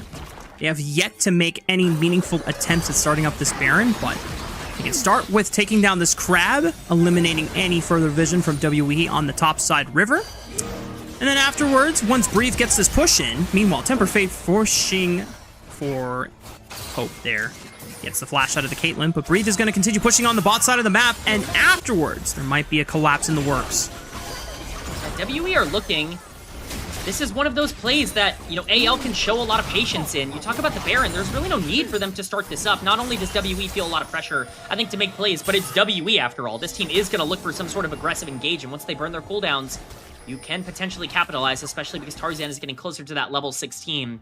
I don't really feel like you need to over-push the tempo of this game. Kind of waiting on a WE mistake, or you're waiting on those dragons to spawn so you can start playing for Soul. I like how Breathe, instead of looking for an aggressive collapse angle, actually just got in a quick chip on the tower, being able to proc that Bulwark. So, rest of Anyone's Legend slowly whittling down the outer defenses of WE's turrets through this split push and giving Breathe extra resources. Meanwhile, WE now focusing up as a 4-man unit through the bottom side of the map. Tarzan's got to be careful if he face checks into here. Magical Journey from Arha trying to allow the rest of WE to corral around Breathe. Tarzan might be forced to run away, and it could just... Oh, whoa! About sold out Tarzan! The Temper Fate is actually going to delay enough time, maybe for about to get out. I take that back, but the Shockwave smacks Shanks and brings him right back in! Hope does not have a flash, so he cannot get too involved into this fight, but now he's cut off, trying to link up with Kyle. Monkey forcing him away from the tier 2 turret, has lethal tempo fully stacked up, so he is firing away. He's got to be the last hope for Anyone's Legend while the rest of his teammates are down. I don't know if he's going to be enough to defend this tier 2 turret from falling. Yeah, this is going down very fast. They have the wave. They should be able to take this. Open Kyle. Oh, they're going to be able to defend it, at least for now. Rafa, that's exactly what I just said. It's the one mistake AL can't make. The one thing WE were looking for at this point in the game was their ability to find a pick, and they found it onto Breathe on the bot side. Tarzan shows some cover because he's like, well, they can't engage on both of us. Well, yeah, they absolutely can. About playing as aggressive as possible. This guy's very quietly farmed up a Storm on the bottom side of the map and gotten very strong in this game. Tempered Fate's going to keep him alive for a little bit, but Shanks has to stick around, and he just gets caught by the end of the Shockwave. Cube's able to, make his way in there and blow up the Casio. That's so much of the damage for AL. Really well done by WE to stay active and to keep their eyes peeled on the map. They've got themselves a gold lead, but they're still going to need to stay active. Those are the kinds of picks they're looking for. And to top it all off, K-Man, Shanks had just purchased the book before going into that fight, because now he just lost 6 stacks off of it. That feels bad. That's tough. That's the worst feeling. Yeah, terrible stuff. We know it all too well. I think especially you as a mid lane, whenever you've decided, do I go for the book this game? Yeah, why not? What's the worst can happen? And you finally drop your first death after being so consistent the entire game. You're just like, this cannot be real. How does this happen? Yeah, it's like, what's the worst that can happen? Oh, I instantly lose all the value. That is definitely the worst that can happen. Still, AL in an okay spot. I don't want this to seem like, AL have thrown the entire game away. They still are in a better position from a damage perspective, and certainly from a comp perspective to be able to play the end of this game out. But Baron, still on the map. That's something that I think could really help equalize things for WE. One bad fight is pretty bad, but ultimately you still have to be able to get onto these primary carries. As we go throughout the rest of the game, WE kind of need these picks to work out. AL have been pulled apart, but for now, they're just going to take this dragon. I don't think we're getting sold this game, Rafa, unless we go very, very late. We would have to go at least another 10 minutes from now, and that pushes us into 40-minute territory. WE trade their top tier 1 for that second, or at least their second dragon of the game, but AL get an additional amount of gold, and Shanks now has a juicy flank angle if WE do not collapse correctly. Monkey trying to push Tarzan away from red buff, but he has got to have some semblance of an idea that Shanks was around, and Kars will confirm it. So the rest of AL will take their lead from the red quadrant, but Tarzan walks away the victor of the red buff. I think that's the fear of not having a ton of burst damage on the side of WE. If they were more confident in their ability to capitalize on the shockwave, I think they could have gone for a play there, but they recognize that even with the level of CC that they have, they just don't have the damage to actually kill the Casio, even if they catch her out. AL gonna have full priority over this river. Again, Baron is still spawned. Trap line, I should say, has been set up. For Fate coming through. Nice dispersal from AL. Everyone parted in equally opposite directions there. That was awesome. No one gets caught out from anyone's legend or forced to burn a summoner spell. What you want, but hey, look what's been happening bot lane this whole time. This is what I'm talking about with AL playing patient. Camille gets to free split push, like the entire game. If you are playing patient, if you're not forcing this Baron, if you're at least threatening control over the river, WE have to make plays happen, or else they're gonna lose. Oh, Shanks! Here is that play. He's caught! He has a flash, Petrifying Gaze available if he needs it. Tarzan trying to buy as much time as he can, but he's snagged, and he's caught as part of Shanks' own crimes on the top side. Shanks trying to just run away with this fight, but he cannot boast enough damage. He's forced to retreat. The rest of WE able to band together when they need to the most, and anyone's legend topside fall and collapse. That is the biggest caster curse I've had all split long. Talking about patience and then watching them overstep. Baron has been started by WE. Hope is the only chance left for AL to be able to fight back here. Tempered Fate, sidestep by Hope once again, but Monkey immediately flashes. Good cleanse from Hope, allowing him to auto-attack only for a brief moment longer. WE snap engage to eliminate the marksman, and now this time it's Shanks up to bat. Can he save the fight? Can he turn this one into an AL miracle? And right now, WE are getting caught out by the Baron damage. They turn back onto Shanks. No Petrifying Gaze available. It's back off on cooldown. Can he fight the red members? No! WE eliminate him before he even gets a chance. But WE will not take a third chance on the Baron. They're going to look for a recall unless AL can stop the bases. An incredibly chaotic fight. Ultimately, I guess Shanks does his job because they're off the Baron, but the gold swing in favor of WE in that exchange is ginormous. Cube TPing in just to make sure that they're not going to try and sneak it themselves, but what a fight for WE. Just a massive mistake for AL to be there in the first place. Tarzan and Shanks, who have been so patient over the course of this game, overstepping into a bad spot, and now Baron's still on the map. WE with full pressure. They're going to start it up. Again? Oh my goodness, they must have seen Tarzan crossing over to the bottom side of the map. How fast can they burn this down? Porky, decent Baron damage, and Monkey has the smite secure with Pantheon, but they might have to turn on the AL faster unless this Baron is getting burned down rapidly. Just like that, WE are securing a Baron here in this series in Game 2. Monkey gonna send it with the Grand Starfall. Aegis Assault immediately blocks damage. Temper Fate hits onto no one, but the Shockwave will find Tarzan! And once again, WE have been able to isolate the star player of the Pandas away from the rest of his team, and with Baron buff on their side, they can push in and break open the base. WE doing what they do best, coming back against anyone's legend as they completely take control of this game. They're pushing in mid now. They have a ton of combat pressure here. You have to be scared of the Pantheon. If he comes over the wall, get in the game right now. Aegis blocks some damage there. Petrifying Gaze, decent stun, and a counter engage. And Breathe is able to knock out a bout. GA pops. Can they revive? Can they get anything back? No. Cube instantly is deleted by anyone's legend. And the magic for WE seemed to be running its course, but anyone's legend making sure that it stops in its tracks. Oh my god, we're just getting so many back and forths, Rafa. It's just over and over. The pendulum is swinging. WE almost throwing the entire game away there. If they lost Baron buff, that would have been tragic for them because Shanks is still very strong, but they are able to keep it at the very least onto Monkey and onto Karis, who I think are the most important members to have it right now. Dragon spawning in 15 seconds. It's sole point for both of these two teams. This could be the fight that determines the entire game if they both show up to it. WE have all of this gold, but once again, they have to make sure they land that engage combo. Shockwave goes wide. That's tough for Karis. Gonna be missing that ultimate for this dragon fight, and I think anyone's legend just have an all-access pass into devouring this one down. Yeah, I mean, no Shockwave, no fight. I mean, that is the entire engage for WE. The margins are so thin at this point in the game, regardless of their gold lead.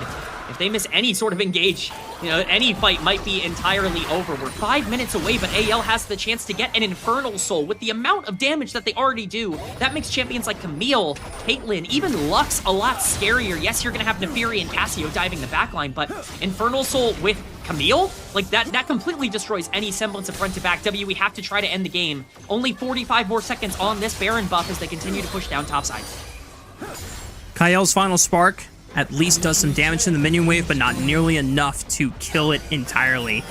Especially not with those support items there. WE, as you called out, 30 more seconds. One more effective wave push of trying to siege and break open this space to give them effective map control for the next couple of minutes, but doesn't seem like they're going to be successful in being able to crack it open. Anyone's Legend, despite some of the follies and the mistakes that they've made, they will be able to live with a defended base for now.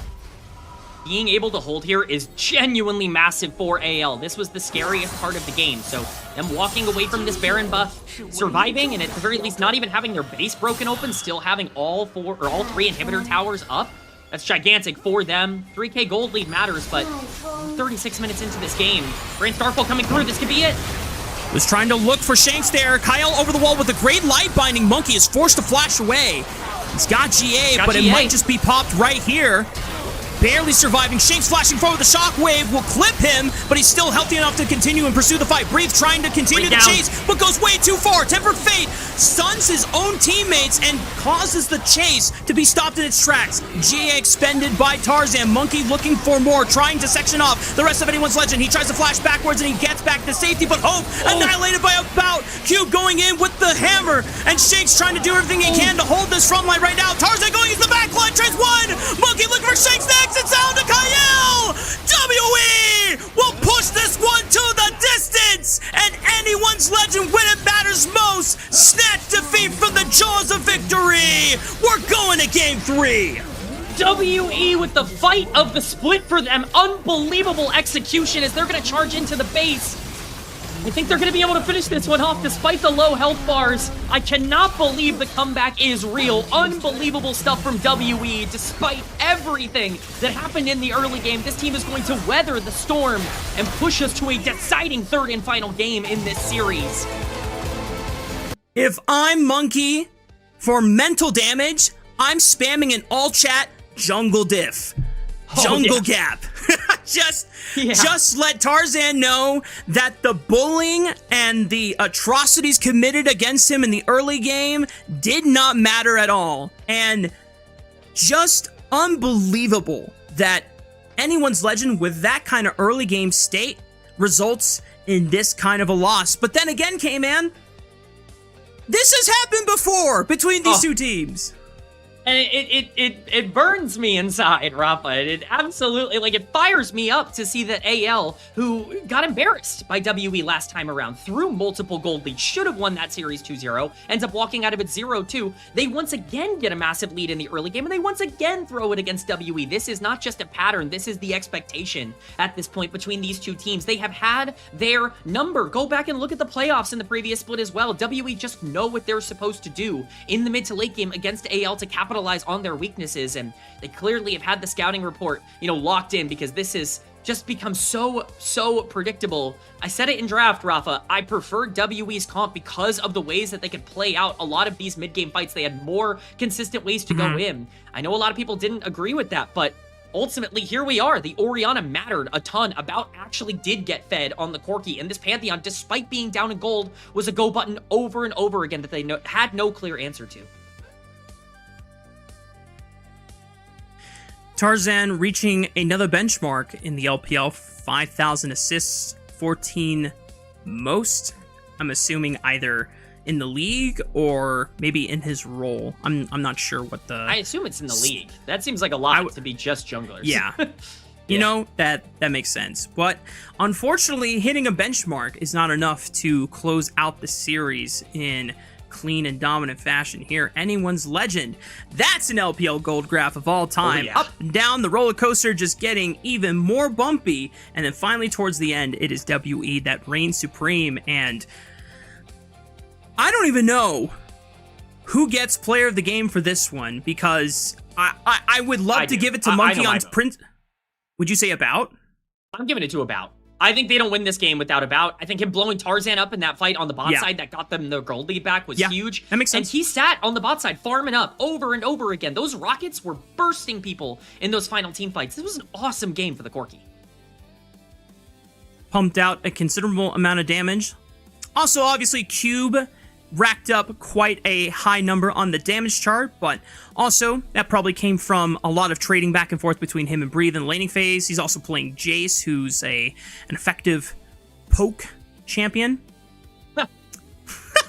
This play, man. They both flash over the light binding. Okay, that was really cool. I'm actually a little sad that I crashed out briefly over the stunted Tempered Fate, and I missed the fact that they didn't care and they turned a oh no into a oh yes play. I can't think of a more like emblematic play for WE than makes gigantic mistake and then does something absolutely unreal to make people forget about the mistake that they made.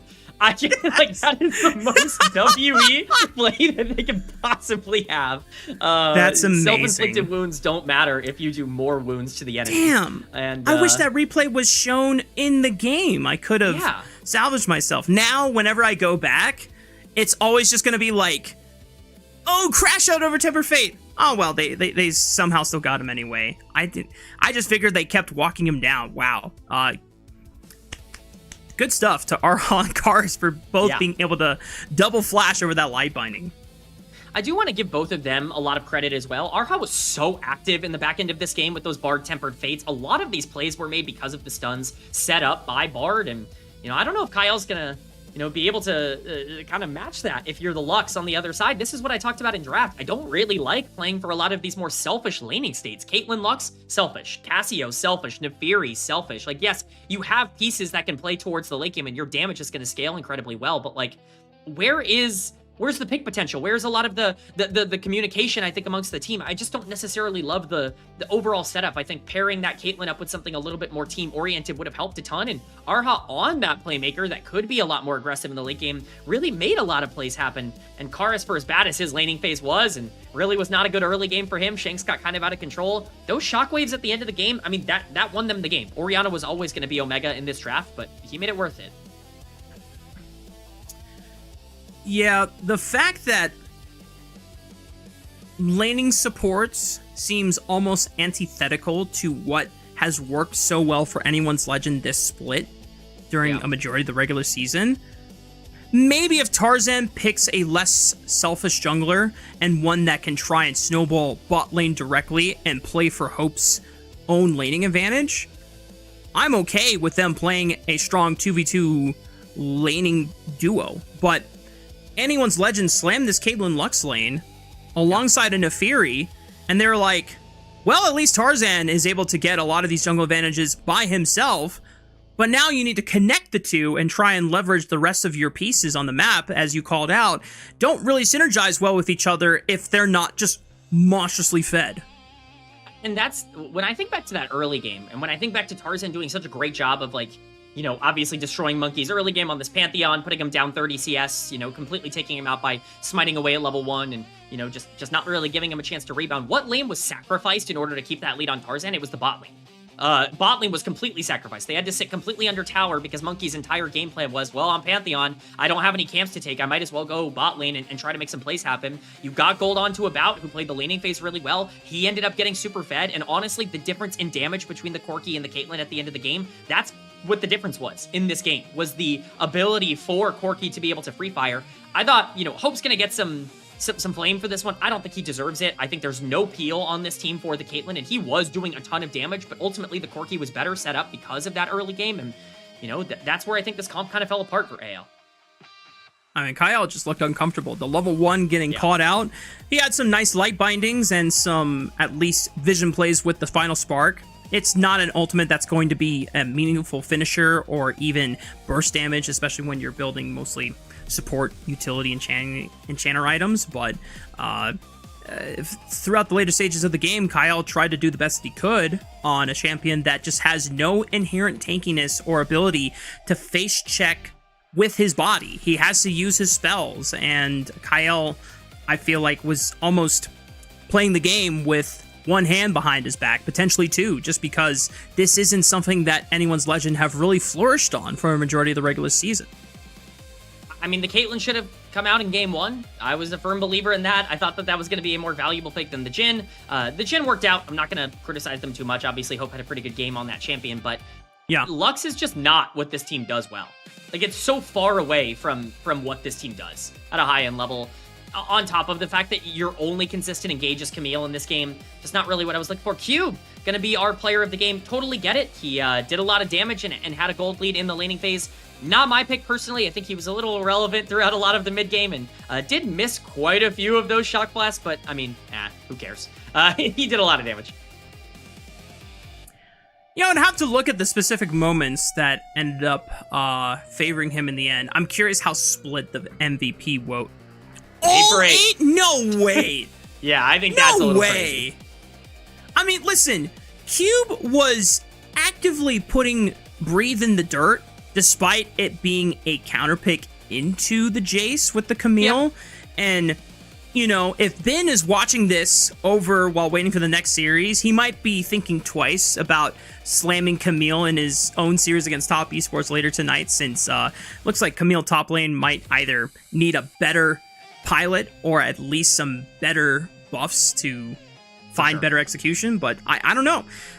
If they're just commenting on the fact that Cube had push and had a CS advantage over Breathe and then was able to contribute enough in those team fights, I mean, the damage chart was high, but we just assumed that it was just from stray shock blasts and not like meaningful team fight impact damage. I don't know. I'm still with you that About would have been our player of the game vote. Ultimately, you know, I understand it. I looked at those side lanes and I saw Camille having a ton more pressure throughout basically all of the game in the side lanes when we were looking at the minimap. I think Jace did a great job in the fights. That hammer form was really coming in clutch, I think, to follow through on a lot of those engages. Ultimately, I think that's what ended up mattering for that vote. I'm sure that DPM number really swayed a lot of voters. Certainly the gold difference number swayed a lot of voters. But at the end of the day, it was a team win for WE. They don't win that if everybody doesn't perform well. Very true. Well, WE were able to pull some magic out after all. Now, can they find one more rabbit in the hat to close out this series, or will anyone's legend resume their dominance and win out in Game 3? We'll find out right after this break.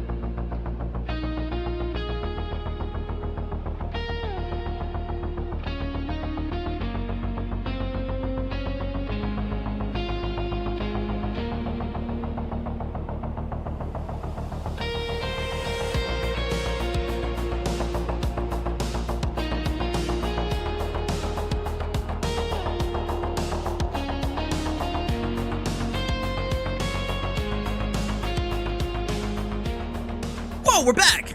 Probably didn't expect that with the countdown timer still being another minute and 30 and some change there. But apparently we're jumping into draft very, very soon. So producer Shivam told us to lock in, boys. And we're going to be jumping into picks and bans for our game 3 of the series. And it's always exciting to see series go the distance because that always means that 20 champions have been fearless out of the draft pool.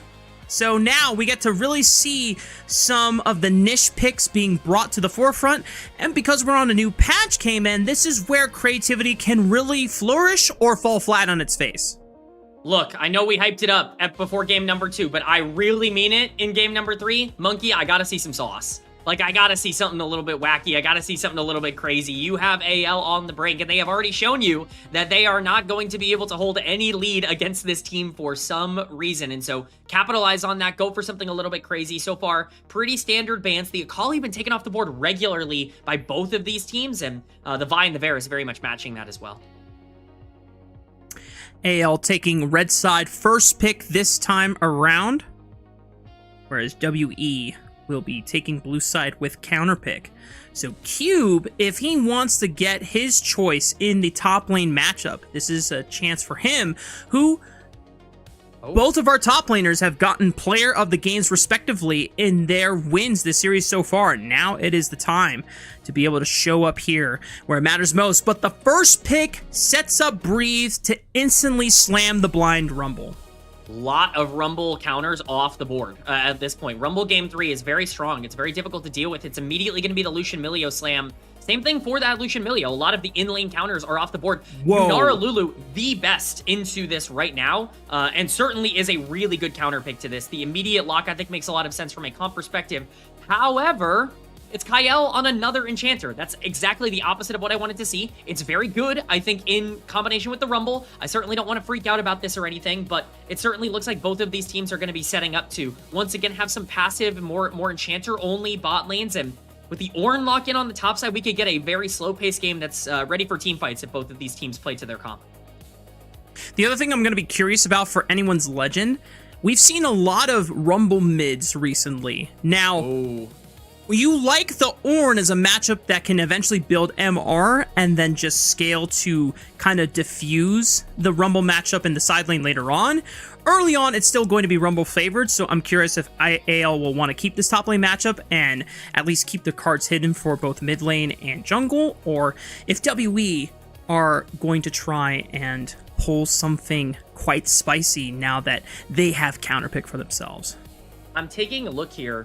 It does not look like Shanks has a career game on Rumble. So even when Rumble mid was meta a couple of years ago, it doesn't seem like he was a connoisseur of the pick. It would be his first ever game of it. I would imagine this is going top lane. This is a very comfortable pick for Breathe, who's played it not only a lot this year, but throughout his entire career. Mid lane bans coming through do at least signal to me that we still have to pick our mid jungle duo. Skarner taken off the board again, just more for the team fight comp of AL that they have drafted for themselves. Tarzan, a known tank player, but what that means to me, especially with the Yone ban, is that we could actually see something like the Maokai come out. We've already seen Tarzan start to go back towards some of these tanks. Sejuani has started to pop up in regions like the LEC as well. You know, I think that could absolutely be on the board for AL here. I definitely would favor more of a Sejuani rather than a Maokai, but also the problem is Melia would get so much value into either of those tank junglers as well. The Impale from the Skarner, still scary, so that's why they kind of ban it away from anyone's legend, but I imagine that with already a ton of magic damage kind of being splashed into Yunara's kit, and Rumble being a magic damage heavy champion, anyone's legend more than likely is picking some kind of AD physical damage based champion for Tarzan and something magic damage for Shanks, and Annie coming in for Kars means that Monkey is being set up to carry for his final pick. Yeah, we are getting some sort of aggressive carry in the back end. I think Lee Sin is honestly what WE want to pick here. We'll see if AL want to take that away. It wouldn't necessarily fit the identity for what they've drafted so far, but Lee Sin in general is just really good. Like, you want to talk about a champion that has playmaking instincts. Lee Sin, well, maybe not fitting the team fight comp that they've drafted, will have some playmaking in the early game, and if you draft a more aggressive mid laner here that can pair up, you know, with the Lee Sin, you know, perhaps a Sylas or something like that, if you wanted to go that direction, you know, you would have quite a bit of tempo in the early game as well. So definitely kind of a gauntlet being thrown down here to make sure Monkey doesn't get that champion. I wonder if Galio is okay here. Yeah, already Shanks is thinking about it. Could neutralize a lot of the damage that Cars would bring, and it would mean that if you're trying to attack the Galio as Monkey, you probably best look somewhere else. Now, Annie's not a sufficient amount of magic damage where if you pick an AP damage-based jungler, I would not mind it. In fact, I would be a big fan. Monkey hovering Lilia? Curious? That's not what was on my mind. Yeah, this makes more sense to me. Yeah, I think Poppy just looks so good into the comp on the other side. From my perspective, like, I understand that we maybe want some sort of carry and we're lacking a lot of damage, but this Lee Sin is completely shut down in the early game. There's nothing that this guy can do right now, and the damage profile, if you can get About online, About already showed his ability to play. I mean, they're going to have some chances, I think, to shut this through. That damage is going to be a problem in the back end, but unfortunately, Monkey Poppy has completely killed my play-by-play, so it looks like, at the very least, Monkey will be getting a free 1-0-0 start into this game. Listen. Poppy makes sense into Lee Sin, Yanara, and Galio, but the Annie mid was right there. And we were like, oh my god, we're gonna get Monkey carry jungle, and it's just Poppy, bro. I'm depressed. Whatever. You know, if Monkey can somehow be a carry with Poppy, good for you. But K-Man, lead us into game 3.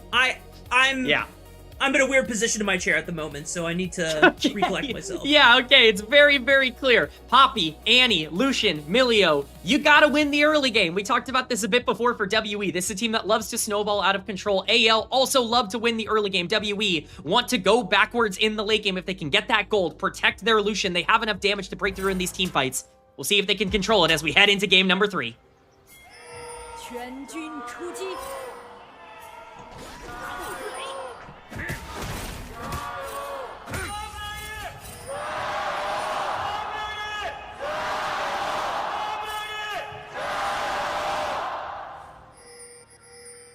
Beautiful job, by the way, K-Man. Great intro. That was just excellent. Swift, and thank you so much. Job done.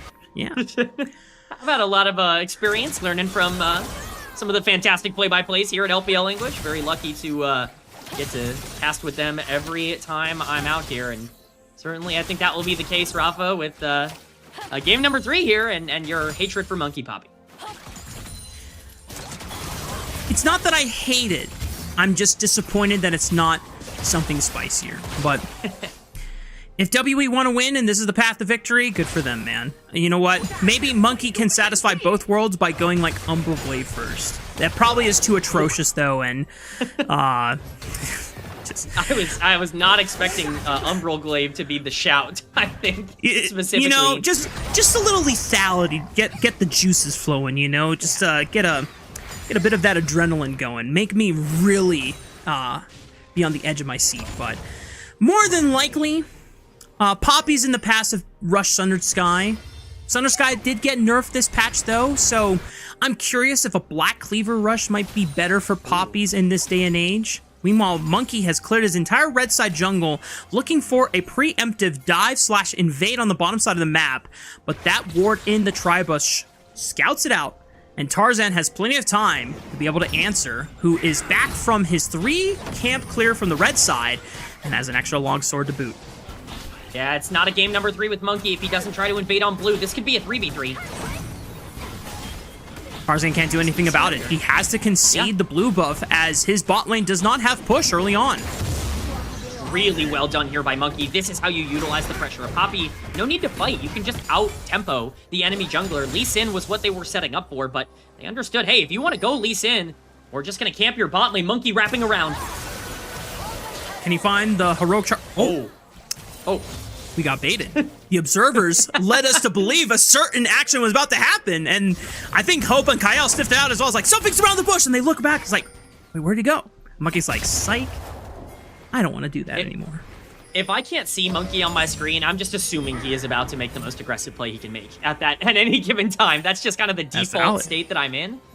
He's going to take Crab and make his way up to the top side. Lee Sin is in a very bad spot because Karis is going to have the roam here. That's double Crab for Monkey on this Poppy.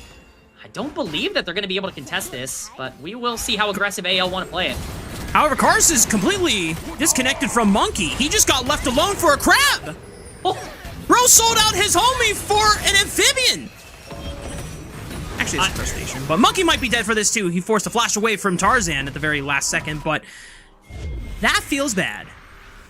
Rappa, this is something that we've seen so regularly this series. Monkey and Karis are just not on the same page. Karis trying to zone out the Galio from trying to get into that play, but ultimately, just standing in a position where it's 2v1, Monkey committing to the crab is perfectly fine there, but your Annie has to be in the area as well, because if they do collapse, you at least want to be in the zone for Poppy to be able to, I don't know, press W and stop a lot of the engages. There just isn't a lot of proper positioning and proper setup here. It's a free kill for Shanks, who is going to be pretty important in this game if you can start to open up things in the side lane with the Galio ultimate. That could really matter a lot in the mid game.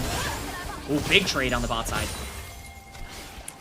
At the very least for WE, About and Arha are putting to good use the power of this Lucian Emilio bot lane for the laning phase, and as you called out fairly, Hope and Kyle going for a laning 2v2 duo, one that is going to scale, does not play to the strengths of what we normally see from anyone's Legend, especially if we have this split. Ooh, and now Monkey is looking for a Hex Flash dive. Doesn't quite snag Hope onto the wall for the stun, but he gets the job done anyway. And poor Kyle could do nothing to save his AD carry. This is how you use Lucian Milio. I've seen so many bot lane duos just play really passive, really just get this big CS lead and not go for any dives. You want to try and get this Yunara as low as possible early on. It's very well done here by Monkey, who I think has had a very good early game outside of that crab play. You have to keep the pressure up, though. This Lee Sin needs to stay on the back foot if AL has time to be able to equalize on these plays around the map. Any gold into the pockets of champions like Breathe might actually, be a big problem for WE moving forward. So for now, pretty even game state, but both teams definitely looking aggressive.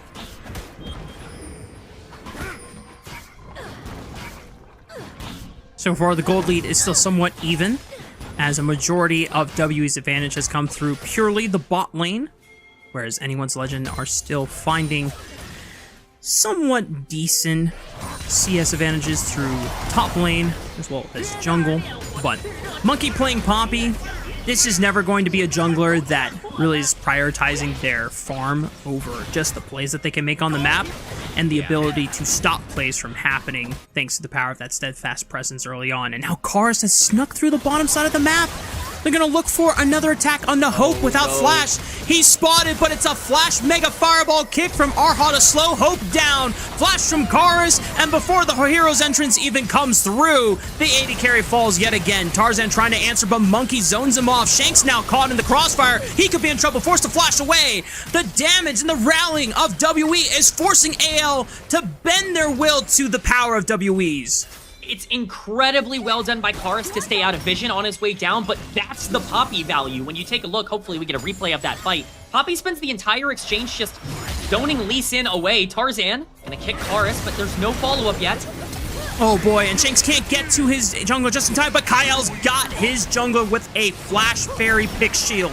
But Shanks is gonna have to pay the price. One more auto attack. Oh, but another Pick Shield from Kyle saves both his jungler and his mid laner on back-to-back casts. Incredible Lulu value there as Monkey is going to make his way up and zone out Tarzan even more from some of these, Raptors that he's going to be able to take away. I want to know, Monkey's not even level 6 for any of this, but that's what we talk about when we talk about Poppy value, is you're getting a lot of these skirmishes between junglers. Lee Sin, with the level 6 advantage, still can't go in because Poppy zones him completely out of the fight. That is the draft gap that you get for picking this champion, and Monkey utilizing it great. Karis is on fire in this early game. Outside of course, that roam to the crab, everything's kind of gone the way of the jungle mid duo for WE, and they've got a very small lead to, I guess, benefit from it. A lot of that being on their primary damage dealer and About.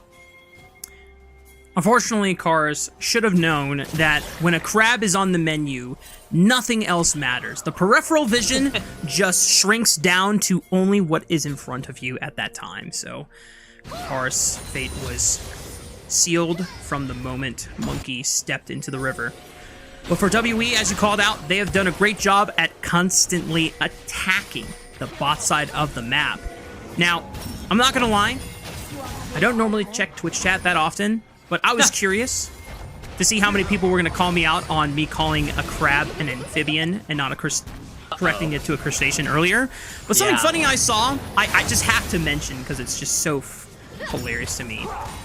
WE putting Hope behind is a bad strategy, quote unquote, because Hope doesn't do damage anyway, which that is just disrespectful, but that's crazy. That I think made this guy's me like chuckle. top 2 in the league in DPM, like not of 80 carries. I think he might be like top 2 in the LPL in DPM this split. Certainly pretty high up there in terms of the stats.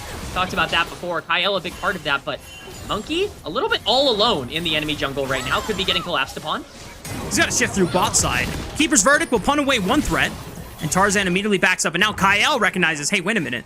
I could be in trouble here. So now he gives space back over to Monkey as Shanks decides, I need to catch this mid wave. He doesn't want to lose too much.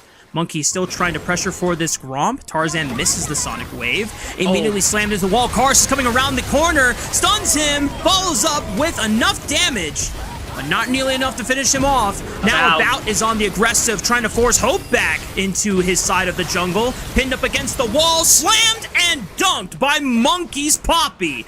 Anyone's Legend continuing to lose out on the early aggressive skirmishes. I am so impressed by WE so far this game. You cannot possibly play this game better from a macro perspective. They have done everything that they've needed to do. They have overloaded onto the bottom side. They have consistently invaded. And every single time that AL look like they're trying to push away, they recognize it doesn't matter if Tarzan makes his way in. We have a Poppy that can shut this down. Yes, I'm a little bit scared about the late game from AL because it's Yunara and it's Rumble, but don't let them get there. Just continuously keep them fighting.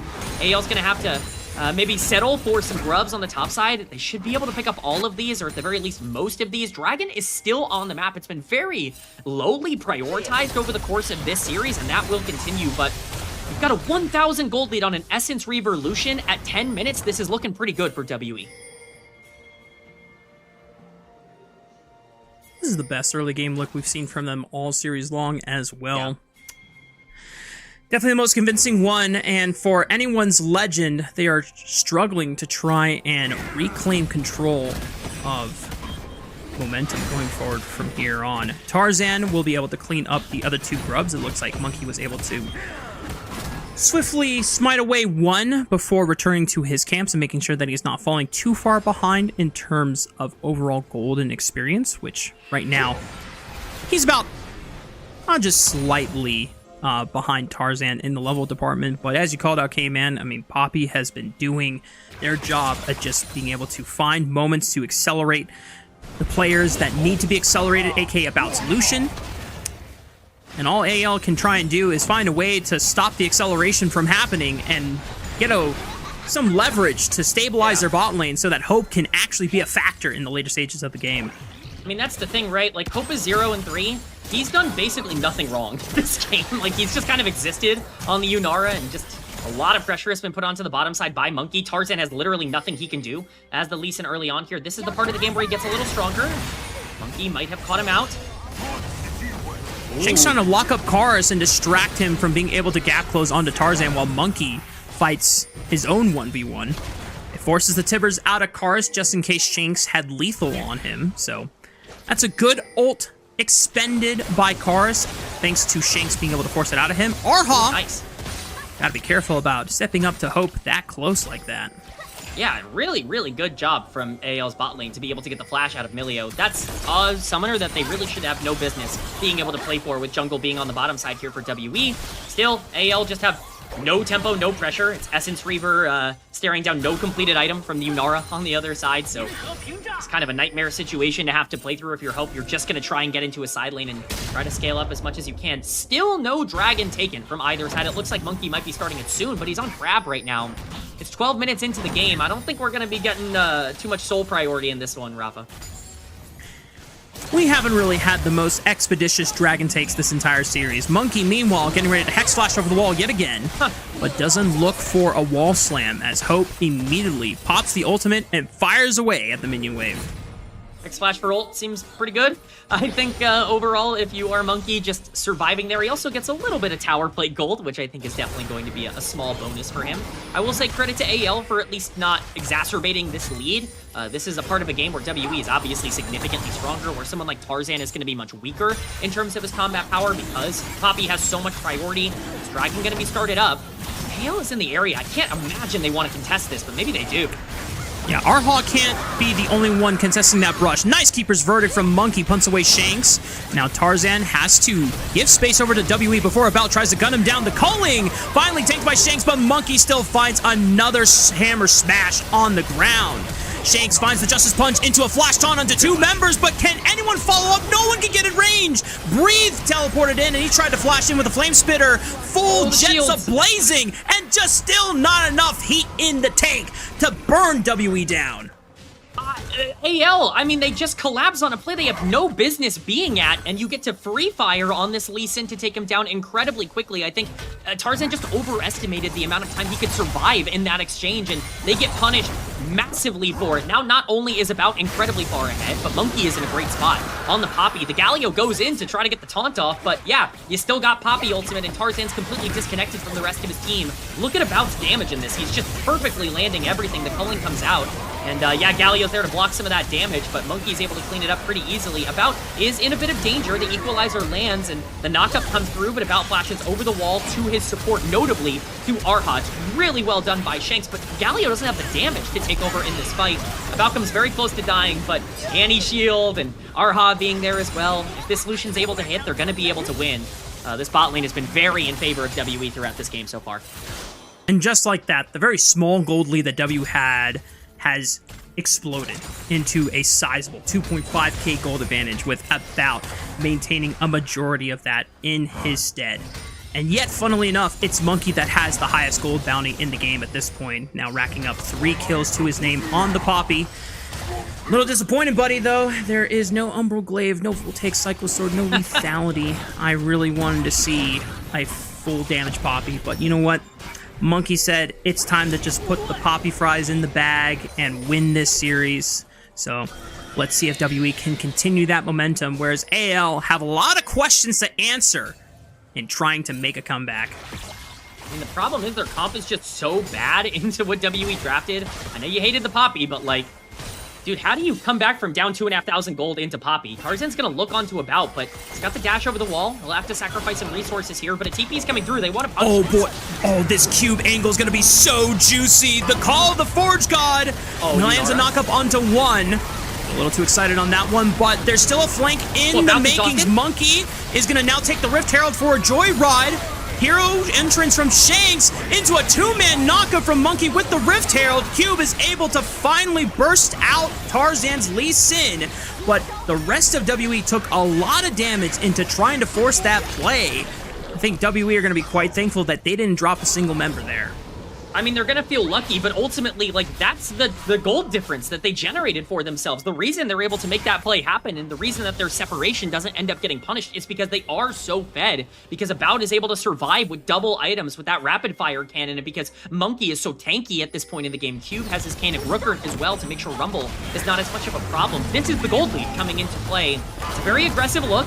I especially think that the Battle Herald is an aggressive drop here from Monkey, but ultimately this is a double-pronged fight. Tarzan does a great job to engage onto About. Once the exhaust goes down, I absolutely believe the solution is dead, but Hope, he doesn't have the damage, he doesn't get that extra auto off. Great job by Paris to be able to stun up the Unara and the Lee Sin, and to really peel that off. At this point, there's no more damage coming through. Cube is pretty close to dying, but Ornn, you know, he's gotten to that point where he's a little bit tough to kill. So, again, we can call it luck all we want. Ultimately, that is the gold difference coming into play. It definitely could have swung the gold lead back into AL's favor if they are just able to get extra bit of damage onto any of those low health members with WE.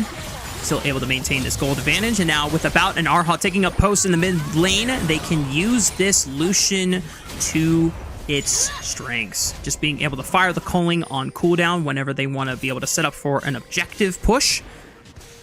The rapid fire cannon is not something I was expecting out of the Lucian second item. Normally it's that flicker blades, but yeah. I'm assuming this is about responding to a lot of the melee threats that AL have on their side, or maybe just his ability to safely step up to the turret and try and chip away on every wave push, question mark? I think it's about recognizing that, like, he's looking at his team and he's looking at AL's team and he's like, Lee Sin can literally only go on mid. I am the only target that he has this game. There's no one else that he can even attempt to try and kill or kick. And if my job is to just survive Lucian, I can do that. Like, he's going to have enough gold and enough damage because of his lead over Hope that he's probably going to get to 3rd item before Hope even gets to 2.5. And so, you know, it's definitely going to be a bit of a gold lead. He probably recognizes his damage is going to come through eventually. And right now, his primary goal is that survivability. So, see how he utilizes that 1.5k gold lead. Cloud Drake has spawned. Monkey is going to be taking it, and AL are going to be watching along as they just hope to protect their mid lane as that dragon is going to go down. I am curious, how much range do you have as Lucian when you both have Rapid Fire, Cannon Proc, and Campfire? I don't know the numbers on that. I don't know the exact number. All I know is that it feels good. It certainly is. It certainly the feels dopamine good. recessors definitely are excited when it happens. Fair enough. Definitely. The calling comes out. Hope damaged quite heavily, and bang, another proc onto the turret. I gotta say, I think there's gonna be a lot of talk about AL in this game number 3, especially if this is just a snowball for WE. I don't really think AL have done anything egregiously bad other than that fight around Drake first Drake, which I think was completely unnecessary. Outside of that, like, Tarzan went for some plays early, but like, what is he supposed to do on Lee Sin into Poppy? It's literally unplayable. Same thing for Hope, who's 0 and 3. Just got dove under tower twice, and there's literally no way to play the game. At this point, Monkey can just run the jungle, and that's exactly what he's doing. He's just pressuring out all of them. Cube is here. Oh, great collapse onto Breathe in the top side. Forces the flash out of the Rumble. But WE can easily take consolation prizes in a red buff, maybe more camps, as Tarzan and the rest of AL are forced out of their jungle. I mean, there's nothing to fight over. It's what we've been talking about. Like, WE just did so well for themselves, I think, in the draft phase to identify exactly where the power points of the map were going to be.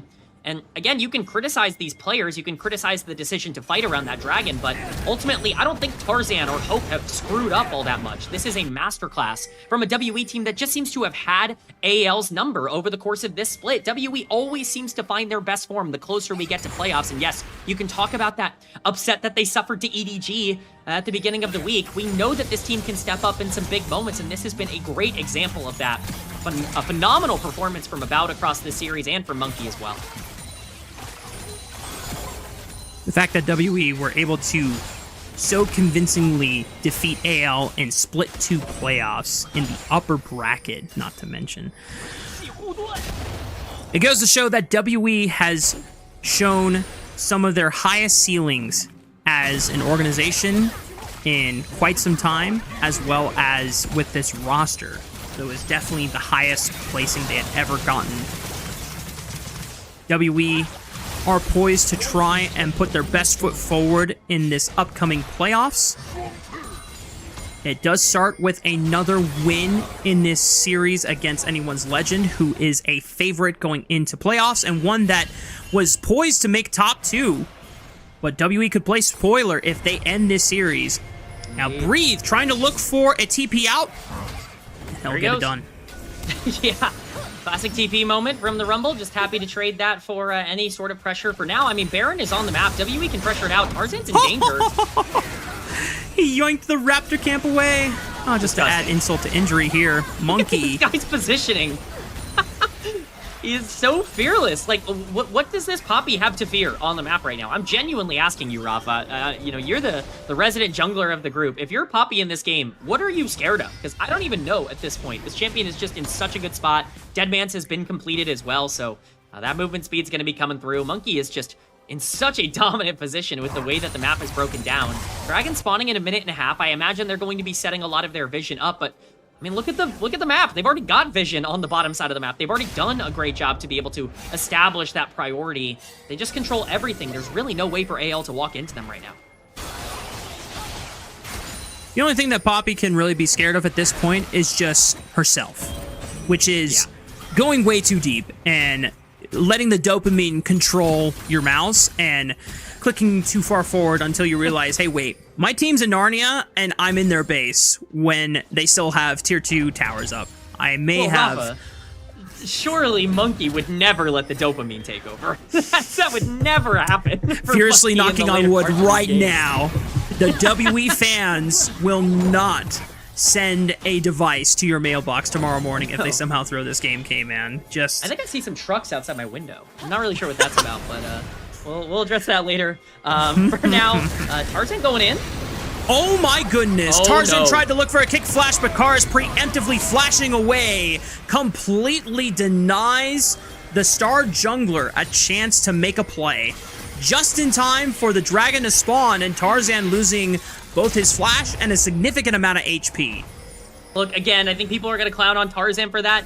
You gotta look for something. That looked like a good play, but now WE are on the collapse. Call the Forge God. How many will it hit? Knocks up Shanks, and the culling will deplete his health bar to 50%. Monkey will not commit to the Keeper's Verdict, but they have done enough to at least make anyone's legend very scared about trying to face check this. But somehow Tarzan made it back in time to respawn and has full HP. This will be the third dragon of the game. Can Tarzan find a miracle in this one? Oh, Cube, nice two-man knock-up off of the Brittle.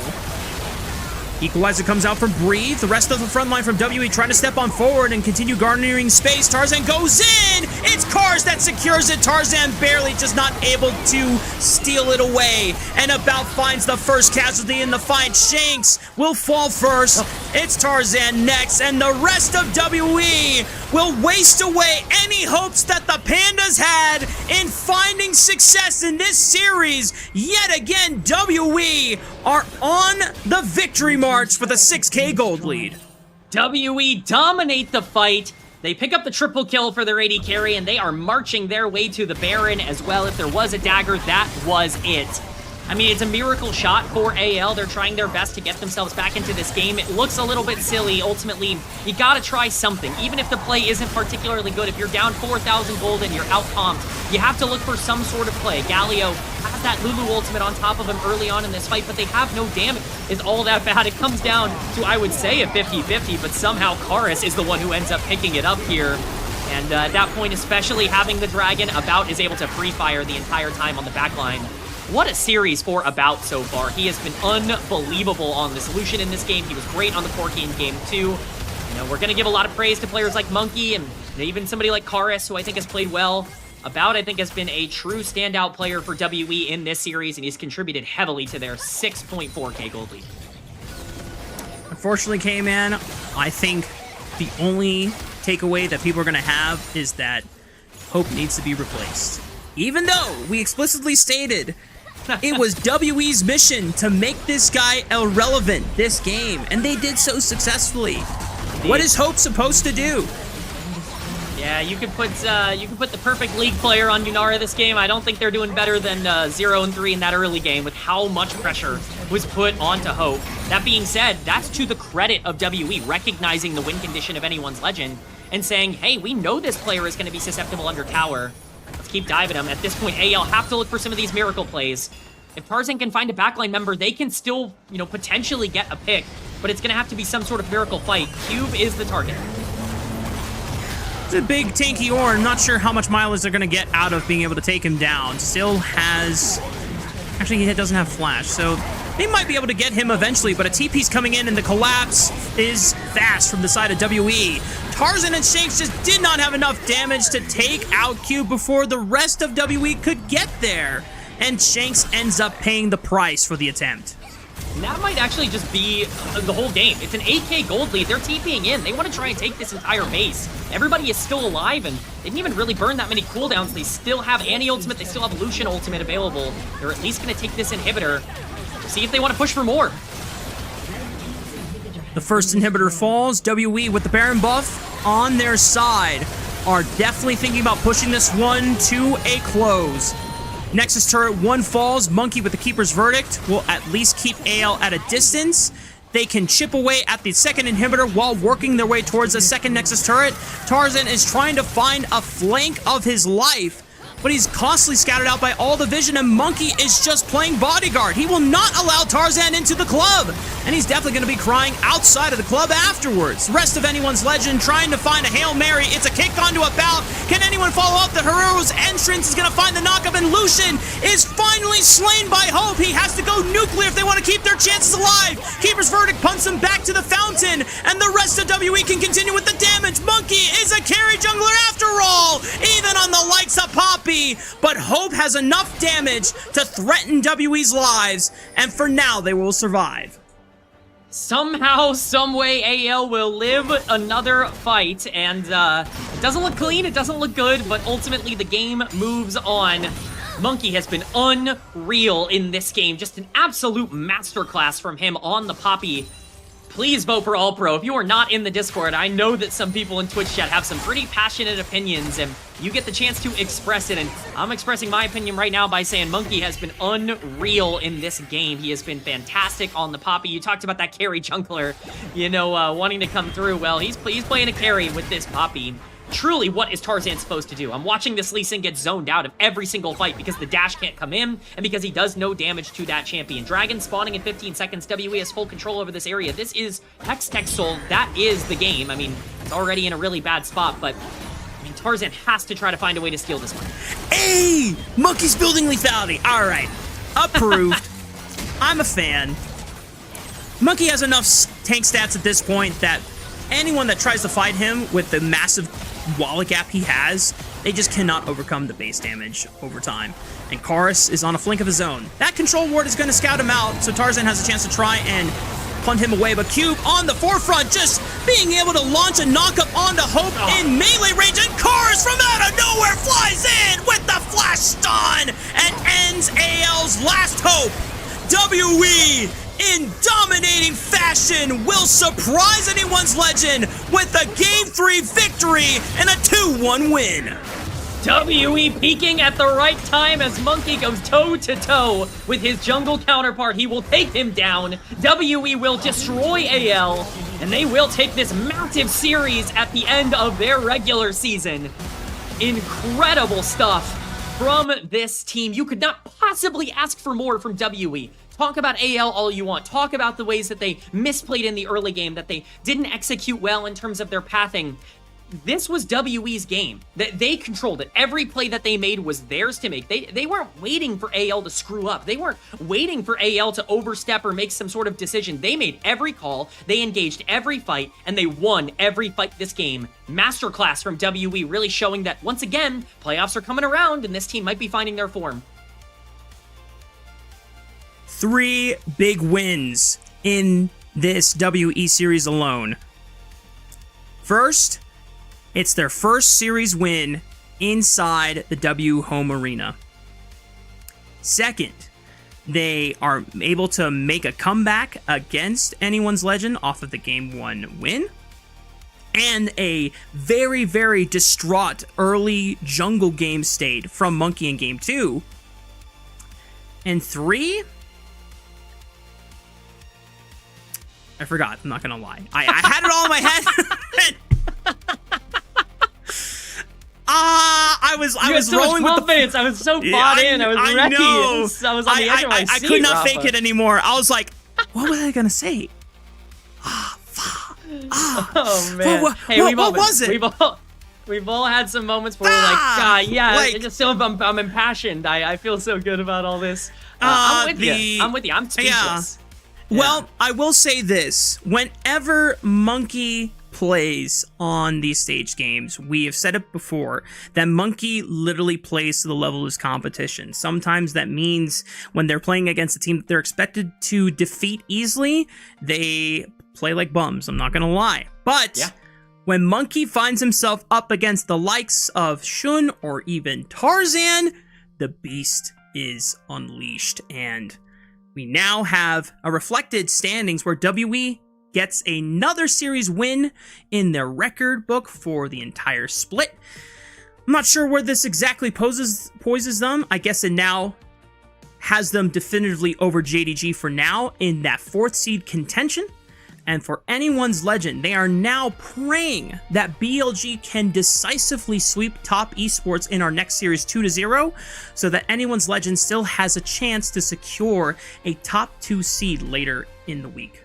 I mean, that's the thing. We talked about it earlier this week in their matchup against Top Esports. That was likely a matchup for top 2 because both of these teams were expected to be able to clean up their series at the end of the week. AL losing yet another series here. I mean, this puts them in a really bad spot to get that bye going into round number 2. You know, being one of those top 2 seeds is just so relevant.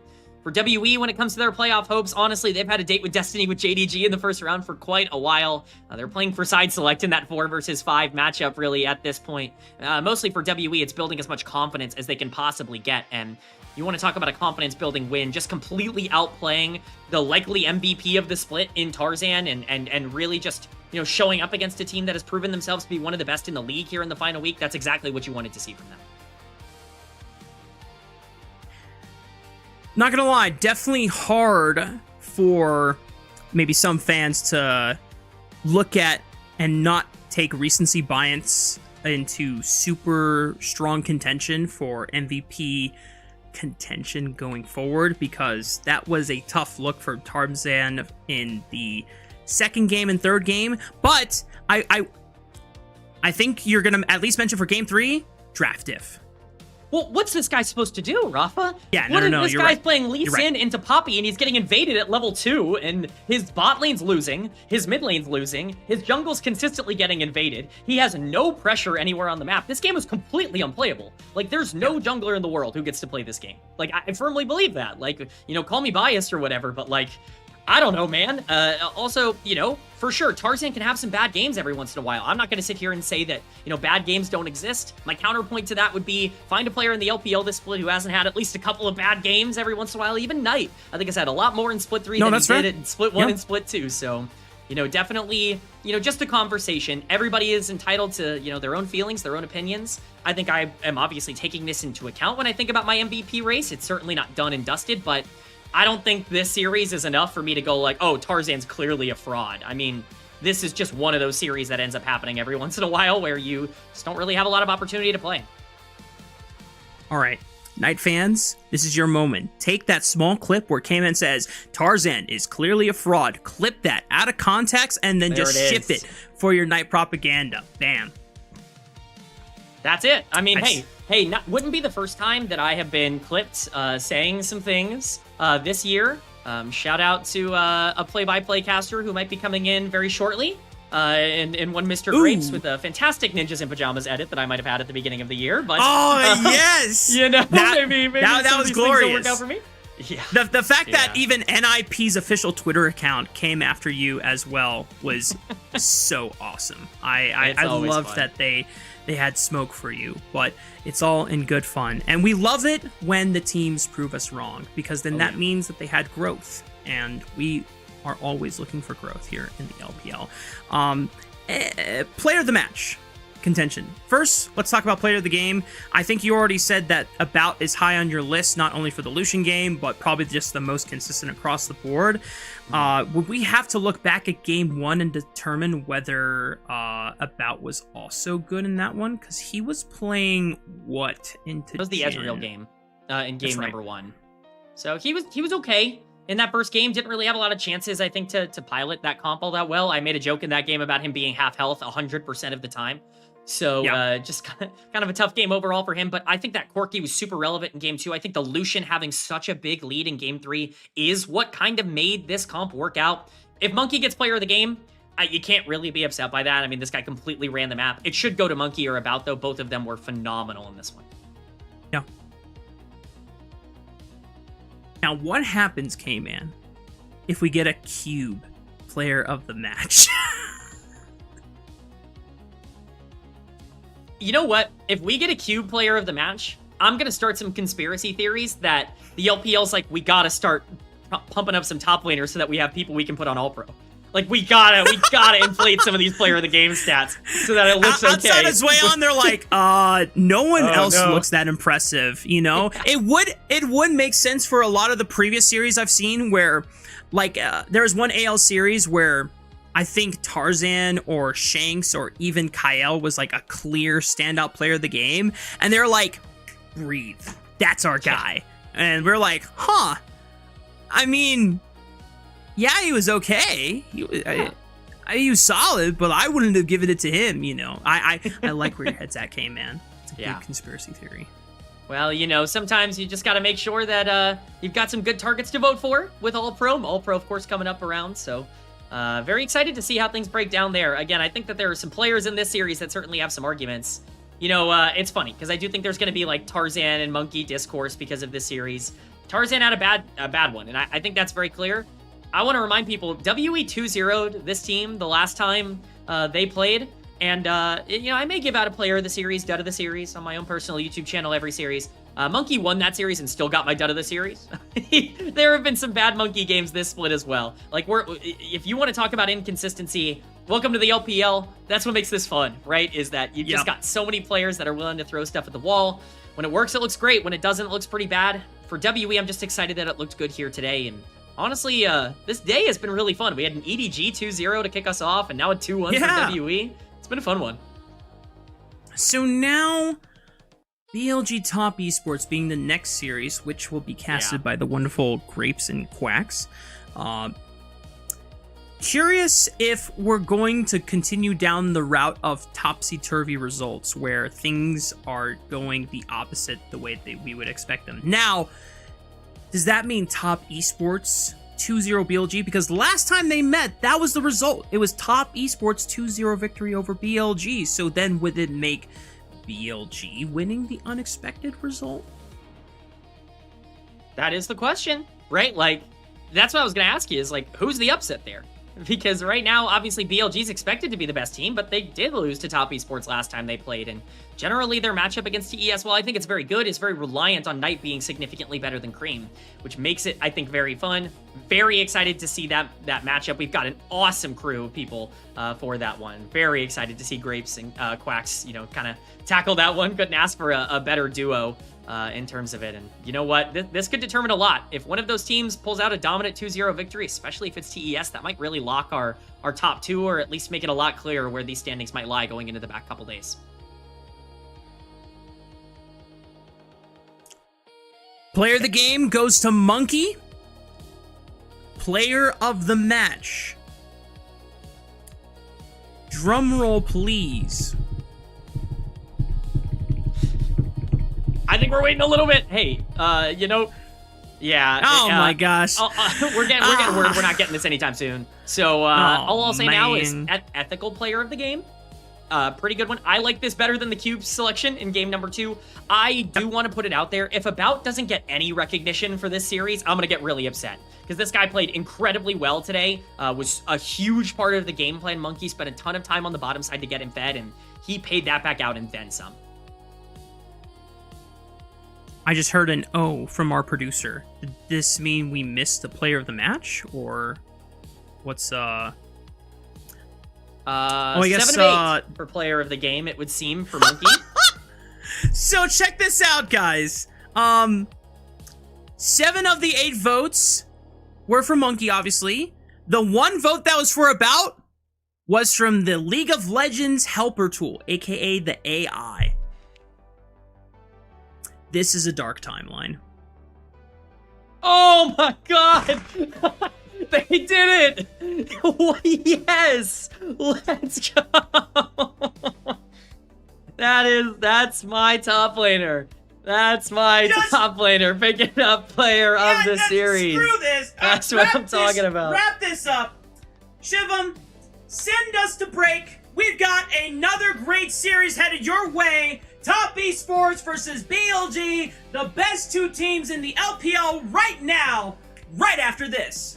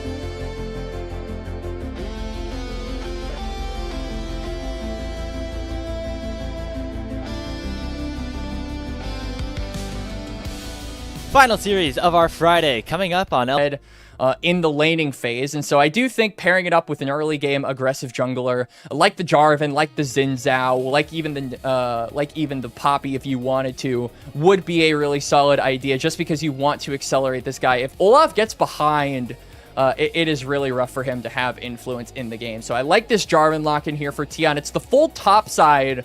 It looks like from both teams here, as Bin is maybe going to be thinking about going the Camille, which is a decent matchup into the Olaf. With the hookshot, you can create the space to make it difficult for the Ragnarok to get any value in the laning phase, but it is a skill matchup in my opinion, and I feel like with Bin trying to prove that he's back, I would have it no other way.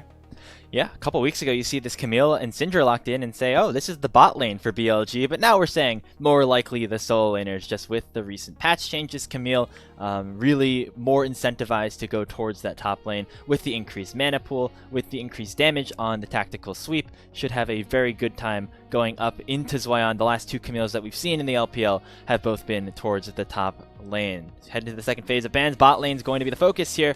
Viper not getting that Lucian, which means that potentially things like Ashe and Caitlyn really rise in priority now. I think for BLG, they've got a lot of skirmishing power on this top side, which is exactly how these players like to play. But for the team fights, I feel like none of these champions suffice as a really good go button. So I want to see put on a champion that can engage a fight. I think like Alistar can really work here. Nautilus could even work. Bard, if you can get really cheeky with the Tempered Fates, could even be serviceable. But it seems like top esports are not worried about that whatsoever. They are actually going to ban 280 carries, that being the Lucian and, 280 carries, an 80 carry and an APC, with the Ziggs being taken off the board. And BLG hovering an Enchanter, actually. So maybe opting to go for like a Lulu Yunara. That is open, but top esports do have the opportunity to take away Yunara, or frankly any other good Lulu pairing with this 4-5. Back into 2v2 land we go here for the bottom laners of these teams. On has had his fair share of fun going around the map, playing the Pikes, playing the Camille's. Is back to the Enchantresses, at least for this game. Response going to be a Varus Nautilus here for top esports. Try to give them a little bit of extra laning power. We'll see what exactly Billy want to round out their composition. I like with the Xayah good into the Nautilus, but the Yunara is the more traditional pairing alongside Lulu in the current state of the game. But it is a lot higher risk, higher reward, in my opinion. I mean, there's so many pick tools. There's so many champions on top esports that can just run at you. And so Yunara has to be super mindful and conservative, particularly with her flash, and then also just making sure that you can use that alt dash that you have, that little extra bit of mobility that you have in the kit. So BLG, I think, just holistically are playing a pretty feast or famine style. You've got a lot of scaling in all of the lanes with Camille, Syndra, and Yunara, but my biggest concern is being able to start up a fight and actually play on your own terms. So I think this will be a fun game where BLG, we talked about them as a team in most of the year as one that can just kind of take any laning phase and run over the game before team fights become relevant. We need to see that BLG in this game, because I think once 5v5s come through, once scaling starts to become a factor, and if this Olaf gets ahead, you're going to be staring down a very scary 5v5 composition for TES, and I think BLG want to try and make every move in the early game to avoid that scenario. Even with Bin in his first series last night against LGD, Billy Gaming still were able to win out on those early games and take over the game from there. That's how they got their first win here in week 5. And to try to do the same against top esports will be a slightly tougher task, just based off of our perceived strengths of these teams and what top esports has done over the last couple of series. Winning over AL just a couple of days ago. They'll get to play BLG here and JDG tomorrow to wrap up their regular season. Game 1 of our final series of the day about to begin here in Xi'an as BLG take on top esports.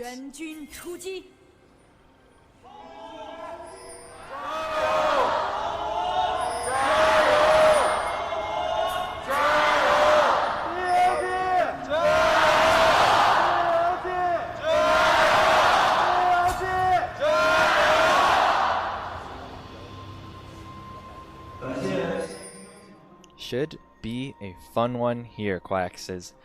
These two teams have always been at the top of the table, at least since we have started last season. Now it's Top Esports that have the upper hand in terms of the head-to-head in Split 3. BLG going to try to even that up here, pick up a win, lock in that top spot.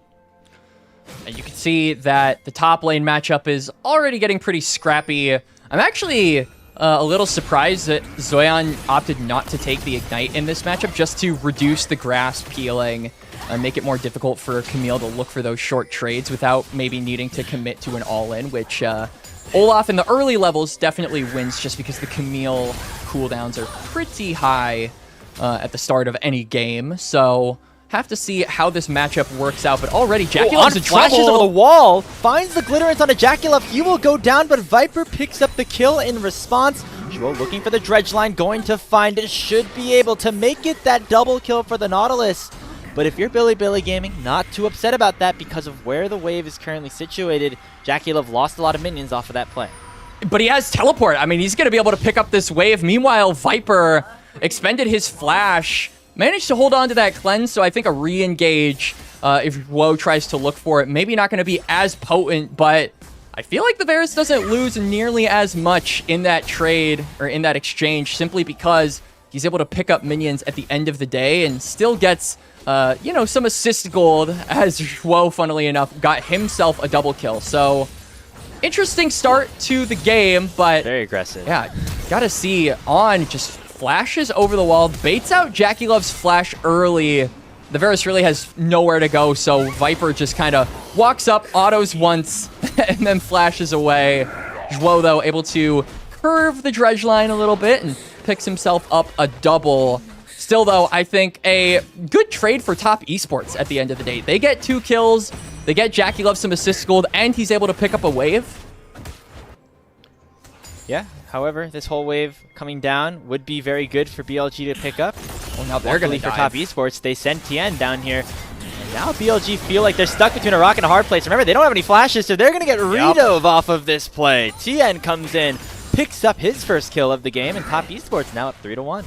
Viper will still be able to pick up the wave, so it looks like the Yunara will be okay, and, you know, a redive not very possible. They're just afraid that Shun could maybe respond to that, and he is on the bot side as this Lee Sin, so he certainly would be able to, but just punishing the no sums on BLG's bot lane, really good look for TN to play aggressively in the early game, something we said he needed to do on the Jarvan, but maybe not the lane we said it was required for. As this top lane is still pretty scrappy, but no one has died yet.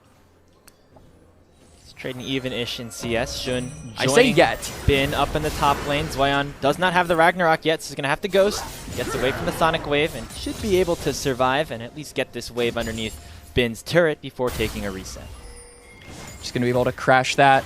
Anytime you don't have teleport, you have to be really mindful of just the wave states because you don't have the advantage of picking up those minions potentially if it's in a bad situation.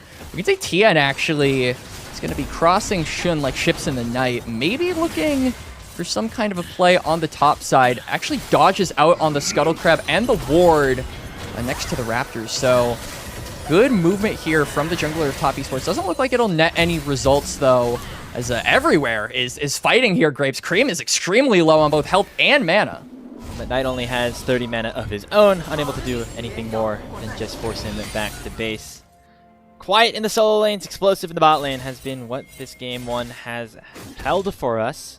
Zoyan not level 6 just yet, but should get it off with this wave, and with Bin at very low mana, could be an opportunity for him to go in upon killing these minions. 6. Does not have the Ghost available, but now it's going to start to run him down. He has There's level the 6. Undertow, hook shot away, and Bin barely has enough mana to get that one off. On the mid lane, it's Kareem getting focused down. Resident Strike going to time out before Shun can use it because of the Rune Prison from Kareem. So good job by TES's mid laner to stay alive. Good dodge there. Manages to make it so that Shun has to waste a little bit more time trying to play for his mid laner. You can already see there's a pretty significant CS gap between the junglers, and I think that's even furthered by TN getting that kill on the dive earlier. So they see Shun go toward that top side. That'll give the green light over to TN to maybe just start up this dragon or get the incoming crab, which I think would net the level 6 for J4. Lee Sin is a long ways away from being able to unlock his own ultimate, so just a big advantage in XP and gold, maybe netting some results here for Top Esports early. You see on the bottom of your screen, Billy Gaming, the chance to clinch the #1 seed in Group Ascend if they pull off a win because of Anyone's Legends lost to WE earlier today, and it would put, Top Esports at 9 wins, would put AL at 9 wins, and BLG with a win would be at 11. You see both top laners trading out once again. Looks like right now it's just going to be Top Esports holding on to that 1.3k gold lead. I think the big thing to note here, though, Quacks, with this is that a lot of that gold is on Joao. It's onto the Nautilus, and so in terms of the effect just power, 700 gold lead. Still going to be favoring here for BLG as Shun goes in, almost takes down Jackie Love, but On's going to be able to finish it off with an auto attack. A 3v1 now opened up here in the bot lane, and that will go Billy's way. They should give the kill over to Viper to finally get him on the board and get that big shutdown into the Yunara's pocket. Great response from Billy to impact the bottom lane and swing it back around. No CC, no problem. I mean, Shun lands the Sonic Wave and manages to get himself, or his bot lane, I should say, a kill each. Now, Viper is has here. No mana. He's not able to get away from the Cataclysm. Oh, he clips back in. Tien bides his time and finally strikes with the ulti to get a kill back into TES's hand. We said Viper needed to be conservative with that flash, so he doesn't look to flash. He looks to dash out, but then the Cataclysm interrupts it. Beautiful timing there from Tien on that ultimate. Will equalize the gold difference between the AD carry somewhat. Viper still having a little less than 500 over Jackie Love. Jackie Love has 4 assists, so this Varus, it seems, is not the main character of the game so far, Grapes, but I think in terms of the action that is being brought in this lane, it is certainly helping out the Jarvan's game, and hey, it's also helping out the Nautilus's game.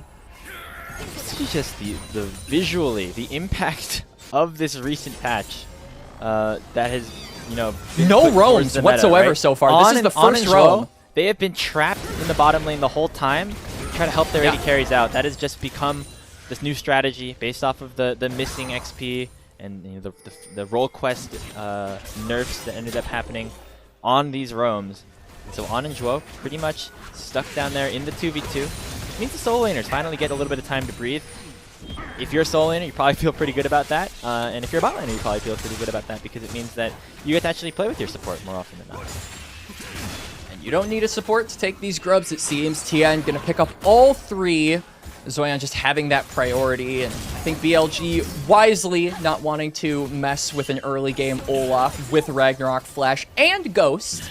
Has the holy trifecta of being able to run you down and kill you. So both objectives going the way of Top Esports so far, Grapes. Good start to this game, and just generally helping them get that scaling and side lane advantage that we talked about with Ryze having that Realm Warp. Once you put some levels into it, you can be really deadly on just being able to pick up plates and waves on a side while still being capable of joining up in a fight. And then I think for Zoyan as well, this just helps him maintain relevancy later on. I think Olafs without Dragon find it so difficult to actually be there past 25 minutes because they get outscaled. So this will help him in that department as well.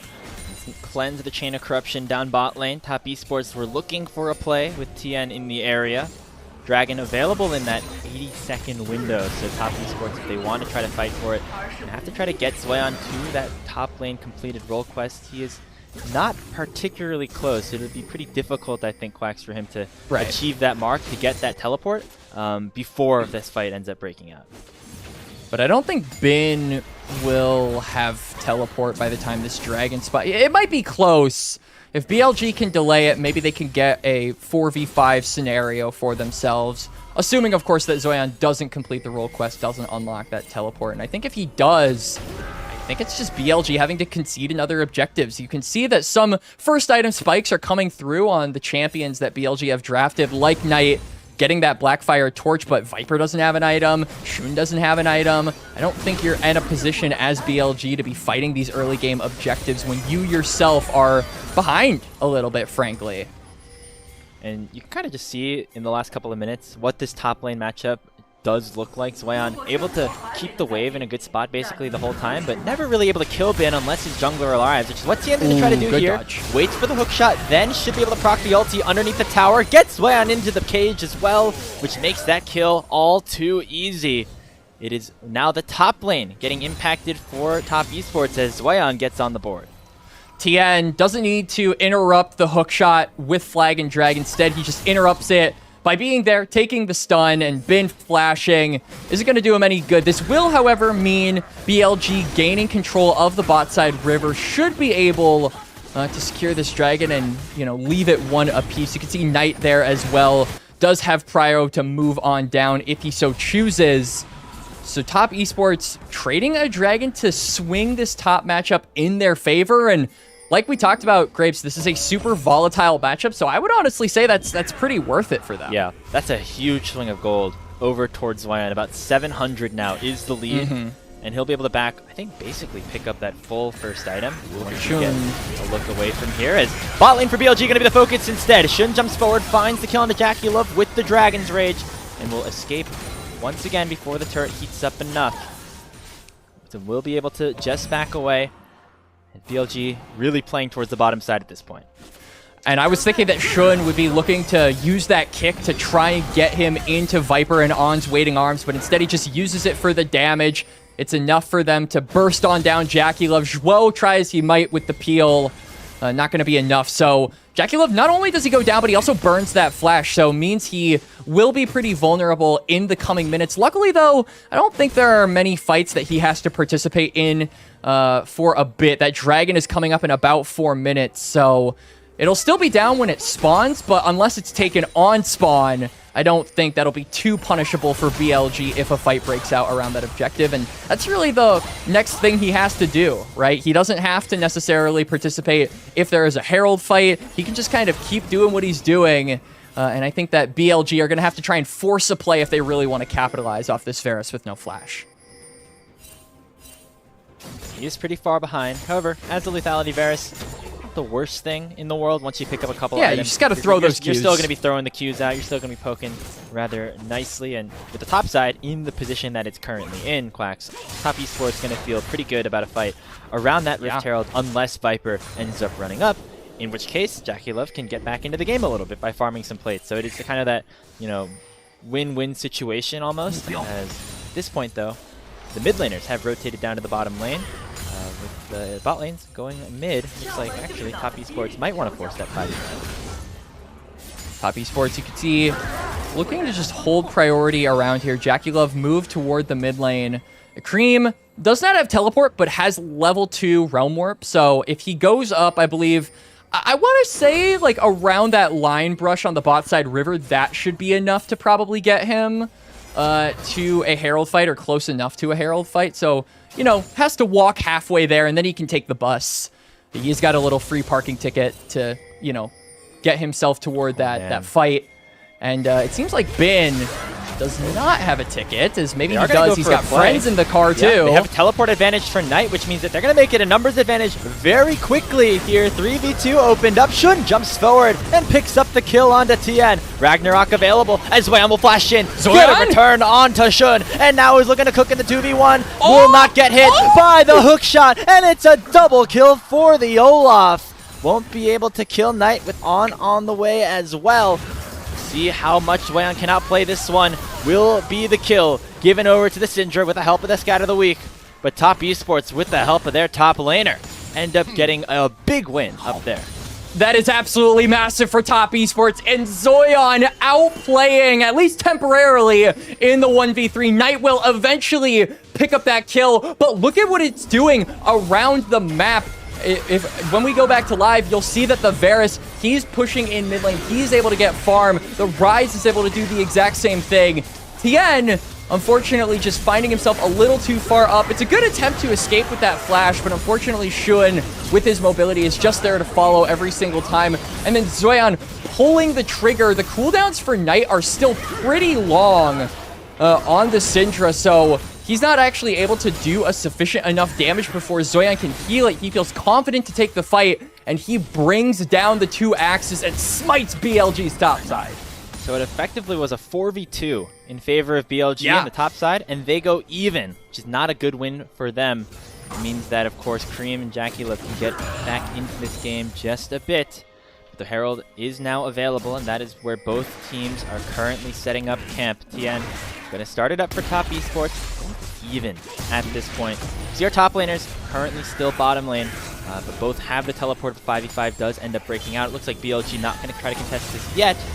Here comes Shun, throws out the Sonic Wave, finds Teleports it are on the coming through. 5,000 HP. Here come the TPs. It'll be a full-on 5v5. TN very low, immediately knock up onto Bin, who has the Wild Growth on top of him. Shun looking for something, not able to find a stun, but they will get the kill onto Zhuo. And there's a two-man scatter coming in from Knight. Doesn't find the kill, eventually will take it down to Shun with the help of the Cataclysm. And now Viper has been unlocked, transcended into the mid lane, takes down another kill, and the ultimatum will go up onto Zhuan on the top side. 2v1 opened up, the laser will connect, On will get the kill, and he lands the shield on the Viper to keep him alive. Bin goes in on to the Olaf and takes him down with the help of Shelly. It's an effective ace picked up for BLG as they win a wild fight around the top side of the map. And it's the Herald to get the last kill. That is just salt in the wound as BLG slammed the door shut on top esports' win conditions. And Knight was so crucial in allowing for this fight to be started by BLG. Look at how much damage he does to TN here. Effectively takes him out of the fight. Jarvan can't engage, and you can see top are trying to get the ball rolling, trying to start up the fight, but their main initiator tools are too chunked. It's not enough, and BLG can push their advance onto the rest of TES, and it was just not able to stick there. They weren't able to get the ship off the ground to actually start up the fight, and they get the Herald, they get a Dragon once we go back to live, and then they might even get the mid turret on top of that with the Shelly last kill. Oh, just being oh so brutal. Not able to fully take down that tier 1, but see, it's hurting in your mini-map as BLG pick up their second dragon of the game and jump out to a 3,500 gold lead. Knight and Viper got so much gold off of that recent fight. They already were ahead and are going to try to continue to snowball those leads. Knight with the second completed item in the rocket belt, and Cream now getting targeted by Bin. That Realm Orb's not going to take you anywhere until the ultimatum expires. Nicely timed by the Rise, but it will be still BLG asserting dominance on the top side of the map. You can see Bin smirking in the player cam there, like, all right, a little bit unlucky with the timeout, but I'll let him get away. As on the other side of the map, I mean, we could see that while BLG are pushing in the top side, Zoyan is just continuing to get so much gold here, as now he is in a bit of a difficult situation. I think he's just going to pick up the wave. Looking for the wave. What does he get the cannon? I don't think he finally got that last hit. Did basically get the whole minion wave under the tower, but gonna be another kill going over to Ben. And now Tien and Zhuo may be looking for something as Viper. Aggressive dash from Viper. Almost 100 to 0's Jackie Love. And now Knight's gonna get focused down. He was in the wrong spot there, and Viper ends up getting the kill onto his opposing AD carry as well. Top esports now on the run as this Yunara Lulu are just unstoppable. A double kill in for Viper, and he is fully unlocked in this game 1. And Shun is right behind them. TES don't feel confident to keep taking the fight, so they're going to exfiltrate it before another kill goes their way. Cream, though, is pushing 4 on, maybe. Won't actually end up chasing too far. Viper going to pick himself up a turret, so gets himself a kill and a tower. This Yunara closing in on 3 items is going to start dealing so much damage in the 5v5s here, Grapes. Talked about how Viper's been the weak side player. He hasn't had to do too much. He can play the mages and just be okay. Now we can see what he looks like as the main carry. Cream getting targeted here by Shun, and On should just go down. Resonating strike sends Shun on to a killing spree. And BLG looking very comfortable here. Looks like it only took 1 series of warm-up for them to be fully accustomed to their original 5v5, as the Baron has now spawned, and they will think about doing it, but they don't have their AD carry there just yet. They changed their mind, and that's okay. There's vision there for top esports that would let them know if they do continue pushing on to the Baron, and I think it's just not worth the risk currently because BLG hold a really firm gold lead in this game, Grapes. So That's exactly what we wanted to see, right? I mean, we wanted to see BLG return to form, and like you said, it kind of feels like this is reminiscent of the BLG in Split 1, in Split 2, the one we've seen at all of the internationals. These 5 players back together, feeling complete here against Top Esports. I mean, this is even a different look than what we normally have seen from BLG, though, right? I mean, traditionally, it's been kind of on the strong side, Shin and On playing together around the solo laners. This has been a fully bot lane focused game, and that is what is so scary about the prospects of Bilibili Gaming. The fact that they have players this strong across all 5 roles, that Viper really hasn't had to do a whole lot here with his new team in 2026. But now, he's going to be able, in this current meta, to play some of these more hyper carry champions, and we're seeing just how good he can be when put in that situation. Has a third item in the Infinity Edge now picked up, as BLG basically in a position to threaten Baron whenever they want based off how strong their champions currently are.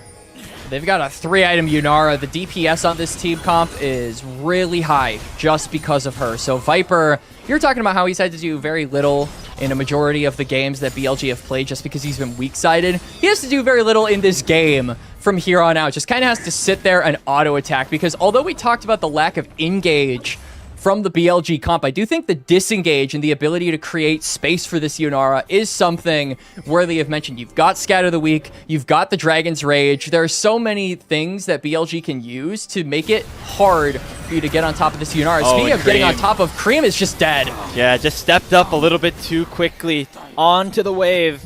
It's Knight getting another kill, and BLG now with the numbers advantage going to start up the Nash.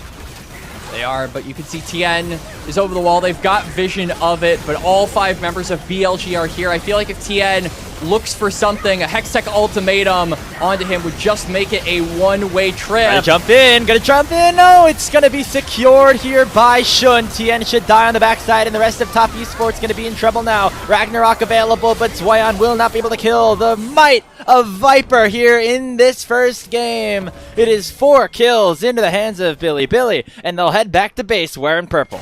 Viper buries his fangs into the Viking top laner of TES, and it seems like BLG are poised to take game number 1. 8,000 gold in the bank. Soul win condition be damned. They only got 2 Drakes, but that seems like it'd be all they need in order to take the dub here. Grapes, as now Knight is onto the bot side with the Baron. He teleported down here.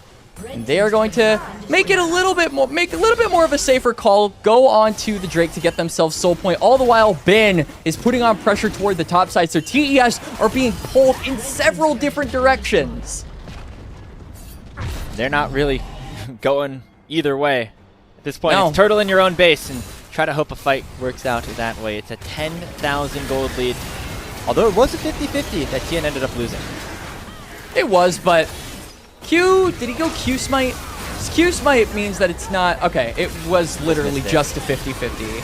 TN, unfortunately, not able to get that, but, I mean, even if he did, I just feel like he's dead no matter what. And then Zoyan tries to go for the kill onto Viper, but flashing over the wall, creating distance is Olaf's worst enemy. And like we said now, with all of these disengage tools that Knight, Bin, and Shun have, and even On, to make sure this Yunara can free hit in every single team fight, Grapes, it just feels so difficult to imagine a world where any of TES can actually execute or threaten this Yunara champion.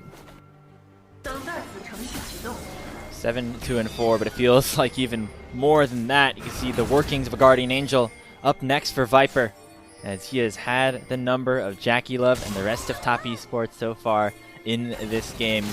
We were hyping up Jackie Love as being an all-pro contender. But there was another player that ended up being that first team All-Pro last split, and it was Viper. So, tough competition. But right now, it is being won by the BLG AD carry.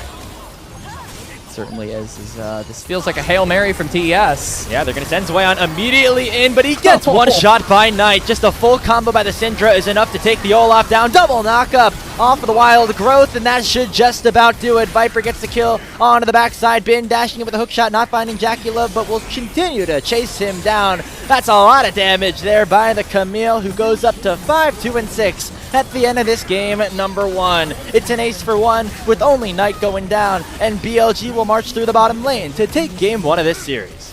Bit of a questionable play there from Top Esports to engage the fight, but I felt like no matter what, the result was going to be the same. BLG bulldozed TES in game number 1 and reaffirmed themselves as the starting 5 that kept on demolishing them when it mattered most here. Grapes, this has been such a hype matchup ever since Bin rejoined the lineup. Is BLG back? Is this team gonna live up to the expectation they set for themselves throughout the year? And game number 1, for me at least, the answer to that question is a resounding yes if they keep on playing like this. I mean, that was the typical, BLG style of a win. Back when we were in the last year, even when Elk was on the roster, just playing towards that bottom side, having him be that tremendous team fighter. Now Viper slotting in just perfectly. I mean, this guy, always one of the best AD carries that we have in the world, has been towards that weak side just with the recent meta and with BLG's playstyle. But just seeing him play a hard carry, seeing him kind of go back to those former days of him in the LPL with Edward Gaming back about 5 years ago, and really just kind of putting his team on his back in this one was a very fun sight to see. And something that BLG fans should be very happy about, as well, as they're just 1 win away now from locking up that top spot in Group Ascent. And it would be so reassuring to see them at number 1 again. I think that a lot of people, us included, Grapes, have been really questioning the consistency of some of these top 3 teams, because it feels like all of BLG, Top Esports, and AL have had high highs, but they've also had low lows, right? That graphic that you showed earlier about the win streaks did come with some moments where they lost a couple of series in a row, where they stumbled in some of their wins even, and the confidence that people had in these teams had lowered with those. And so I think that BLG being able to look this dominant with their starting 5 back together against another team in the top 3 just reaffirms that you should place your confidence in BLG to show up when it matters most. And what's funny about this is that, of course, the wins are great and building up momentum for playoffs is great. BLG have been so good all year that they could lose every single game from here on out this season and still be the 2nd seed at the World Championships just based off of the points. But we want them to win, Oh, obviously, yes. But they gotta win. It's just the story of how BLG have just completely dominated the entire year. They've won the first 2 splits, could become the first LPL team ever to win 3 splits in a single year, which is maybe a bit of a fake stat because the 3-split system has only existed for however long. Yeah. But it is a fun thing to track here, as BLG, it felt like they were the favorite potentially going into MSI because they are your first stand champions. They end up losing to HLE after beating them in the upper finals, and all of a sudden with Bin taking a bit of a break, with Wenbo stepping in and not looking as solid, potentially some questions about what BLG's confidence levels were at and how they could potentially fare down the stretch if they can continue to look like this, Quacks. We're in for a very and exciting I just World feel like Championship. the general consensus, the general confidence of BLG has been in flux for, the past couple of months, like you said, with Wembo stepping in, and then the, I would say, insecurity of who is actually going to be the top laner of this roster once we started hearing rumors about Flandra, but then Bin is going to be sticking around, and which one of these top laners is going to be taking the starting spot. I feel like that question might still be in the air. We'll have to see what they do with Flandra throughout the rest of playoffs, and subsequently, like you said, with them being locked into Worlds the rest of the year. But I do think that Bin has always been the X factor for this team, right? He can really take over games when he is ahead. I think this was a game where we maybe didn't see as much of that as we were hoping for. I think that Zoyan kind of had his number, and like we saw earlier, had that really stylish 1v3 outplay in the top lane with Olaf. But I feel like Bin and the confidence that he exudes on this roster, just, if he is confident, it feels like the rest of BLG are, and it shows in their play. It showed in this game with them constantly willing to take fights. And, Bin in the laning phase so far since his return hasn't been great. I think this match specifically is a tough one where you just want to try to stay as even as possible into the Olaf. You can play very defensive and wait for your jungler to show up, which Bin understood and was able to do very well here in this game. It's always jungle diff in top lane. Yeah, waited for Shin to get up there, and then you throw all your spells at the Olaf, and he dies. So that's exactly what Bin had to do. allow for Viper to carry the game, and now hopefully we can see him continue to take steps towards becoming that hard carry once again for this team. Can you believe this guy was just playing his first solo queue games like in a month, a couple of days ago, and now he's doing this on the I know. What usually when I like come back to League after a long sabbatical from the game, I'm like, all right, we're gonna it's almost like a curve bell, right? Where you play like ARAMs and then you maybe play some norms games, and then only after you're 100% confident do you play the ranked games. Meanwhile, Bin is coming back after God knows how long, and he's just styling on one of the top teams in TES toward that mid to late game. But there was one player that showed the most amount of style, and it was Viper. I felt like Grapes, it could be nobody else, really popping off on this Yunara, and we had our doubts about this Yunara against the comp that TES had drafted, so I just feel like that makes it all the more impressive. Really forced his hand down there, asserted his dominance, and takes BLG to a 1-0 win over Top Esports. TES won's first matchup. We'll see if they have anything to say about BLG winning the second. We'll be back with the draft of game number 2 after this short break on LPL English.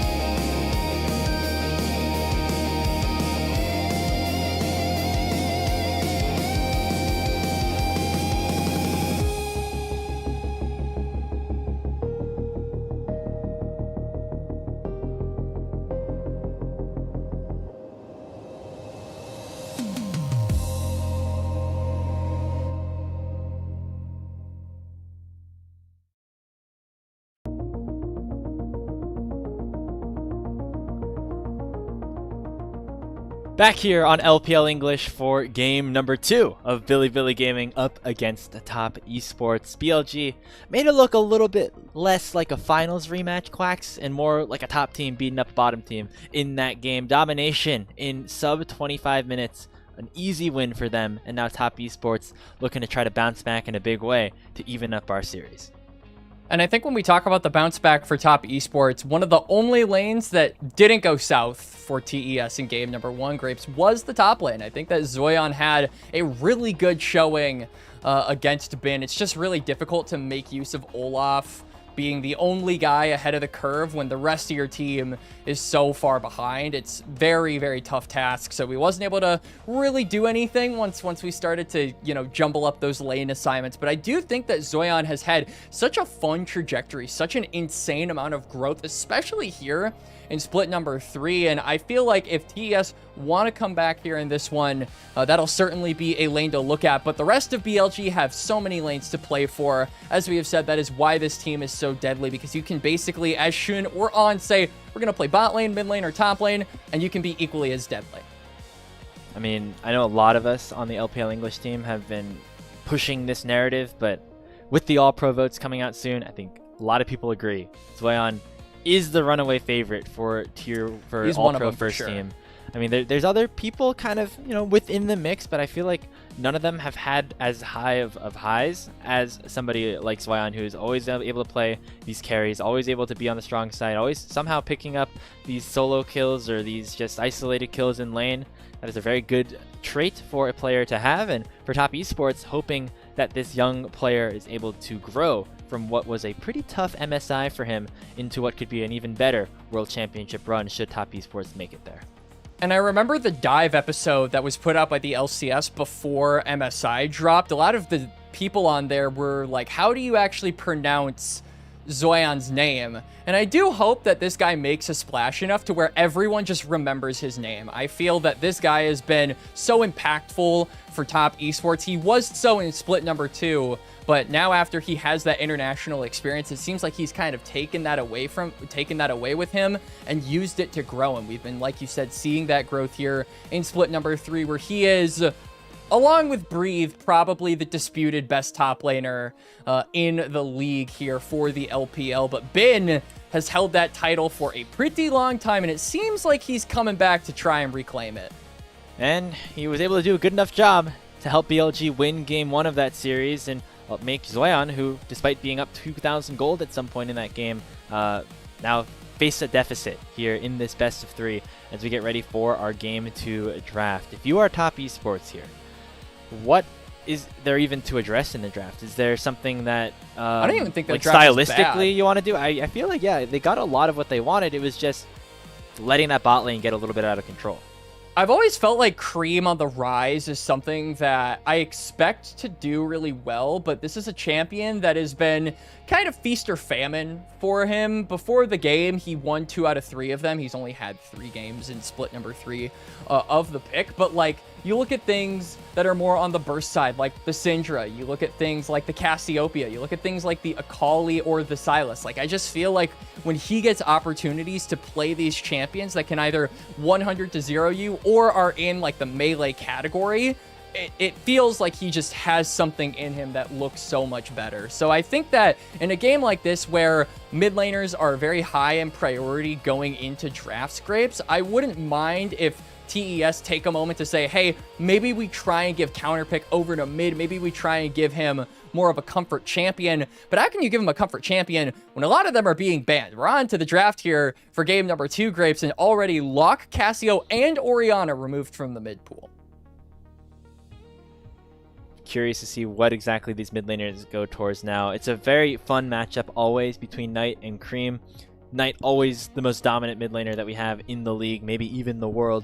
Whereas Cream has always been that guy trying to challenge him for that title, right? The younger player on Top Esports has never been able to really get that upper edge over Knight in a very important series, in potentially later stages of the postseason, right? And so this is a good opportunity for Cream. This split feels like this is the best split he's played in quite some time, perhaps ever, in his tenure on Top Esports. Wasn't able to do too much there in that game number 1, but still a lot of series left to be played as the mid lane pool continues to be pinched with that Ahri ban. So BLG at least feeling a little bit of respect towards the enemy mid laner.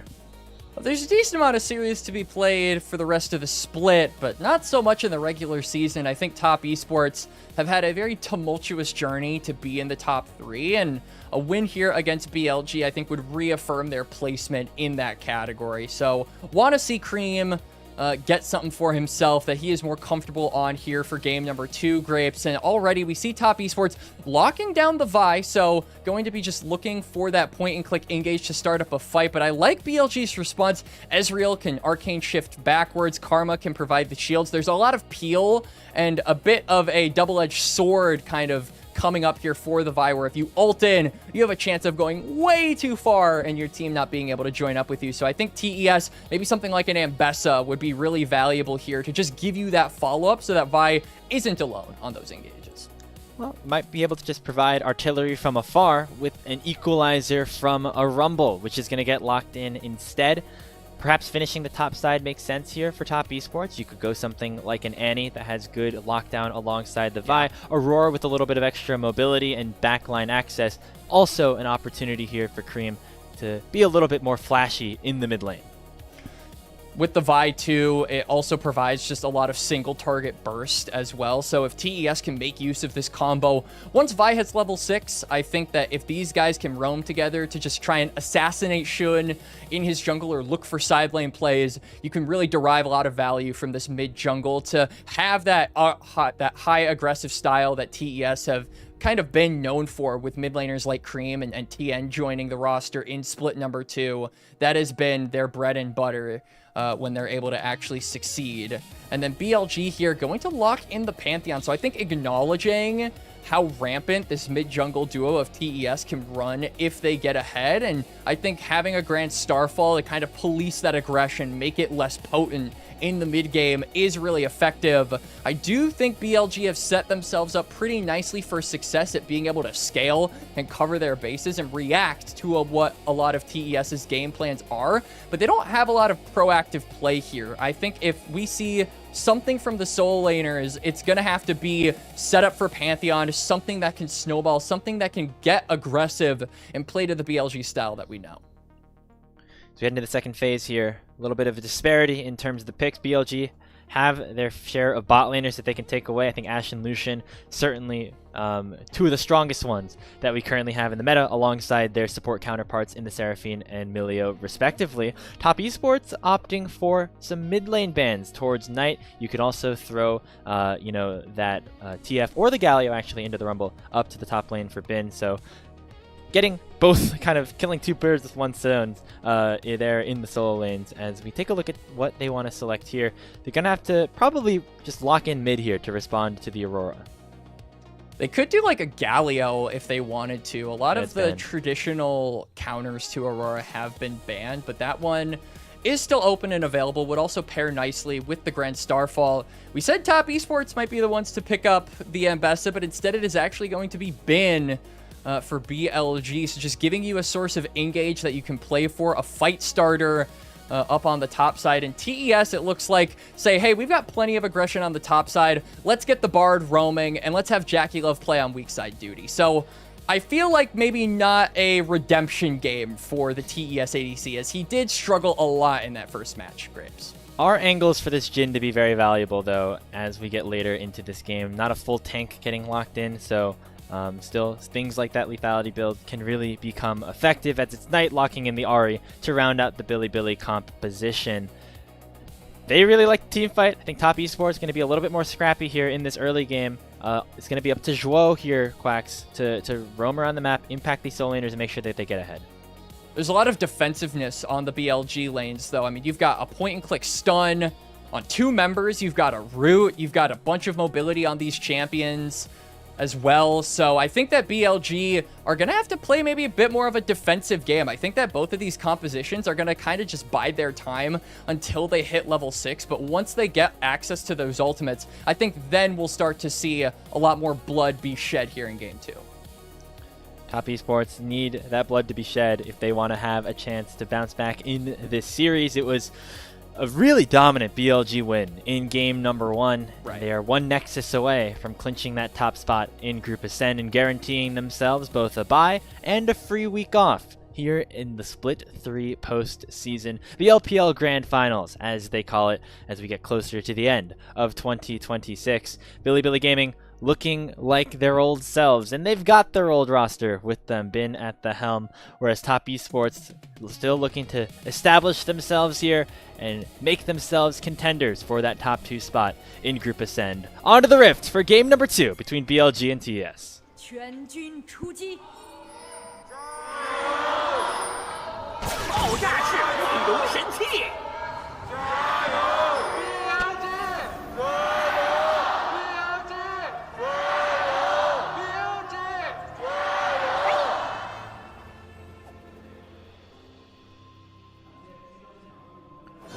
Jayo's loud here in Xi'an as we get ready for game number 2. Both junglers starting on their bottom sides.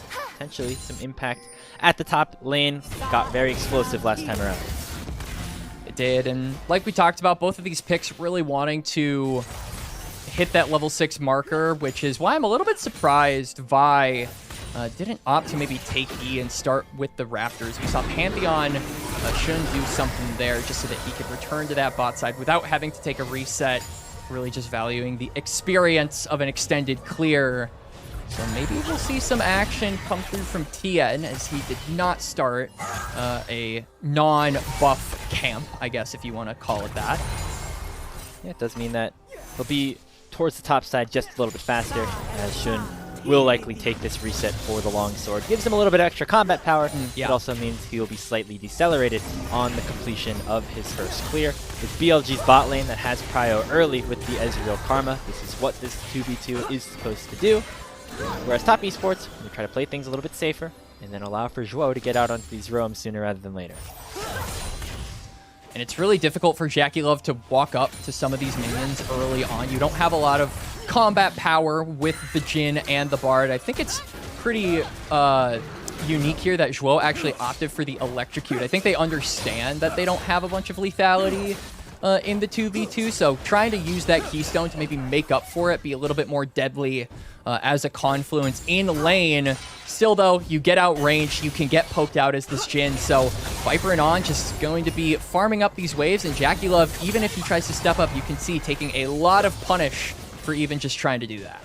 Yeah, the Doran's Helm giving him a little bit of extra defensive stats, but still going to be chunked down about 200 HP before heading back to base and losing a full wave. Interestingly, we saw Shin not go for the reset. He ran straight from his Krubs to his topside jungle, which means that Tian is still going to be able to get to the Scuttle Crab first.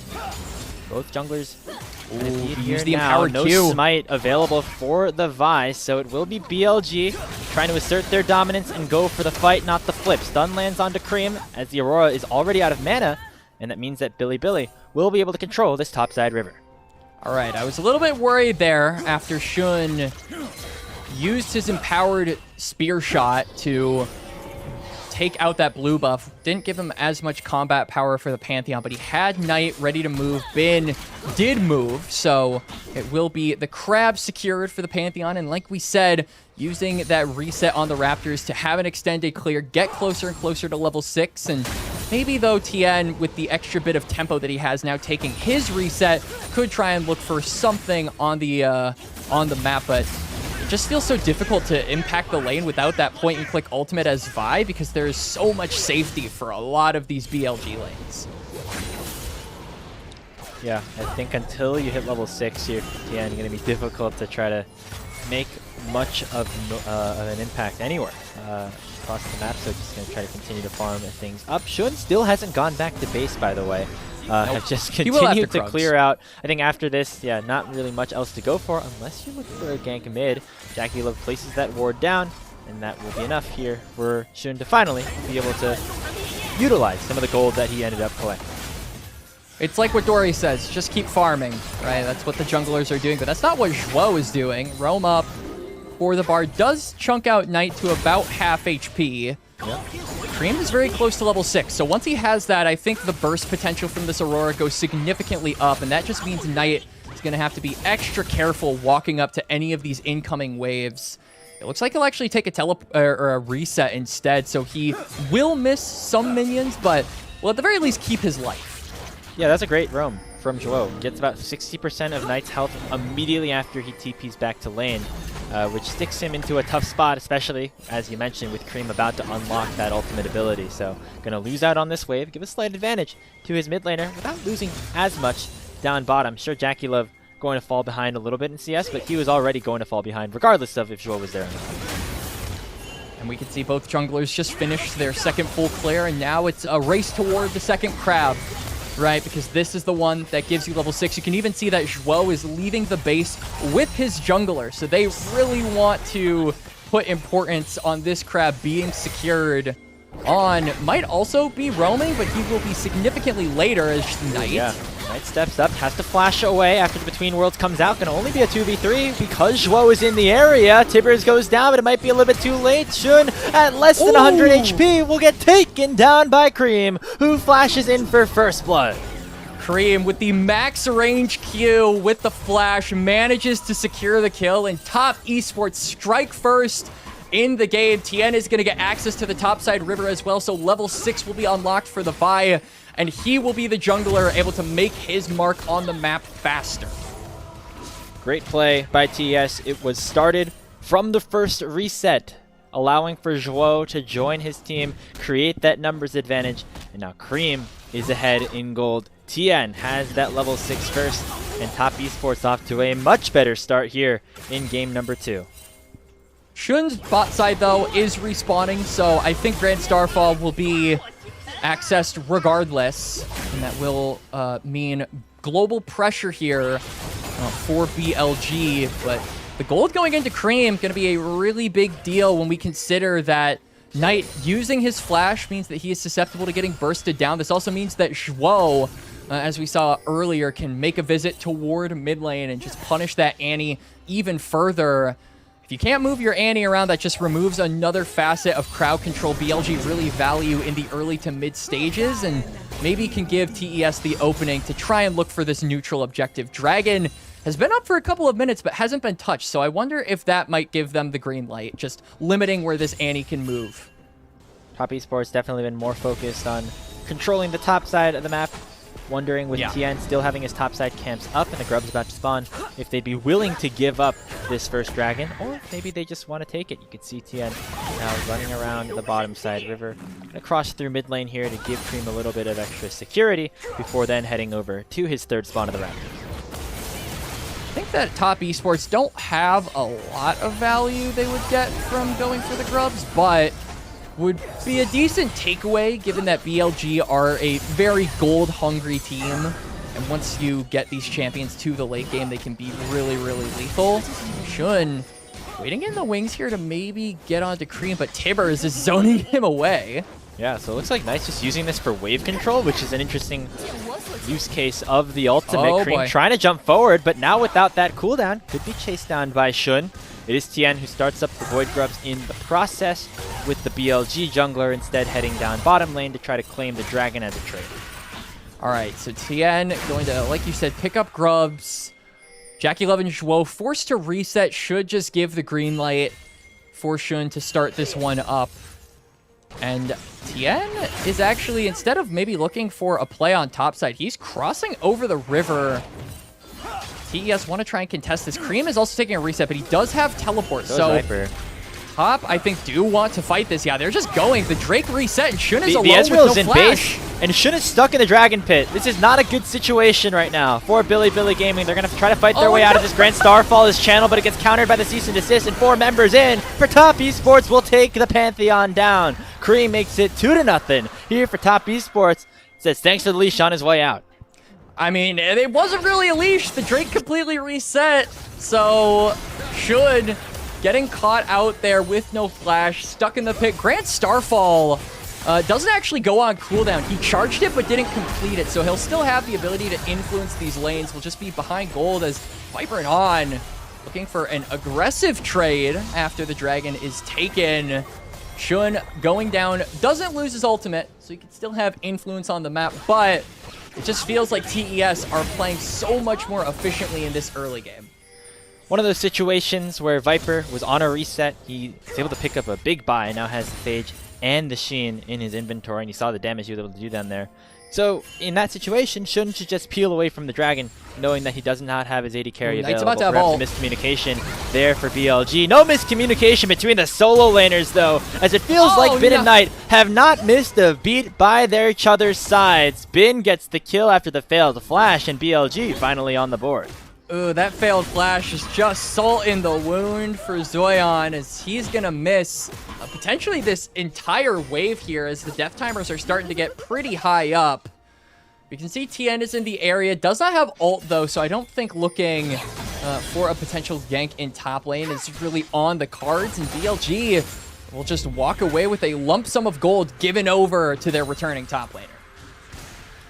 So Bin and Zoyan were trading evenly in the 1v1, but the first move towards that top side ends up being in Bin's favor. He now goes up to 1-0. You can see the early Hex Drinker just to survive a little bit of that poke. Maybe even rushing the Maw. Nope, looks like the Eclipse will be that first item. With the pickaxe also purchased by the Mbessa. Has Bin now going to have a little bit more agency in the 1v1. Yeah, Bin just picking up the mod. Deal with the 3 champions that, or I guess I could say 4, as Real throws out abilities. So having the magic resist is really valuable. The shield can have a ton of uses, especially later on in the game. Once I think Bin is looked at to be one of the main initiators for this fight, the survivability of Ambessa is really valuable, really important, just making sure TES can't counterpunch in these future fights. See Shun looking for a play in top lane, was maybe debating Grand Star falling up there. And now, though, maybe going to try and look onto Cream, as I feel like this Pantheon, on top of getting caught out twice, just hasn't been able to have the same impact on the map that TN has. Yeah, I mean, take a look at the scoreline. Kind of tells the story, as well as just what each jungler has been able to do. Been very much a farm-oriented style for both junglers in this game. As I say that, TN going to look at make an impact in the bottom side. Viper's on the wrong side of the map and was it without any mana, and so he will go down. Question is, can he get one back onto Jackie Love? He tries with the flash forward, but it is still going to be the kill regardless. Play on the top side in response. Shin goes forward with the Grand Star fallen. On's there as well. Zoyan overheated, still going to get taken down by the Comet Spear. So 1-for-1 on opposite sides of the map. Cream going for a trade on tonight. Not going to be able to finish off the Annie, but TN now going to take the NA Raptors and maybe look for a dive.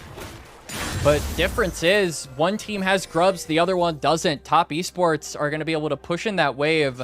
Curiously enough, aren't going to be hitting the tower at all. We'll just be saying, hey, let's go for a reset. We've got a clean timer to do so. And I am debating that play a little bit. Jackie Love is going to be able to pick up the Zonya, so maybe I'm debating it a little bit less.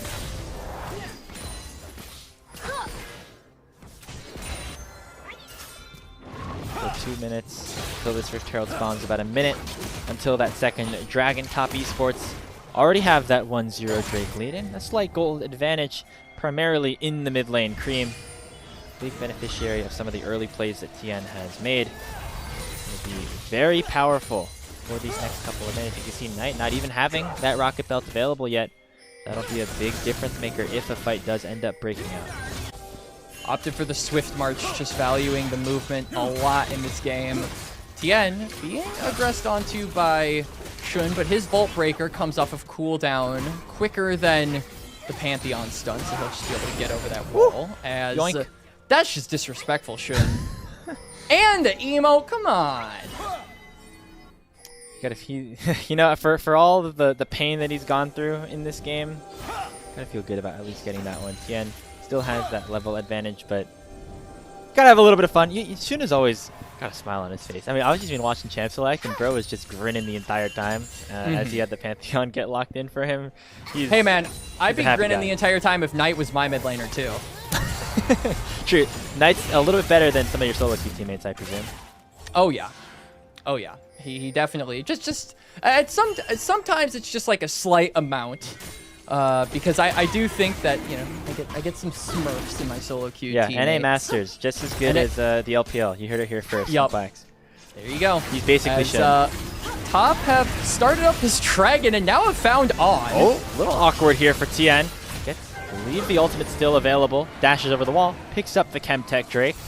So should just be able to get out there. Some slight dysynergy, I think, with the Tempered Fate. I don't think Lo was expecting TN to jump over the wall. Threw out the Tempered Fate, but then mistimed the Q, so the stun didn't land once he went out of being golden. Maybe wouldn't have been the difference maker between killing On and letting him live because he had that flash to get over the wall regardless, but just a bit of a mistime there from the TES support. And seems like Top are not done with trying to pressure this bot lane. Knight is walking up maybe a little too far.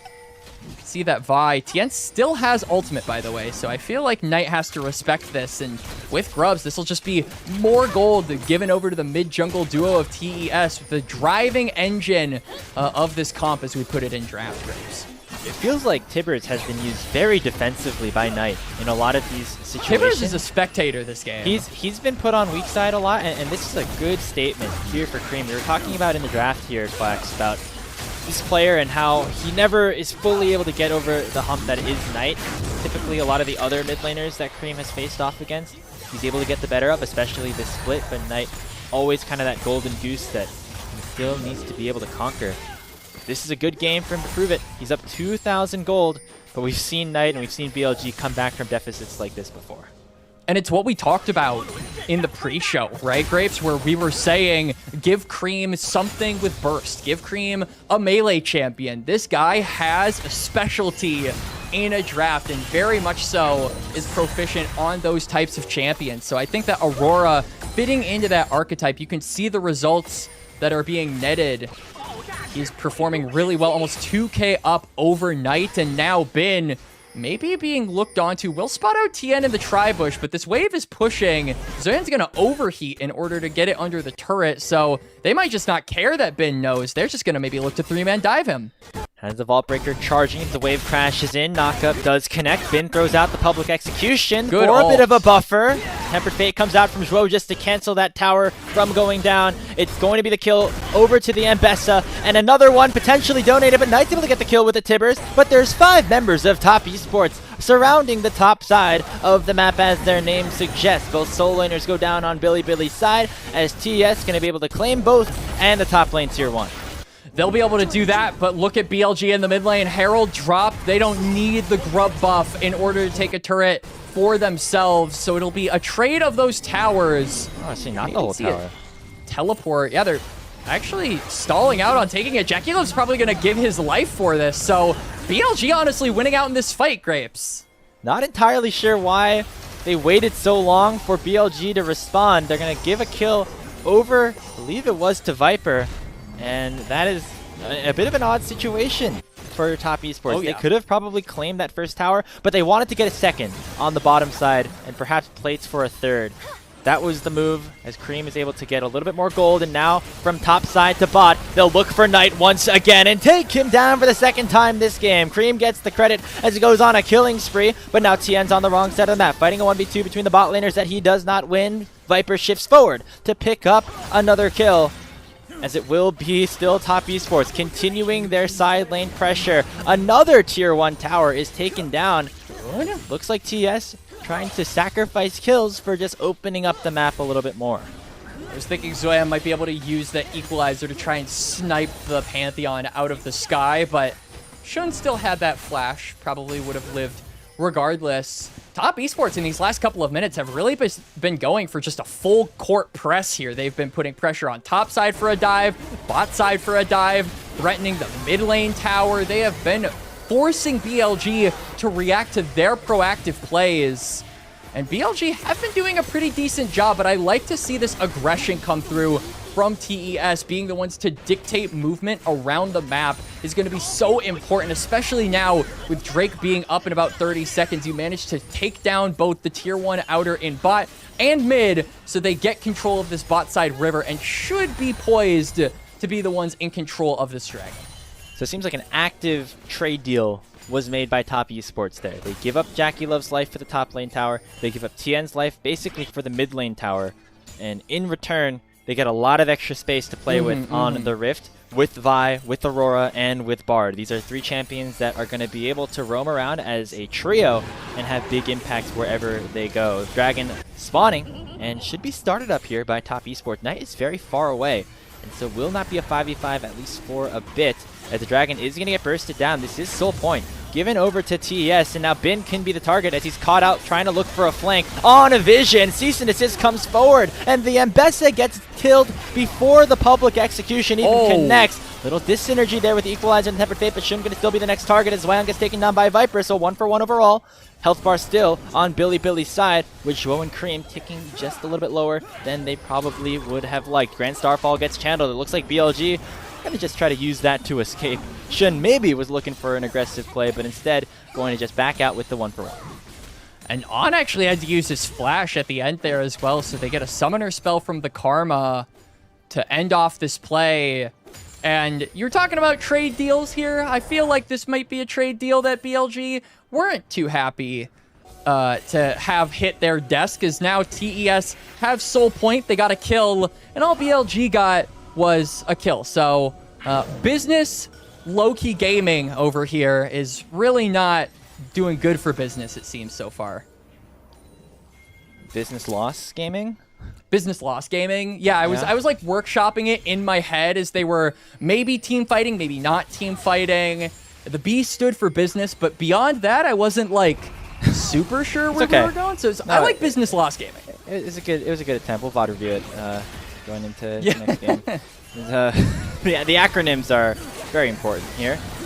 Let's do a little scrapping around the top side of the map. Shun dashes forward. There's the public execution. Crib just gets one shot by BLG, stepping a little bit too far forward. Why on the next target? And Top Esports, oh no! Punished in the enemy jungle. They lose all 3 of their top side members, with only Jackie Love and Zhuo here to try to defend the Baron that has spawned and should go down to BLG. And they are just BGG at this point. They are business gain gaming here as they get picks onto 3. Baron is going to follow, and suddenly the lead that Top Esports painstakingly built up for themselves gets blown away in an instant, Grapes.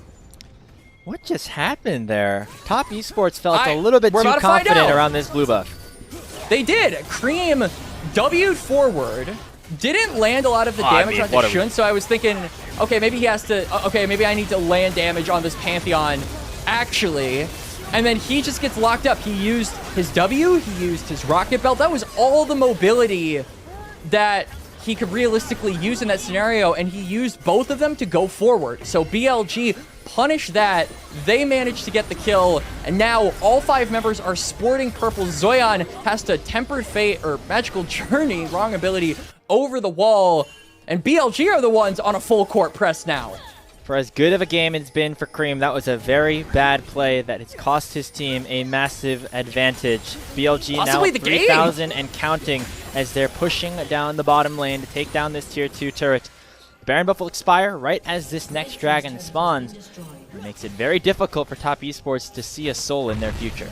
That might actually legitimately be the game. I mean, BLG, we've seen it before. When they get a lead, they are so good at being able to hold on to it.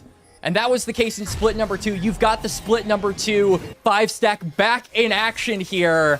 So you got to believe clawing your way into the driver's seat again as Top Esports is going to be a difficult task. But they're looking to try and do it. Utilize the fact that the Hex Gates force you to maybe overstep. Right. Nice play. Finding a pick onto Shun. The overload off the Hex Gate will try to stymie this Baron push for now. There's still a wave bot lane that Zoyan is going to try to collect, but Top Esports taking a very aggressive path through the mid lane. Zhuo immediately has to flash away and use the Mikhails, but the Season Desist goes forward and finds Viper. Teleport comes in, but the front line is deleted by Tibbers and Bin. It's Billy Gaming, now with the numbers advantage. Magical Journey out, but Bin's going to try to follow them right through the portal. Gets stunned up by the Cosmic Binding. Not going to get taken down just yet, as here comes Bin. Flashes over with a massive shield and will not die before 2 of his counterparts fall. Curtain call comes up, but it will be curtains for Top Esports in this fight. Only Jackie Love remains as he throws out the deadly flourish before Knight flashes over to finish the ace.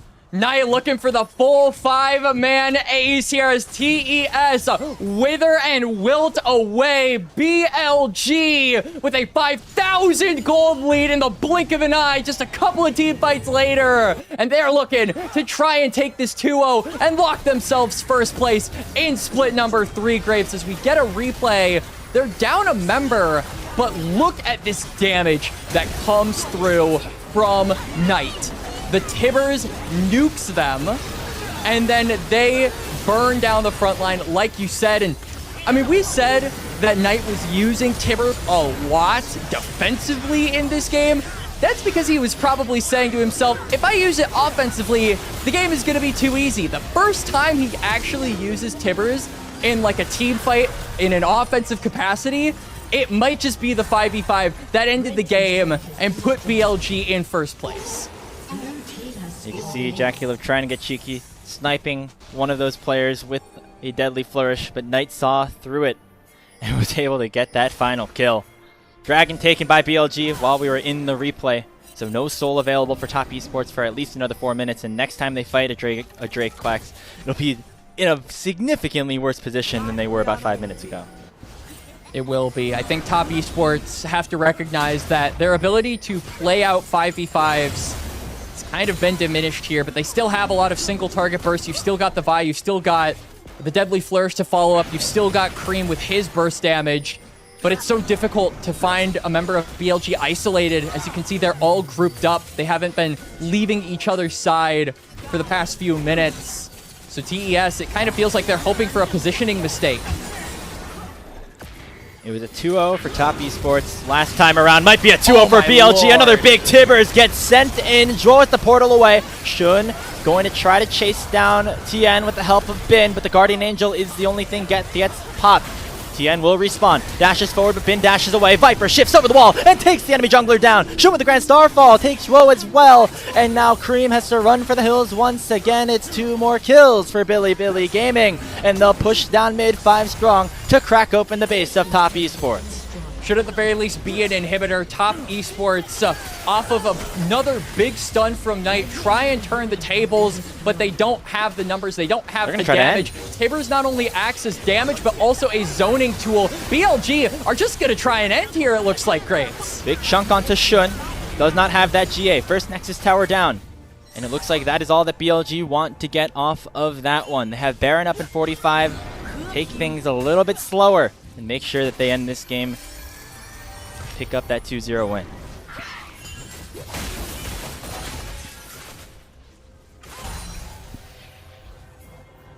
Able to pop off and deliver them a Game 1 victory. Game number 2, though, it feels like it has been a BLG team effort as now Knight is here, followed by Bin. No GA onto Tien anymore. Mikhails gets him away from the public execution, and the Vi is still going to survive, and Bin is stuck in a 1v4 now. A nice play in response. Bin trying to outplay, finds the kill on to the Top Esports jungler. It feels like Quacks Tien didn't need to do all that.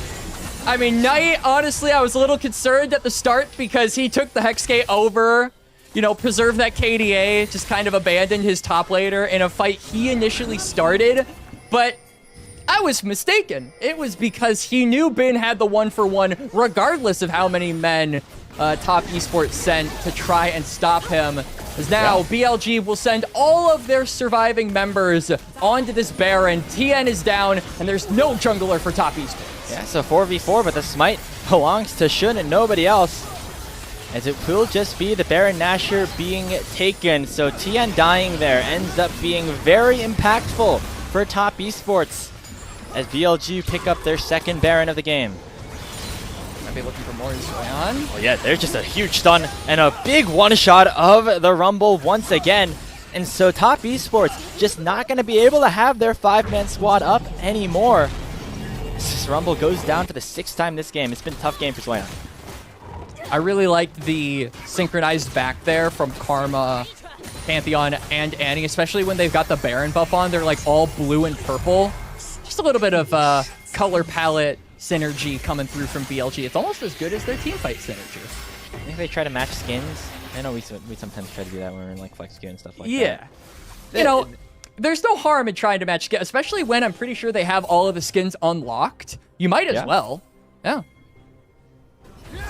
all in sync right now for Billy, as they're one team fight away from claiming the #1 seed in Group Ascend. Despite all the roster turmoil, all the drama, all the question marks here in Split 3, one thing has remained sure, and that is that Billy will always be a top team in the LPL when they have Knight, they have Shun, they have some of the best players the league has to offer. They're pushing it down the bottom lane to crack open their second inhibitor as TN is on a magical journey of his own to look for some sort of miracle flank to save the game. You say all of that, Grapes, but Knight missed the most recent cannon. -1. Oh, he's trying to take Soul? All right, this is what they're doing. They're looking to try and sneak away the Soul win condition. This is nice. This is interesting. As long as the game doesn't end here, it could be a Soul for end trade, but it looks like BLG don't know that this is happening until it is far too late. Now. The Dragon gets secured. That is Soul for top esports. So the start of a comeback potentially Knight is teleporting. But it might come at the cost of TN's life. He's going to try to channel his reset. Teleport came in from Knight to try to chase him down. I think the Vi gets away. He's on vision. He's not Knight. Oh! He gets canceled at the last minute. That is so unfortunate. TN just didn't back in the bush. And now he's going to be very, very dead. He gets taken down by Knight. He's trying to accelerate the death timer to make sure he's back up sooner rather than later. Still the Soul going over, but again, it feels like an unforced error by the TES jungler. It's a new mod for Where is Waldo. It's called Where is TN, and it looks like Knight is really good at that game. He will manage to find the jungler for TES, and 4v5 now, 30 seconds on the death timer. I feel like regardless of having the Hextech Soul, BLG with just the numbers advantage alone should be able to try and blitz their way toward the base, but the inhib is respawning, so they gotta go quick. Grand Starfall comes in, Shun immediately for the Jackula, but he cleanses away from the stun. Tempered Fate stalls out the second Nexus turret from going down, but the Nexus should soon be exposed. Bin goes forward with the public execution, and the Nexus is now going to be the target. Bin jumping in onto Cream to chase the main damage of top esports out of the picture. Bin gets the kill. The Nexus goes down, and Soul be damned. BLG going to claim the #1 seed in Group Ascent.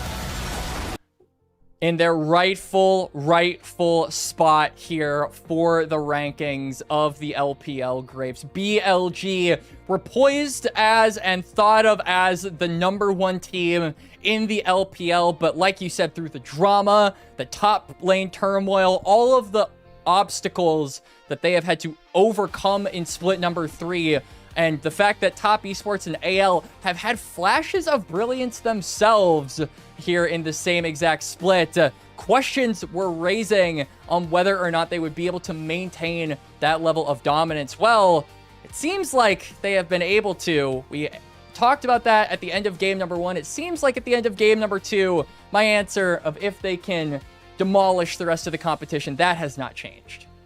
And a great game from Bin on the Mbessa. I think his best game since returning to the starting lineup for Billy Gaming. Very much a good sign for the rest of the season, the rest of the playoffs, and potentially the rest of the calendar year if BLG want to make it back to another international title. You might remember, of course, their international success earlier in the year, but last Worlds, they crashed and burned a little bit, missing the quarterfinals entirely, so still probably on the minds of a lot of these players to try to get back to that stage in good hands.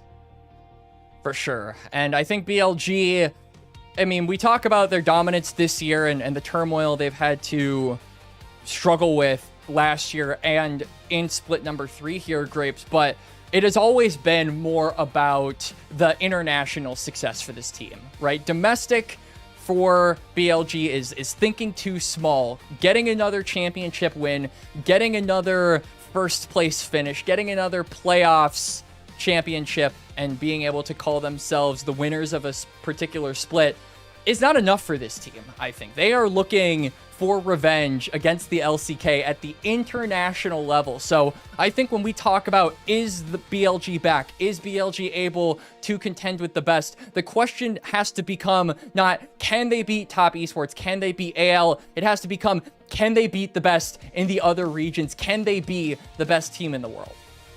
Well, they have at least done step 1, which is to claim the #1 seed in the group as we take a look at our standings.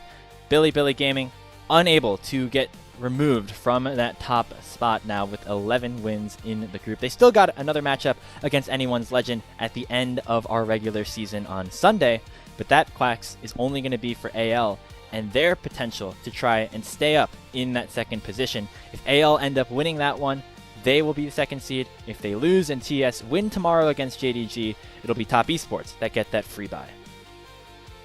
So TES, AL, WE, and JDG are all teams that I will be keeping my eyes glued to in the coming days, Grapes, just because it is always really fun to see who places where, right? And what the journey is going to be like once we get to those best of fives.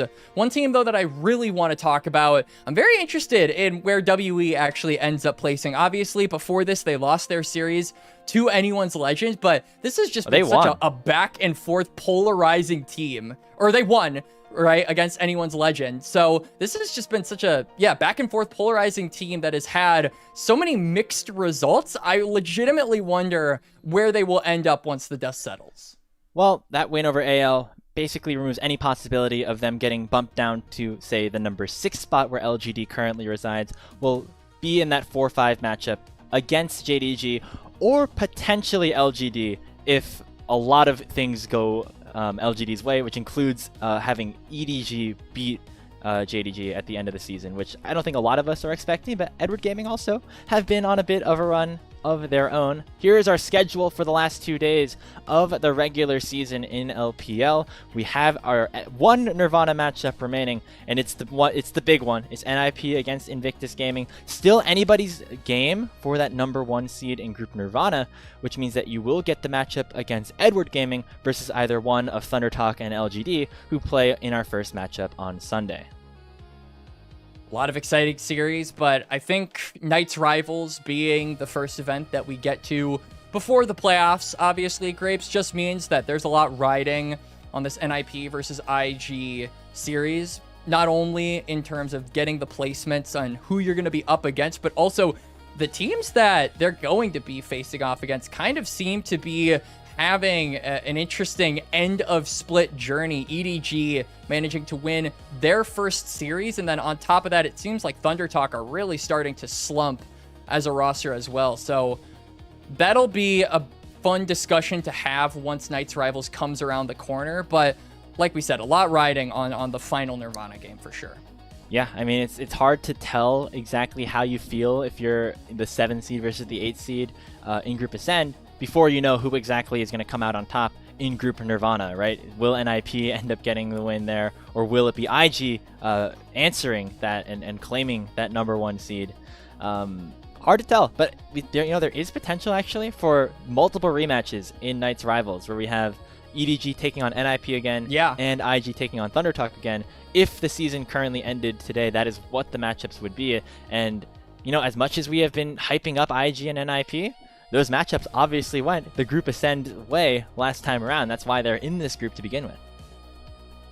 They did. But if there's anything to be learned about the last Knights Rivals, Grapes, it's really anyone's game. I mean, we got all of our predictions wrong on the talent team. I don't think there was a single person that got perfect predictions for Knights Rivals going into the Split 2 playoffs. So expect the unexpected, I guess, is what I'm trying to say.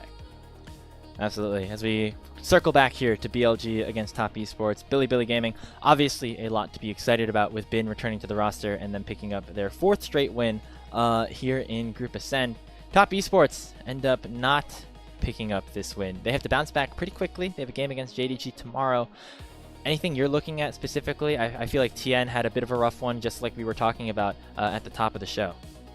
I absolutely agree. I think that TN had a pretty lackluster performance against Shun, but honestly, I feel like when you have games like this where it was really winnable for TES up until they made one mistake, you have to look at the source of that mistake. And I felt like Cream really, on just that one play where he overextended himself on the Aurora, basically vanished Top Esports' chances of being able to take that game. So for Cream, I'm really looking at him to be the difference maker. I think that Honkyu has had a tumultuous split, to put it lightly, and Cream is going to have that stability, have that confidence to go forward against JDG and take that series against them to continue being a dominant top 3 team.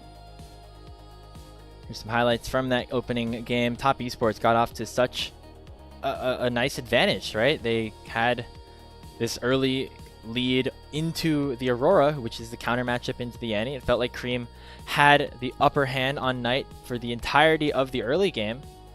But then BLG just were able to find that one fight, and I think you can either credit BLG for finding that moment. I think you can also put some blame for Top Esports for putting themselves in that position to begin with. Again, as you mentioned just a couple of minutes ago, the aggressive rocket belt forward, the aggressive jump forward from Cream just left him way too vulnerable, as we're about to see. Yeah, the Cream carry potential was about as consistent as my camera quality currently is. I'm sorry to everyone who is currently getting an eyesore watching it just go like from good to like kind of okay to like really bad. I feel like that was something that Cream, that was kind of the trajectory that Cream frankly had in this game. Had a really solid start. A lot of the resources that Top Esports were dumping into the early game went on to that Aurora, and then he just makes one critical misplay, one positioning error, and then BLG take the game. And worse yet, I mean, Knight is the one that really steps up once that lead dissipated for TES. Those Tibbers ultimates, that damage coming through was absolutely massive. So Knight stepping up, Cream forced to step down, forced to kneel to the golden left hand, the king of the LPL, who has now locked himself in, along with the rest of his team, for first place. There was no surprise about it, but I do think the manner in which they got there was the biggest thing to be disputed, Grapes. Yeah, on their third top laner of the split. This time, it's Bin who ends up getting the win over TES. Remember, it was Wenbo against Top Esports. Last time they played, Zoyan had a terrific series that resulted in them picking up the 2-0 in the opposite favor. And again, just a great game from Knight, especially in the late game. I think my player of the game goes to Bin, but the way Knight played some of these late team fights, I think he deserves the player of the series here. We'll see what exactly the votes end up coming in for. I honestly wouldn't hate if they gave the MVP over to Knight. I do think he had a rougher early game, but I think he really bounced back in mid to late once Cream became a less relevant piece. He really started to take over. And, you know, I'm the biggest, like, don't give Knight the MVP person ever because he gets all the MVP. So when I say he should get the MVP, it's deserved. I could definitely see that happening, and I think the player of the match very much going to go towards our defending MVP, our, I think, presumptive first team mid laner and presumptive best player in the LPL. If it's anyone else, we will be having issues. There it is. Knight on the Annie, despite getting really punched down in the start of this matchup, ends up having really great team fights to put his team over the edge. And there was a point in this game where I was a little bit worried Knight would have one of his rare stinker games, because I think that a lot of people think to Split 2 when they think of Knight's dominance, but in Split number 3, he has shown like levels of dominance, but I do think there have been some peppered in bad games from him. Like I think back to the Lissandra game. There have been a lot of matches where he simply overextends himself and gets caught out, and I think a lot of teams have been saying to themselves, okay, now that we don't have to deal with Bin, we can deal with Knight and just put all of our attention into the mid lane and making sure that he can't be relevant past the early game. And that has worked for some teams, but it doesn't seem like it worked out for Top Esports in game number 2 as Knight rose from the ashes and burned down all of TES. Yep, threw Tibbers out there for a little bit of extra firepower as well. Crazy that both of our Top Esports versus BLG matchups end up only being 2 games. Very least, we're guaranteed that the next time we see them face off against each other this year, it'll be more than that, as we will transition over to best of 5s, either at the playoffs or potentially at the World Championships if things go either side's way. Quacks, that's going to do it for us here today as we wait for Knight to win player of the match. I mean, pretty short day, but I think an exciting day for LPL English. We got a lot of upsets in the earlier portions with teams like EDG and WE taking victories, and then BLG kind of reasserting themselves at the top of the table. And this was such a crucial series for BLG to win, because not only was it a question of how Bin would be when he comes back, how would he be able to warm up to the LPL after being away for a while, as Viper actually wins player of the series. Actually, so wait. I forgot how good he was in game 1. He played good in game number 1, and he was good in game 2, but not the best. So, I mean, if one guy gets like first place in one game and then second place in another game, chances are he'll probably be the best in the series. This is actually fair. I take it back. Yeah. Viper played very well in this game. Basically carrying BLG. So, apologies. My reaction, I think, a little bit. I'm just waiting for the day that a player gets player of the match without getting a player of the game. I'm waiting for that. It has not come yet. It hasn't. I don't think so. But I feel like our I'm just hearing from our producer that it has happened. So I wasn't here when it happened. I want to be there when it happens. I guess I'll rephrase the statement. I was like, for a second, I just forgot what game 1 looked like because it was just very one-sided for BLG. Right. Kind of both games ended up being that. I don't think either one, or barely, got past the 30-minute mark. So shout out to Viper and shout outs to Billy. They go up to 11-2 in the standings and claim your top spot in Group Ascend. That's going to do it for us here on LPL English. Before we go, I want to give a big thank you to our Elite Coffee supporters, Aaron Soup, Mung Gelati, and Andrea Duran. Their pledged financial contributions help level up the broadcast and give back to the cast and crew, strive to give you an English LPL product every day that the show goes live. Speaking of, that is exactly what we'll be doing tomorrow. We have WELGD, NIPIG, and then JDG against Top Esports on our penultimate day of the Split 3 regular season. Shout out to all of the casters that were here before us. Shout out to you, Quack. Shout out to Shivam, our producer, our entire mods and social team, and everybody that keeps this show rolling here on LPL English. Final score of our final series is BLG 2. Top Esports 0. Thank you very much to everybody for watching. My name has been Grapes, and we'll see you all tomorrow for more LPL.